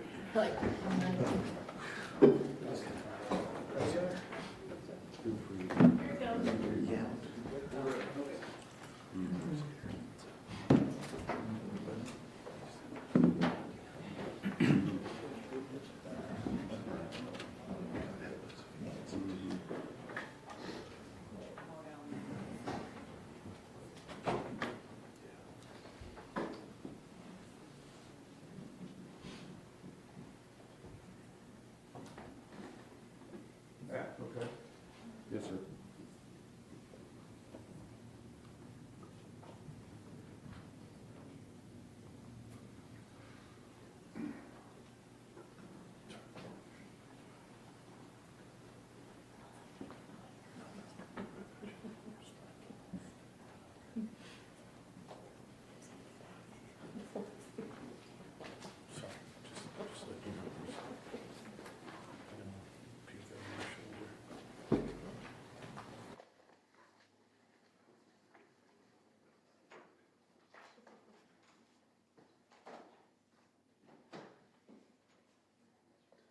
Y'all want to sit down if you see him coming?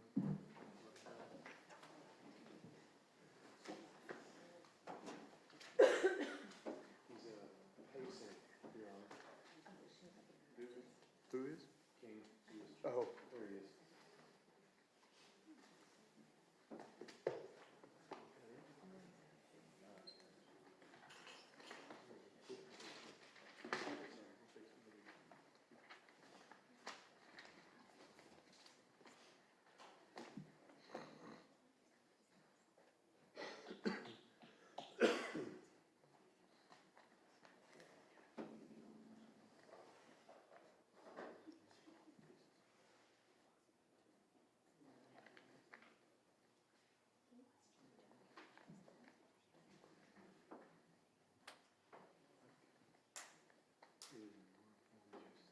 I do have it on flash drive, but it's on my big.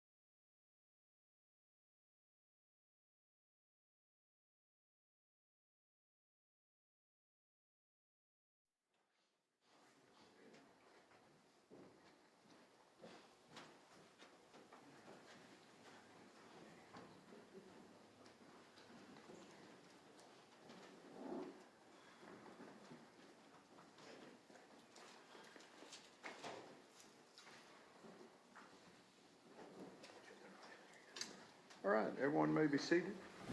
Cross-examination, Mr. Barrett. Thank you, Ryan.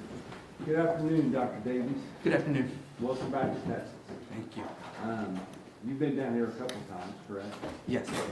You've recently testified on capital murder, correct? Yes. Here in Tarrant County? Yes. And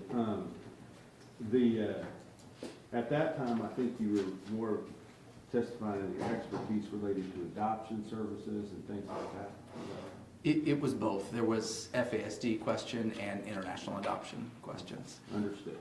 So I want to talk to you about kind of what you know about this case and where you know it from, all right? Now, you, as an expert in this case, are excluded from the rule of witnesses, correct? I believe so. I haven't seen any other testimony. You have not watched 1 minute of the testimony on live stream? No. And you haven't seen any of the other experts testify? Correct. You haven't heard the prior sexual assault victims of Tanner Horner testify? No. Correct. You haven't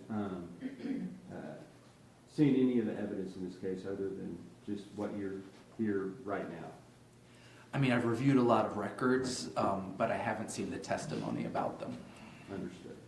So I want to talk about the records that you did review. There's a list in your report of the records that you did review, correct?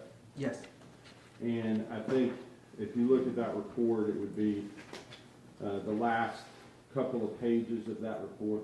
Yes, sir. I want to ask you about a couple of things on that list of records that you reviewed. There's a lot of hospital records, correct? Yes. There's a lot of records from other experts that may or may not have already testified in this case. Is that right? Yes. There are some different genetic sequencing reports, things like that. Yes. There is, it looks like TEA records. Does that sound correct? I just, looking at page 35 of your report, it talks about PRU 822 attendance, and then the next one is discipline, the next one is graduated, and I think the next one says special ed. Is that right? Yes. So you've reviewed those education records. Yes. What's available? Yes. Okay. Is that where you got all of your information, from the actual records themselves, or did you have other sources of information that you were relying on in making your conclusions in your report? I would say that the records reviewed here and then the additional records in the addendum, plus I recently received Dr. Ryan's report, plus my interview and examination with Mr. Horner. That's where I got my information. Well, in those records that you reviewed, did you also receive something that was called a social history? Yes. Did that lay out a whole bunch of facts related to Tanner Horner and his background? It was a summary of his family background and his childhood, yes. And who produced that summary? That was his legal team. I think that summary was written by Patricia Rist. Okay, so you were relying on facts provided to you about the defendant's background that were given to you directly from the legal team with no notations as to where they came from or where this information was gathered from or anything like that, correct?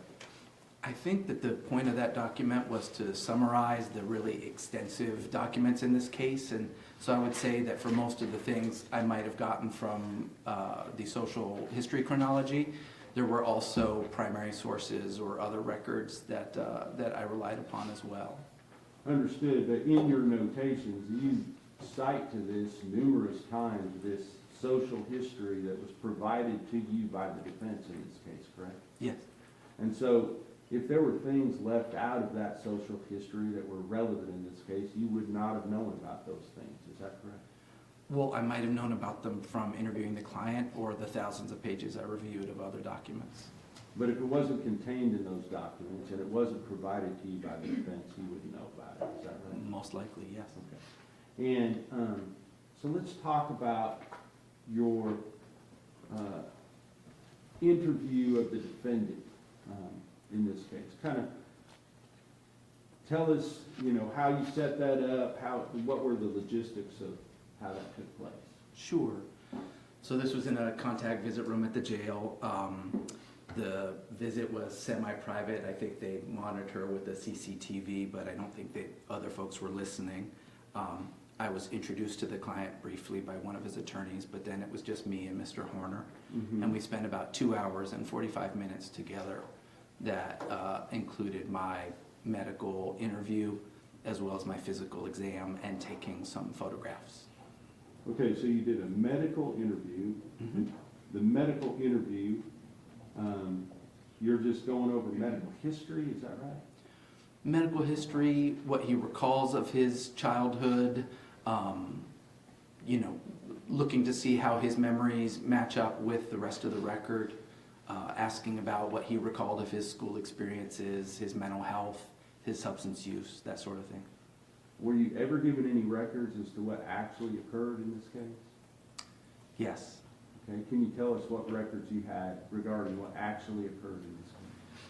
They are in the back of my addendum, and there was a lot of material, I believe, from your office that I reviewed as well. Tell us what kind of materials you're talking about. That was the video and audio from the truck, as well as some breakdowns of that. And I think there were some timeline summaries from your office as well.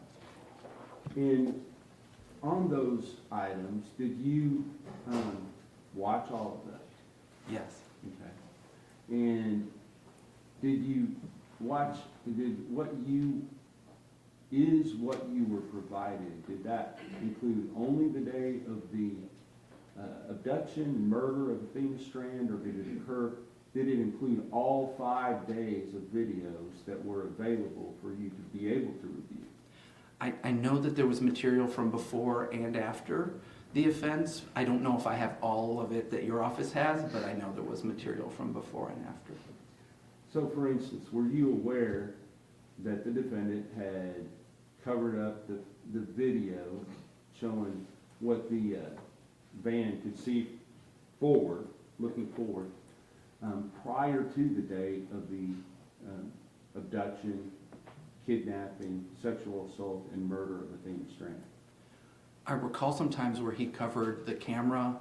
My impression it was because he wanted to smoke or do something around the vehicle, but I'm not sure if I recall what you just said.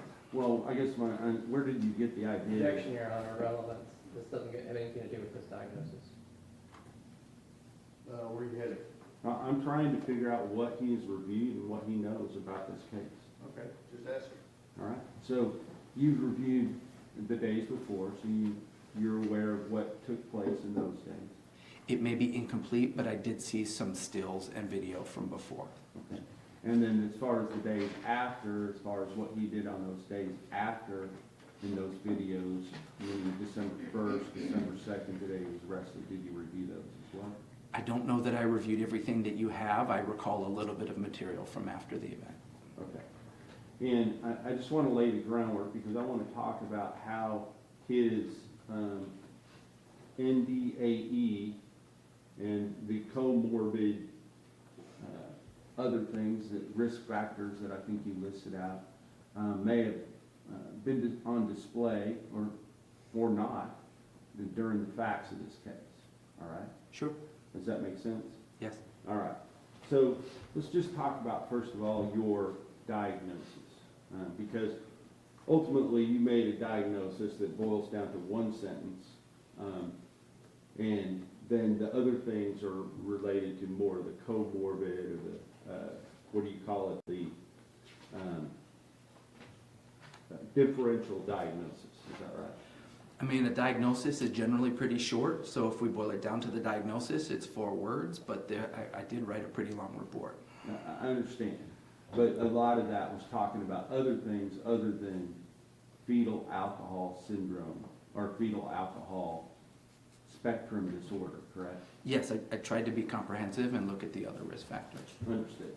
And then, so let's talk about your diagnosis. I believe that the bottom line diagnosis, which is contained right there on page number 1 of your report, was that, in my opinion, to a reasonable degree of medical certainty, that Mr. Horner has neurodevelopmental disorder, alcohol exposed. Is that right? Yes. All right.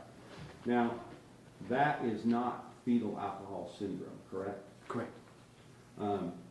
So, to a reasonable degree of medical certainty, you can testify to this jury right now that Tanner Horner, the defendant in this case, the person who has been pled guilty to killing Athena Strand, did not have fetal alcohol syndrome.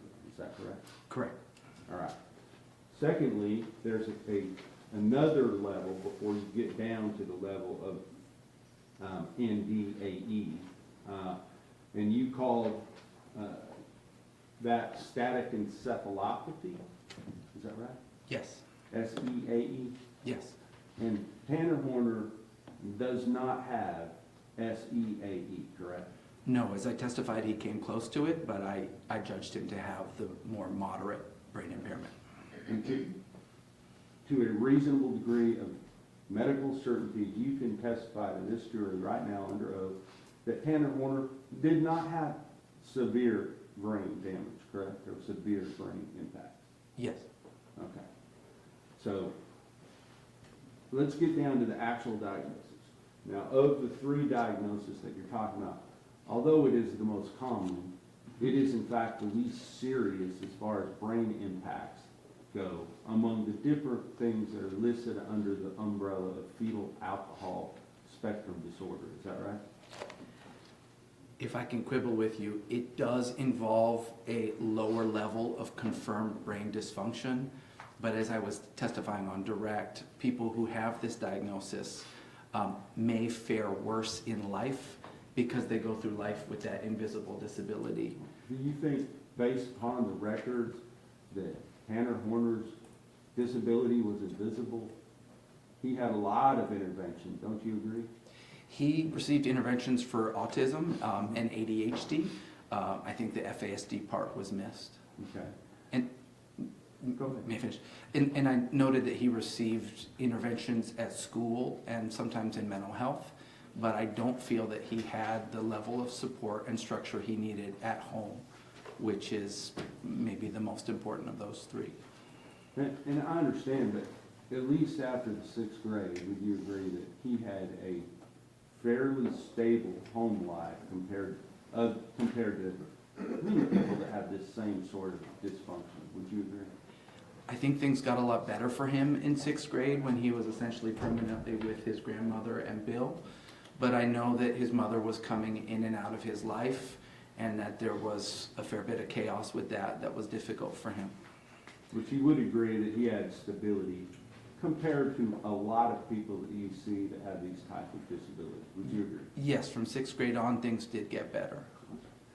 So, knowing that, let's just go into the idea of the difference in the areas of significant impact. Now, you talked several times about ADHD, and what does that stand for? Attention Deficit Hyperactivity Disorder. And do you have some experience with that? A lot. Okay. Personal and professional? You name it. Yes, I have a lot of children in my practice with ADHD, and I'm pretty familiar with it at home as well. Okay. And understanding that can be a significant impairment, but it also is not debilitating for most people. Would you agree? It depends. As I was saying earlier, if you have ADHD because of heavy drinking in the first trimester, it tends to be harder to manage. The meds don't work as well on average, and it can be more difficult into adulthood. Okay. So that's an area, but it's an area that there is lots of treatments and therapies and other things that are available. Would you agree that Tanner Horner availed himself to many treatments and therapies along the way to deal with his ADHD? He tried a number of medications, yes. Not just medications, but at school and at home, and had intervention of multiple different people to help him through that diagnosis. Would you agree? I wouldn't say that at home he got a lot of support for his neurodevelopmental differences. I got the impression that his grandparents maybe didn't understand or believe in that as much as Some other folks do. And where are you getting this from? The records. What records are saying that his parents didn't believe it, that he had ADHD or that he needed help? I recall that Mr. Horner told me that Bill, his grandmother's partner, husband, didn't really understand autism and thought he just needed to be different. And So- I think he also told me that his grandmother didn't really understand neurodiversity or autism. So this is coming from Tanner Horner, the person that you were examining, that you're getting these facts from? Yes, and if I may be recalling incorrectly, but I believe that Dr. Ryan had some interviews with family members that had similar information. Okay. So, but you didn't talk to any collateral sources? No. And what you had at your disposal, other than the records that you went through, was this social history written by the defense? I had lots of things, and that was one of many records. Okay. So with regard to the areas of significant impairment, Tanner Horner was tested for IQ when he was 18 or 19 years old, is that correct? Yes. All right, and at that time, would you agree that was part of a determination as to whether or not he was still going to be eligible to receive benefits based upon his previous diagnosis of Asperger's? Yes, it was a social security disability evaluation. I don't know if it was to rule in or rule out Asperger's, but I know it was to determine whether he should continue to receive benefits as an adult. And you also know that as a result of that examination, at that time, that the United States government decided that he Objection, testifying. Let me hear the question. Do you know as to whether or not his benefits were denied based upon that evaluation? I did read that evaluation, yes, And were they denied? they were. So he had been receiving benefits up until a certain period of time, and then after the evaluation that was done when he was 18 years old, the benefits were no longer available to Mr. Horner, correct? Yes, and I have to say that was a very Objection, inadequate. non-responsive. With regard to that, at that time, there was a report issued by Dr. Cleaves regarding her examination, correct? Yes, And you had that as part of your, part of what you had available to make your determinations, correct? I did. And in that report, would you agree with me, do you have that with you? Not on me, I have, no. Well, I'll just ask you if you have any quibble with what I'm saying. I'm going to ask you to tell me, all right? That as part of that, he had a full-scale IQ of 102. Is that right? I do have that data, so I'm just going to double check.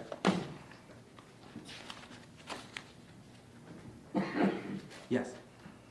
And can you tell us whether or not that is higher or lower than the average person? That is right in the middle. But it is, average is 100, is that right? Yes. So he had 102. Sure. Did you retest him? He was retested by Dr. Kaufman in 2025. Okay, so since between the time of this offense and today, he was retested again. Did his IQ go up or down? The trouble with the summary score is the significant splits I talked about. Objection, non-responsive, Your Honor. Your Honor, can we approach?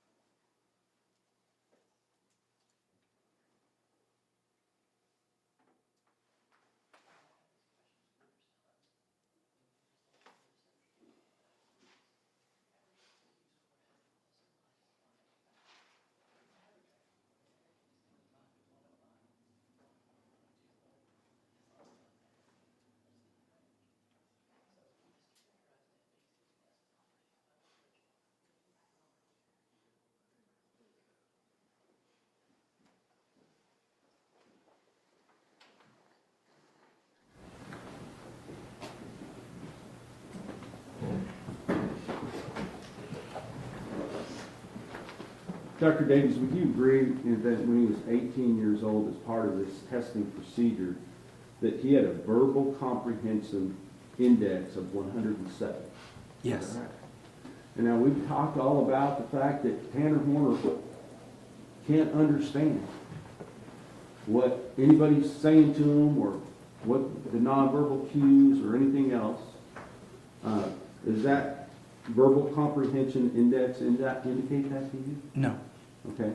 Is that higher or lower than average? 107 is just above, right above average if you include the standard error of measurement, which is about 5. Okay.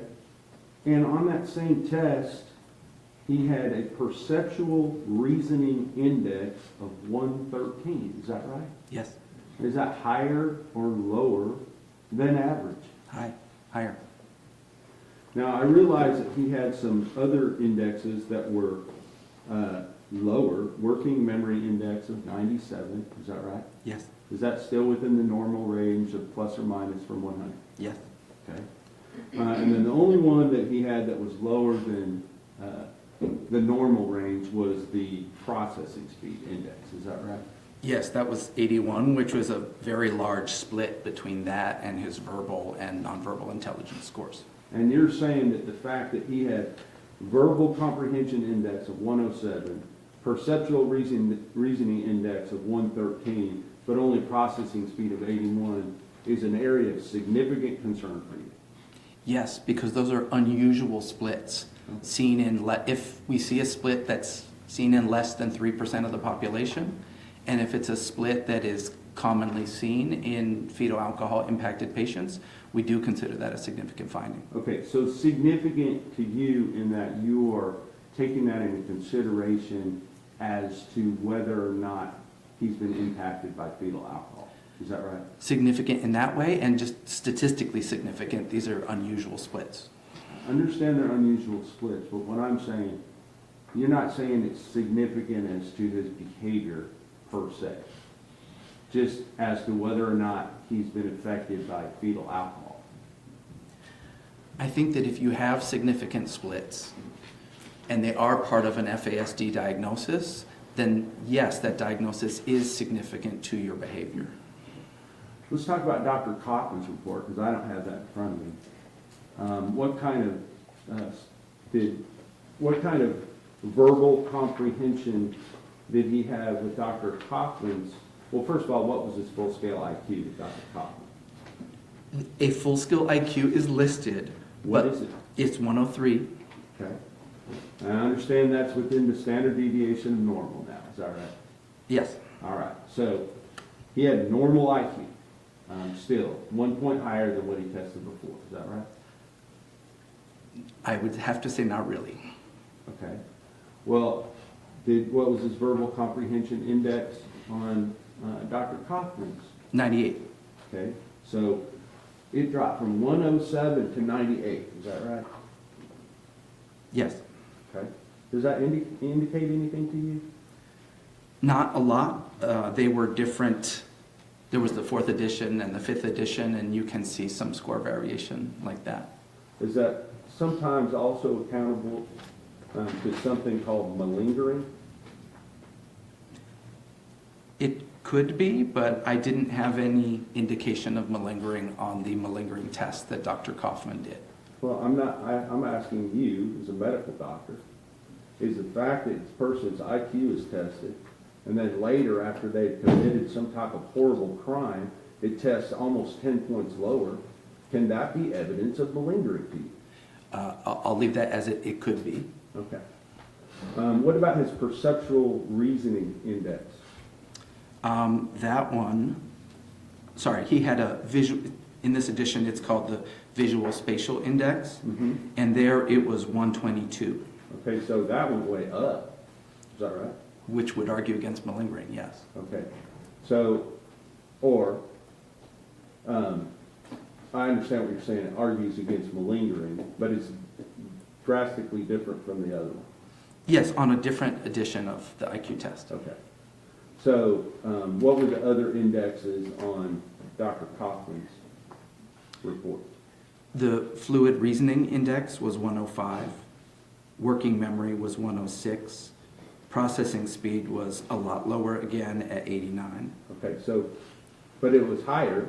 It was 89 versus 81. Is that, could it be from the different tests, is that right? Yes, But it's a lot closer to normal in that test than the other ones, right? Is that right? yes, and again, I'm more focused on the very large and unusual splits. And I think you've explained that, but bottom line, the defendant has a normal, if not above average IQ. His IQ tests aren't normal because of the splits, and the psychologists that I work with routinely wouldn't give a full-scale IQ when you have a large difference between the verbal and nonverbal IQ. That's just what I've been trying to share.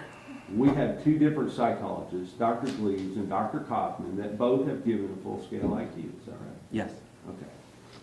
So that was the next thing. Then those were the areas of significant impact. So ADHD and the unusual splits in his intellectual functioning test, but you amended that later, is that right? Right, with the additional confirmation of autism by multiple experts and the additional in-depth language testing from Dr. Fritz.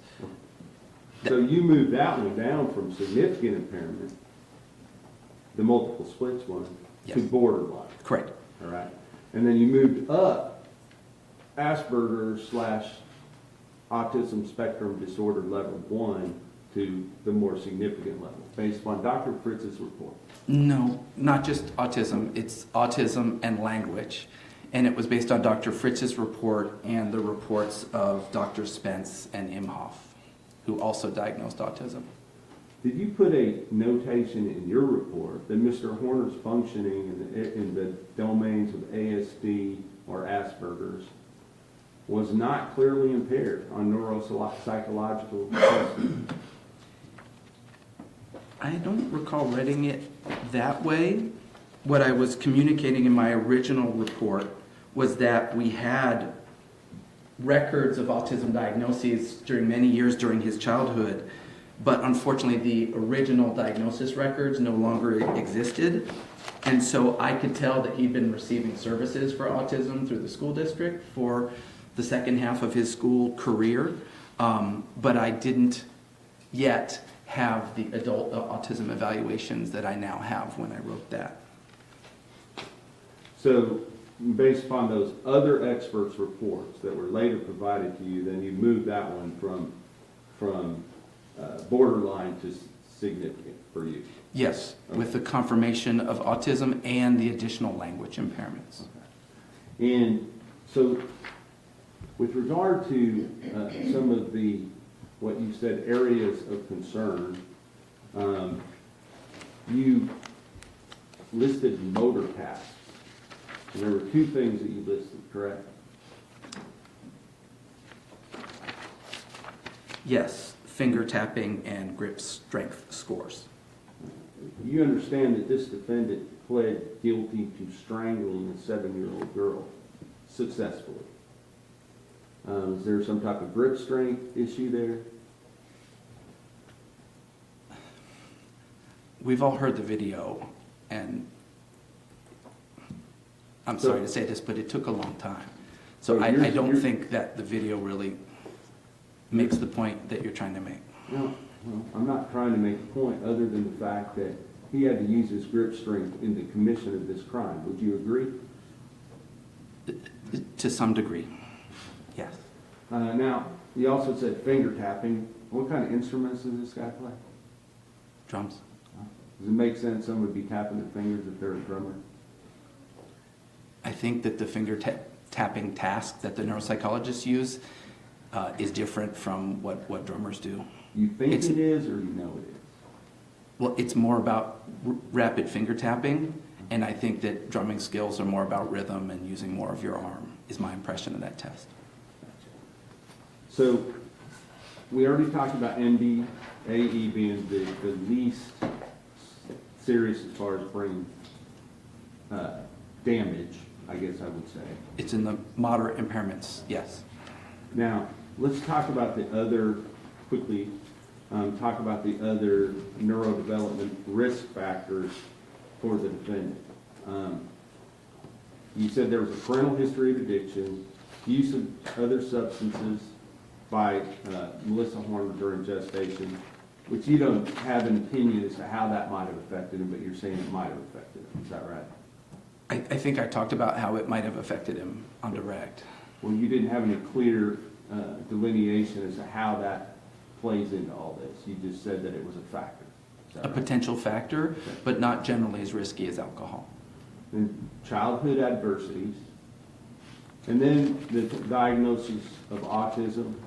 Now, you said autism in your report, and I just want to make sure, just like we have this umbrella term of FASD, and you have 3 different things. It could be fetal alcohol syndrome, which is very, very serious, correct? Yes. And then you have the other one, SEAE, right? Yes. And that one involves severe brain damage, correct? Yes. And then you have this latest one, NDAE, and that's just either mild or moderate, and you're saying it's moderate in this case? Yes. All right. But it's the least serious of the 3 as far as brain damage? As far as measurable neurofunction, yes. Okay. So does, you talked about head injuries and then substance abuse. There's a number of different substances that Mr. Horner, the defendant in this case, told you about. Alcohol, marijuana, K2, MDMA, LSD, mushrooms, cocaine. Is that right? Yes. Now, other than alcohol, are all of these commonly used illegal recreational drugs? I wouldn't say commonly, but they're certainly used. Do you consider the regular use of illegal drugs to be criminal activity? Yes. Okay. Is supplying illegal drugs to other individuals criminal activity? Objection. I'm not- For legal conclusion, not a very big. Well, in evaluating people as a physician for pathology and their personality, you have to know whether somebody is a good candidate for probation or parole, correct? I don't get in. This witness is a pediatrician. All right, so in using, with regard to, I'm going to just get to the part about the possible brain injuries that may have occurred as a result of fetal alcohol syndrome disorder. Is that right? I mean, is that what you call it, fetal alcohol? Fetal alcohol spectrum disorder. Because he does not have fetal alcohol syndrome. Correct. Right, okay. So the first thing you said was lower IQ. We've already dealt with that. He does not have a lower IQ, correct? No, he has significant splits on his IQ. Understood. So let's talk about ADHD. Does ADHD cause people to commit the act of murder? That's an unusual outcome for ADHD. Okay. Are you saying there's any causative effect to the murder of Athena Strand, in this case, by Tanner Horner? From ADHD? Yes. I can't use ADHD to explain what he did, but it's possible that impulsivity may have played a role. And that would have to be based upon the evidence in the case, correct? Whether it was impulsive or not impulsive. Judge, objection, legal conclusion again. I'll let him answer. Yes, my consultative question was not what happened in that van. What it is, does he have a fetal alcohol spectrum disorder? And are people with ADHD able to have productive and fruitful and nonviolent lives? They are able to, yes. You also talked about language and social difficulties. You've watched the videos. Does it take language and social skills to convince an unsuspecting gas station attendant to loan him some cleaning supplies to clean up the Objection, Your Honor. van? Relevant. I'm sorry? Relevant, he's also calling for speculation and also calling for legal conclusion. Speculation is a statement. Okay. Would you agree with, on those videos, throughout them, all 5 days of it, that he exhibited multiple times of using his language and social skills correctly to accomplish goals that he wanted to accomplish? I didn't see a lot of evidence in that, in the videos. I don't think asking for towels is a high-level language, use of language or social interaction. What about calling your boss and making arrangements to make sure you still have control of the crime scene the next day? It uses language, but I don't know that that taps some of his deficits. Now, you talk about learning disabilities. He did have the diagnosis of autism. What are the specific learning disabilities that you saw in the education records? Have I talked about learning disabilities? Well, yeah, I believe that it was mentioned in your report.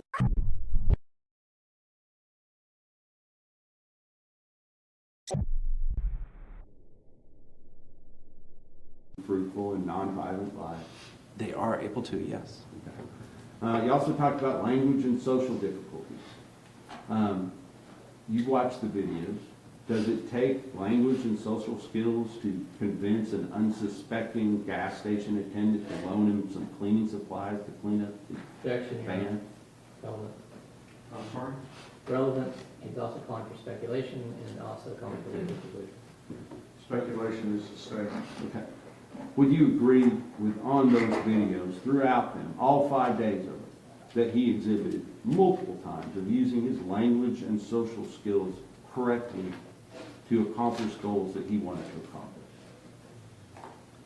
I didn't see a lot of evidence in that, in the videos. I don't think asking for towels is a high-level language, use of language or social interaction. What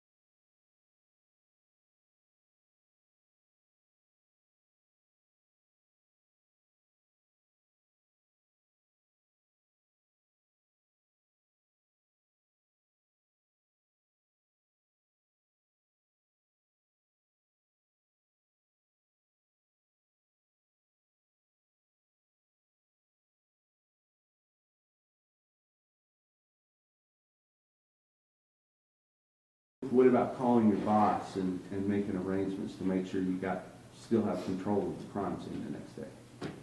It uses language, but I don't know that that taps some of his deficits. Now, you talk about learning disabilities. He did have the diagnosis of autism. What are the specific learning disabilities that you saw in the education records? Have I talked about learning disabilities? Well, yeah, I believe that it was mentioned in your report. Sure. In my report, what was notable from his school records is that his first category of qualification was for autism or Asperger's, but his special education services were also under learning disorder. And unfortunately, we didn't have enough detailed records, I think some were destroyed, that I don't know where that came from. So I included that in my report as, part of having learning being a possible area of concern, but I don't have the data that came from. And you talked to Tanner Horner about that, and he told you that he didn't have any learning disabilities, correct?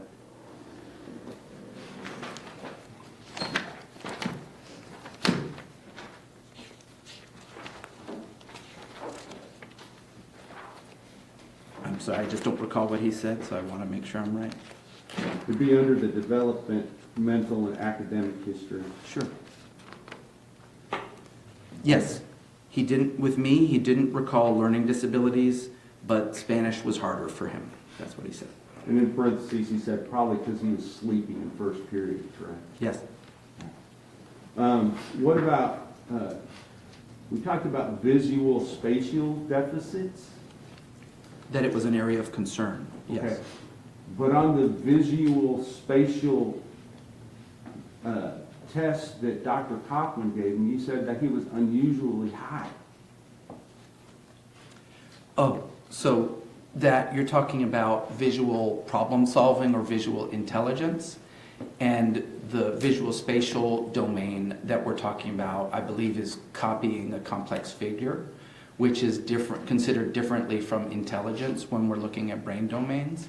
And the ability to copy a complex figure is something that the neuropsychologists consider a visual spatial function rather than an intelligence function. With regard to, what do you mean when you say novel problem solving?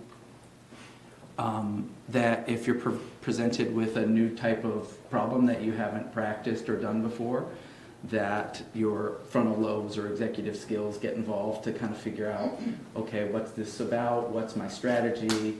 Is my strategy working? Checking your work, that sort of thing. So it's less of a rote answer and more executive skills required. And you said that was an area of concern for you. I said that his executive skills were an area of concern because some scores were average or above, but some were in the 3rd to 16th percentile. Well, I believe I went down and wrote the ones down that you said that were a concern. Sure. And novel problem solving was one of them, is that right?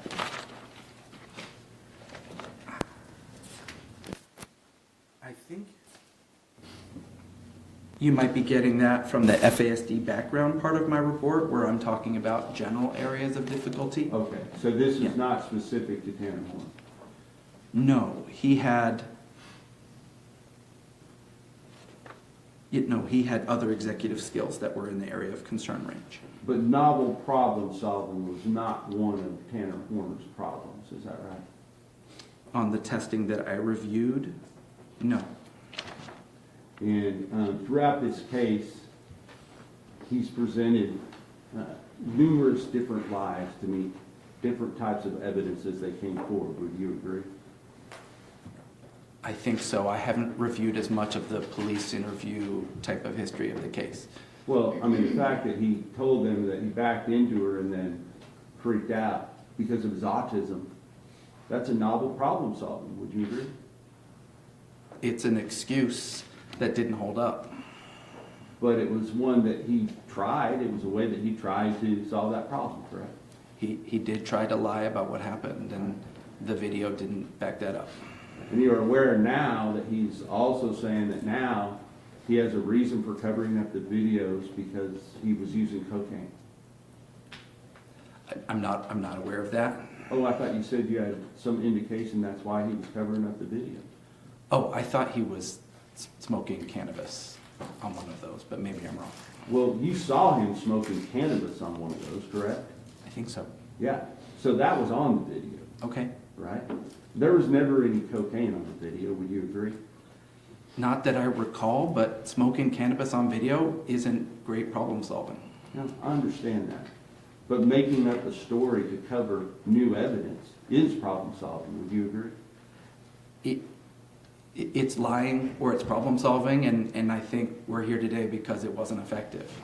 The last thing I want to talk about is zero, because you're, as a physician, you know what malingering is, correct? Yes. And that is making up some type of psychosis as an excuse to mislead or gain some favor with police. Is that right? Objection, Your Honor, testifying. I don't think any of the experts would define malingering that way. Well, you define malingering. Malingering is either exaggerating psychiatric symptoms for gain or faking bad on neuropsychological testing, things like that. So if you get caught for murdering a 7-year-old girl after you sexually assaulted her, and you make up this alternative personality to show that you're just crazy, so that maybe they might find you insane at some point, is that malingering? It's an attempt at malingering that I don't think was very effective. Okay, thank you. I'll pass. Thank you, Your Honor. Dr. Davies, could you pull up the chart that Dr. Connor prepared? Sure. A couple of, let's start with kind of the basics of IQ. You mentioned something about a 5-point plus or minus. What were you talking about there? That when you do a psychological test and you get a score, there's usually a range of error where the psychologist might say he got a 102, but his score is probably somewhere between a 97 to a 107 type of thing. Okay, and a good example of that was we had two scores that were 9 points apart. Right. So the average IQ for someone from the United States would be 100 plus or minus. Right. So it's up to 105 and down to 99. And it depends on the test, how big that range of error is, but something like that, yes. And you mentioned that, but everyone might not understand. There's a newer version of that IQ test. Yes. When you said something about 4 and 5, just Right. wondering what that was. So the Wessler Adult Intelligence Scale, in 2009, it was the 4th edition, and in 2025, it was the 5th edition. And so there's new questions. They've organized the results differently. So I expect that when someone takes a new edition of a test, that they're not going to get the exact same score that they got the last time. Now, we didn't read through them, but Mr. Berry had you reading through. Matt, or Sean? Yes, sir. These little words down here that I'm sure you can't see from the other side of the room, were these the things that Mr. Berry was asking you to read the scores? Yes, those tiny bits of text are the individual tests that relate to the score that's plotted above. And so on the far left is the IQ, and those were the IQ subtest scores. Okay. So you get your IQ over here, and then each one of these is one of these dots, right? Right. And you said this green line is, Average. and this is, One standard deviation below the mean, which means the bottom 16th percentile of people who take that test. so for example here, when he's reading off these scores, you've got a score that's here, well below this red line, and then a score that's way up here. Yes. Is that what you're saying is unusual? That's a pretty big variability, and it's a hallmark pattern that we see in FASD. But there's no reason to think if he takes this test twice, would his IQ fall within that standard deviation? The overall IQ? I'm not sure I understand your question. Sorry, maybe a bad question. We're seeing that he has deficits. If Yep. this is accurate, the next time he takes this test, he'll probably have a deficit in that area too. Yes, unless it's the same test and he's practiced it, so he's getting better. But in general, we expect these to show up over I time. was ignoring the practice effect, but yes, there's a practice effect, and Yeah. Would you just tell the jury what that is? So practice effect is, you're not allowed to give someone a test within a certain time interval from when they've just taken it, because they've practiced it, and we expect that you're going to do better. Okay, so ignoring the practice effect, if this test is accurate, he's going to be within that range over and over again, and his ACQ total is going to be within the range. Yes, plus or minus some points, because we expect some variation, but the overall pattern would likely hold. And NDAE is under that umbrella of FASD, correct? It is broadly considered under that umbrella term, fetal alcohol spectrum disorders. And you actually have a clinic to treat FASDs, Yes. and you have patients that are only diagnosed with NDAE who are coming to that clinic for help. Yes, and the people who come to the FAS clinic are coming for diagnosis and recommendations. The treatment part is happening in the community, and I have a number of those patients in my practice. And you said about what percentage of your practice are the NDAE? Of people that come to us for diagnosis, just over 50% have NDAE.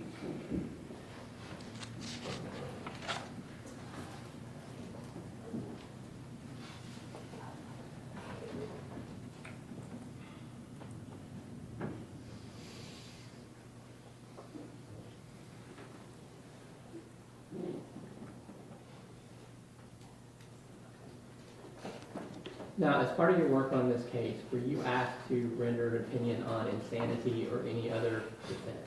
No. Were you asked to render an opinion on whether or not Tanner Horner has an FASD? Yes. That's what Mr. Beard, No further questions, Your Honor. may Dr. Davies be finally? Yes, sir. Thank you, Doctor.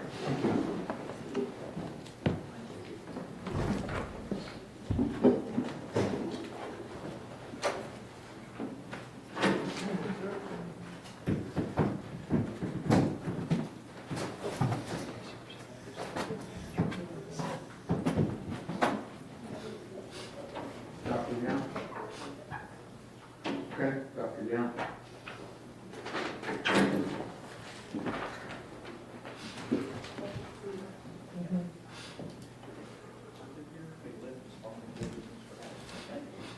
Come on in. Thank you, sir.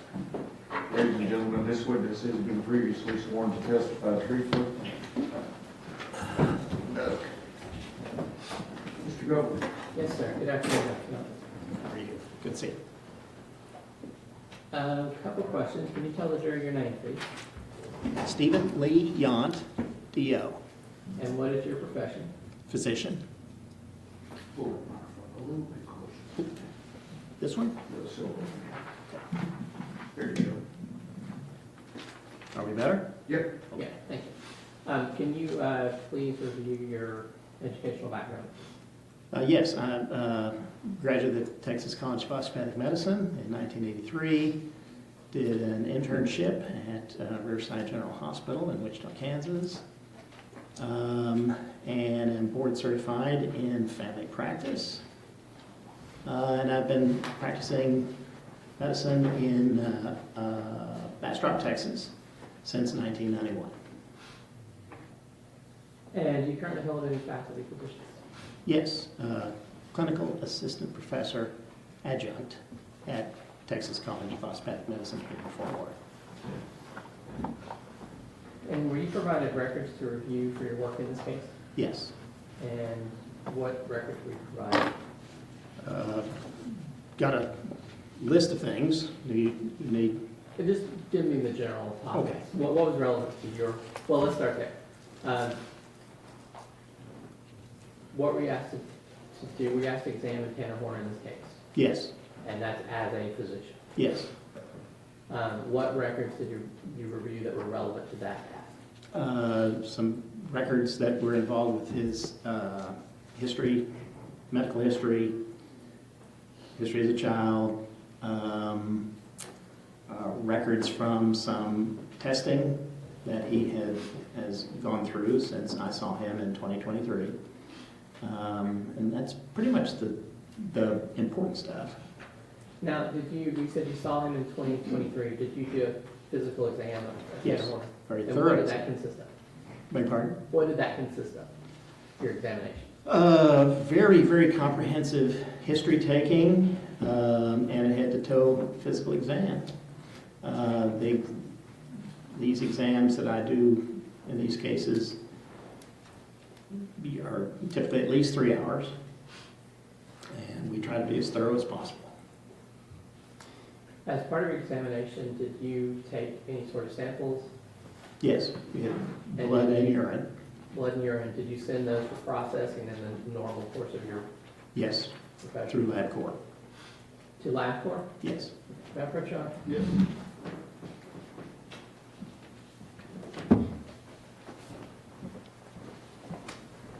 Let's take a look at that. This is, I'm sorry, this is Defense Exhibit 86. Okay. Can you identify that? Yes, this is the date. Yeah, this is the labs that we drew on that initial exam. Mayor, I move to admit the Defense Exhibit 86. Can you get there? Can I take one look at that? Oh, sure. I have another copy. No, I got you, brother.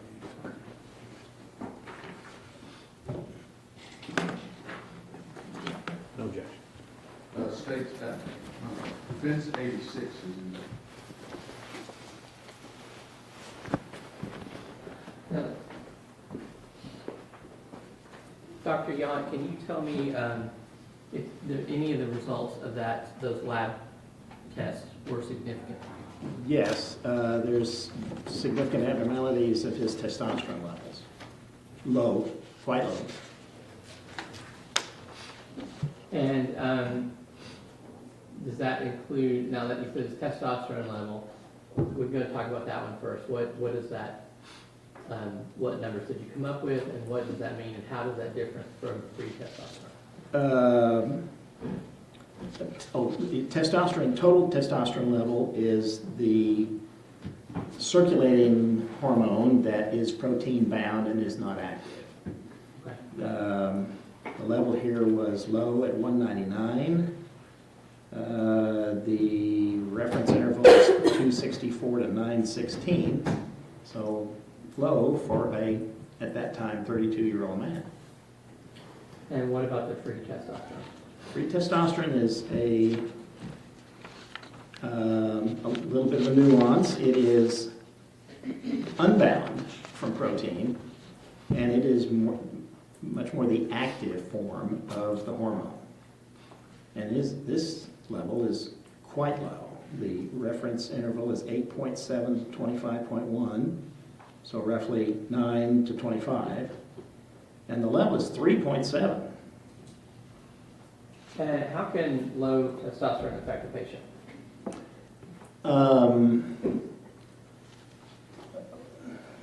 Can I approach that as to how high testosterone would affect a patient and then back up to low?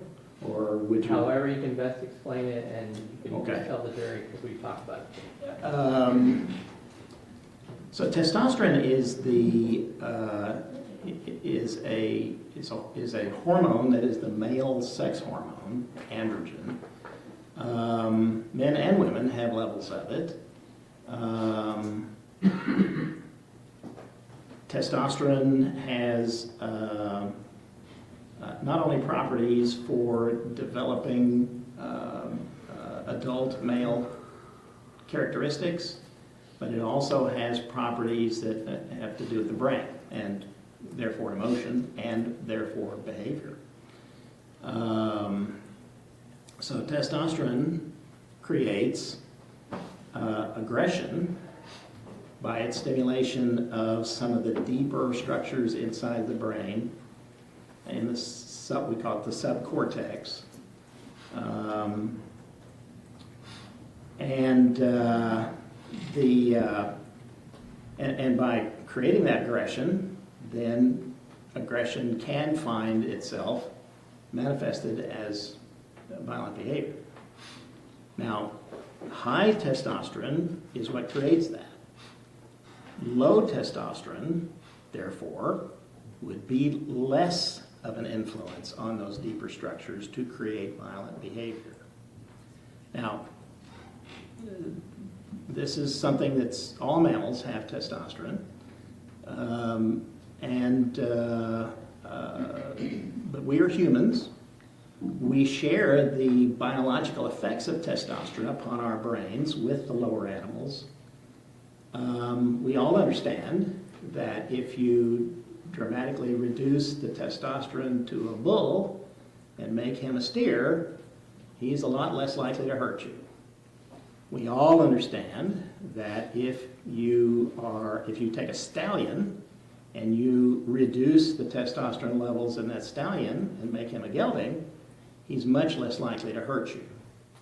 If you neuter a dog and reduce those testosterone levels, he's much less likely to bite you. However, the steer still might hurt you, and the gelding might still hurt you, and the dog might still bite you if he is stimulated, fearful enough, panicked enough, whatever, or in pain enough. This can still happen. So, Dr. Young, yes. basically saying about the effect of testosterone on humans, it doesn't take away our brain. True. Our ability to think and reason. Very true. Now, you are familiar with the charges in this case, Yes. and you understand that Tanner pled guilty to kidnapping and murdering Athena Strand.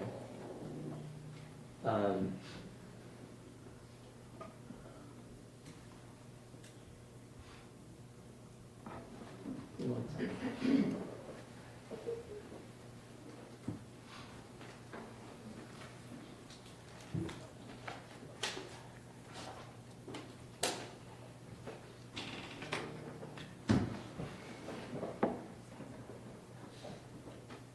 I'm going to go ahead and pass it. Thank you, Doctor.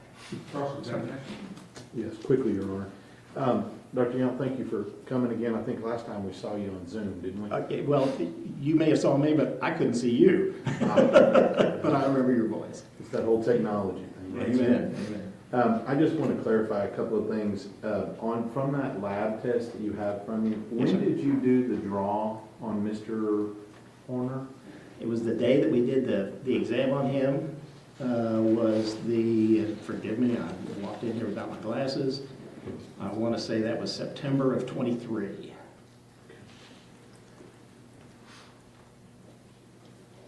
Now, of these lab results you got, do you have any reason to believe that any of those are any different back in November of the year before? I'm sorry, say again? Meaning, do you have any reason to believe that there are any significant differences if we had tested the defendant back in November of 22? Okay. Right? Do you have any reason to believe that those would not be exactly the same? I'm not aware that he was tested in Okay. November 22. I guess what I'm trying to get at is, you don't have any type of medical opinion that any of the numbers in all the labs would be any different than they are now? That would be guessing. Okay. I'm just trying to ask in your medical opinion. Sure, but it would still be a guess. All right. And that's really the only thing that, as far as in this case, that you're providing, is that you did a physical exam. You say he's got, the lab say he's got low T. Yes. And that's pretty much it. Yes. That's a witness. Read record. One second.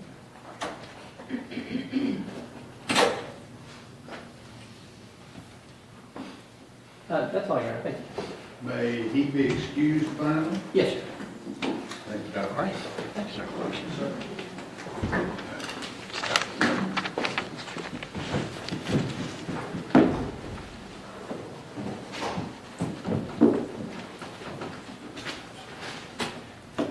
Okay, we're done for the day.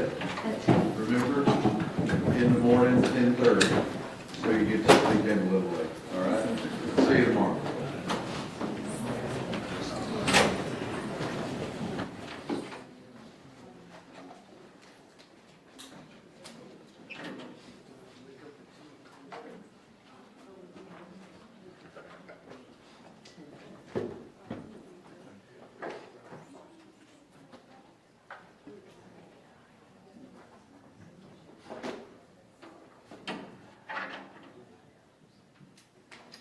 Thank you, everyone. Tomorrow, What? ready to go? James, before you leave,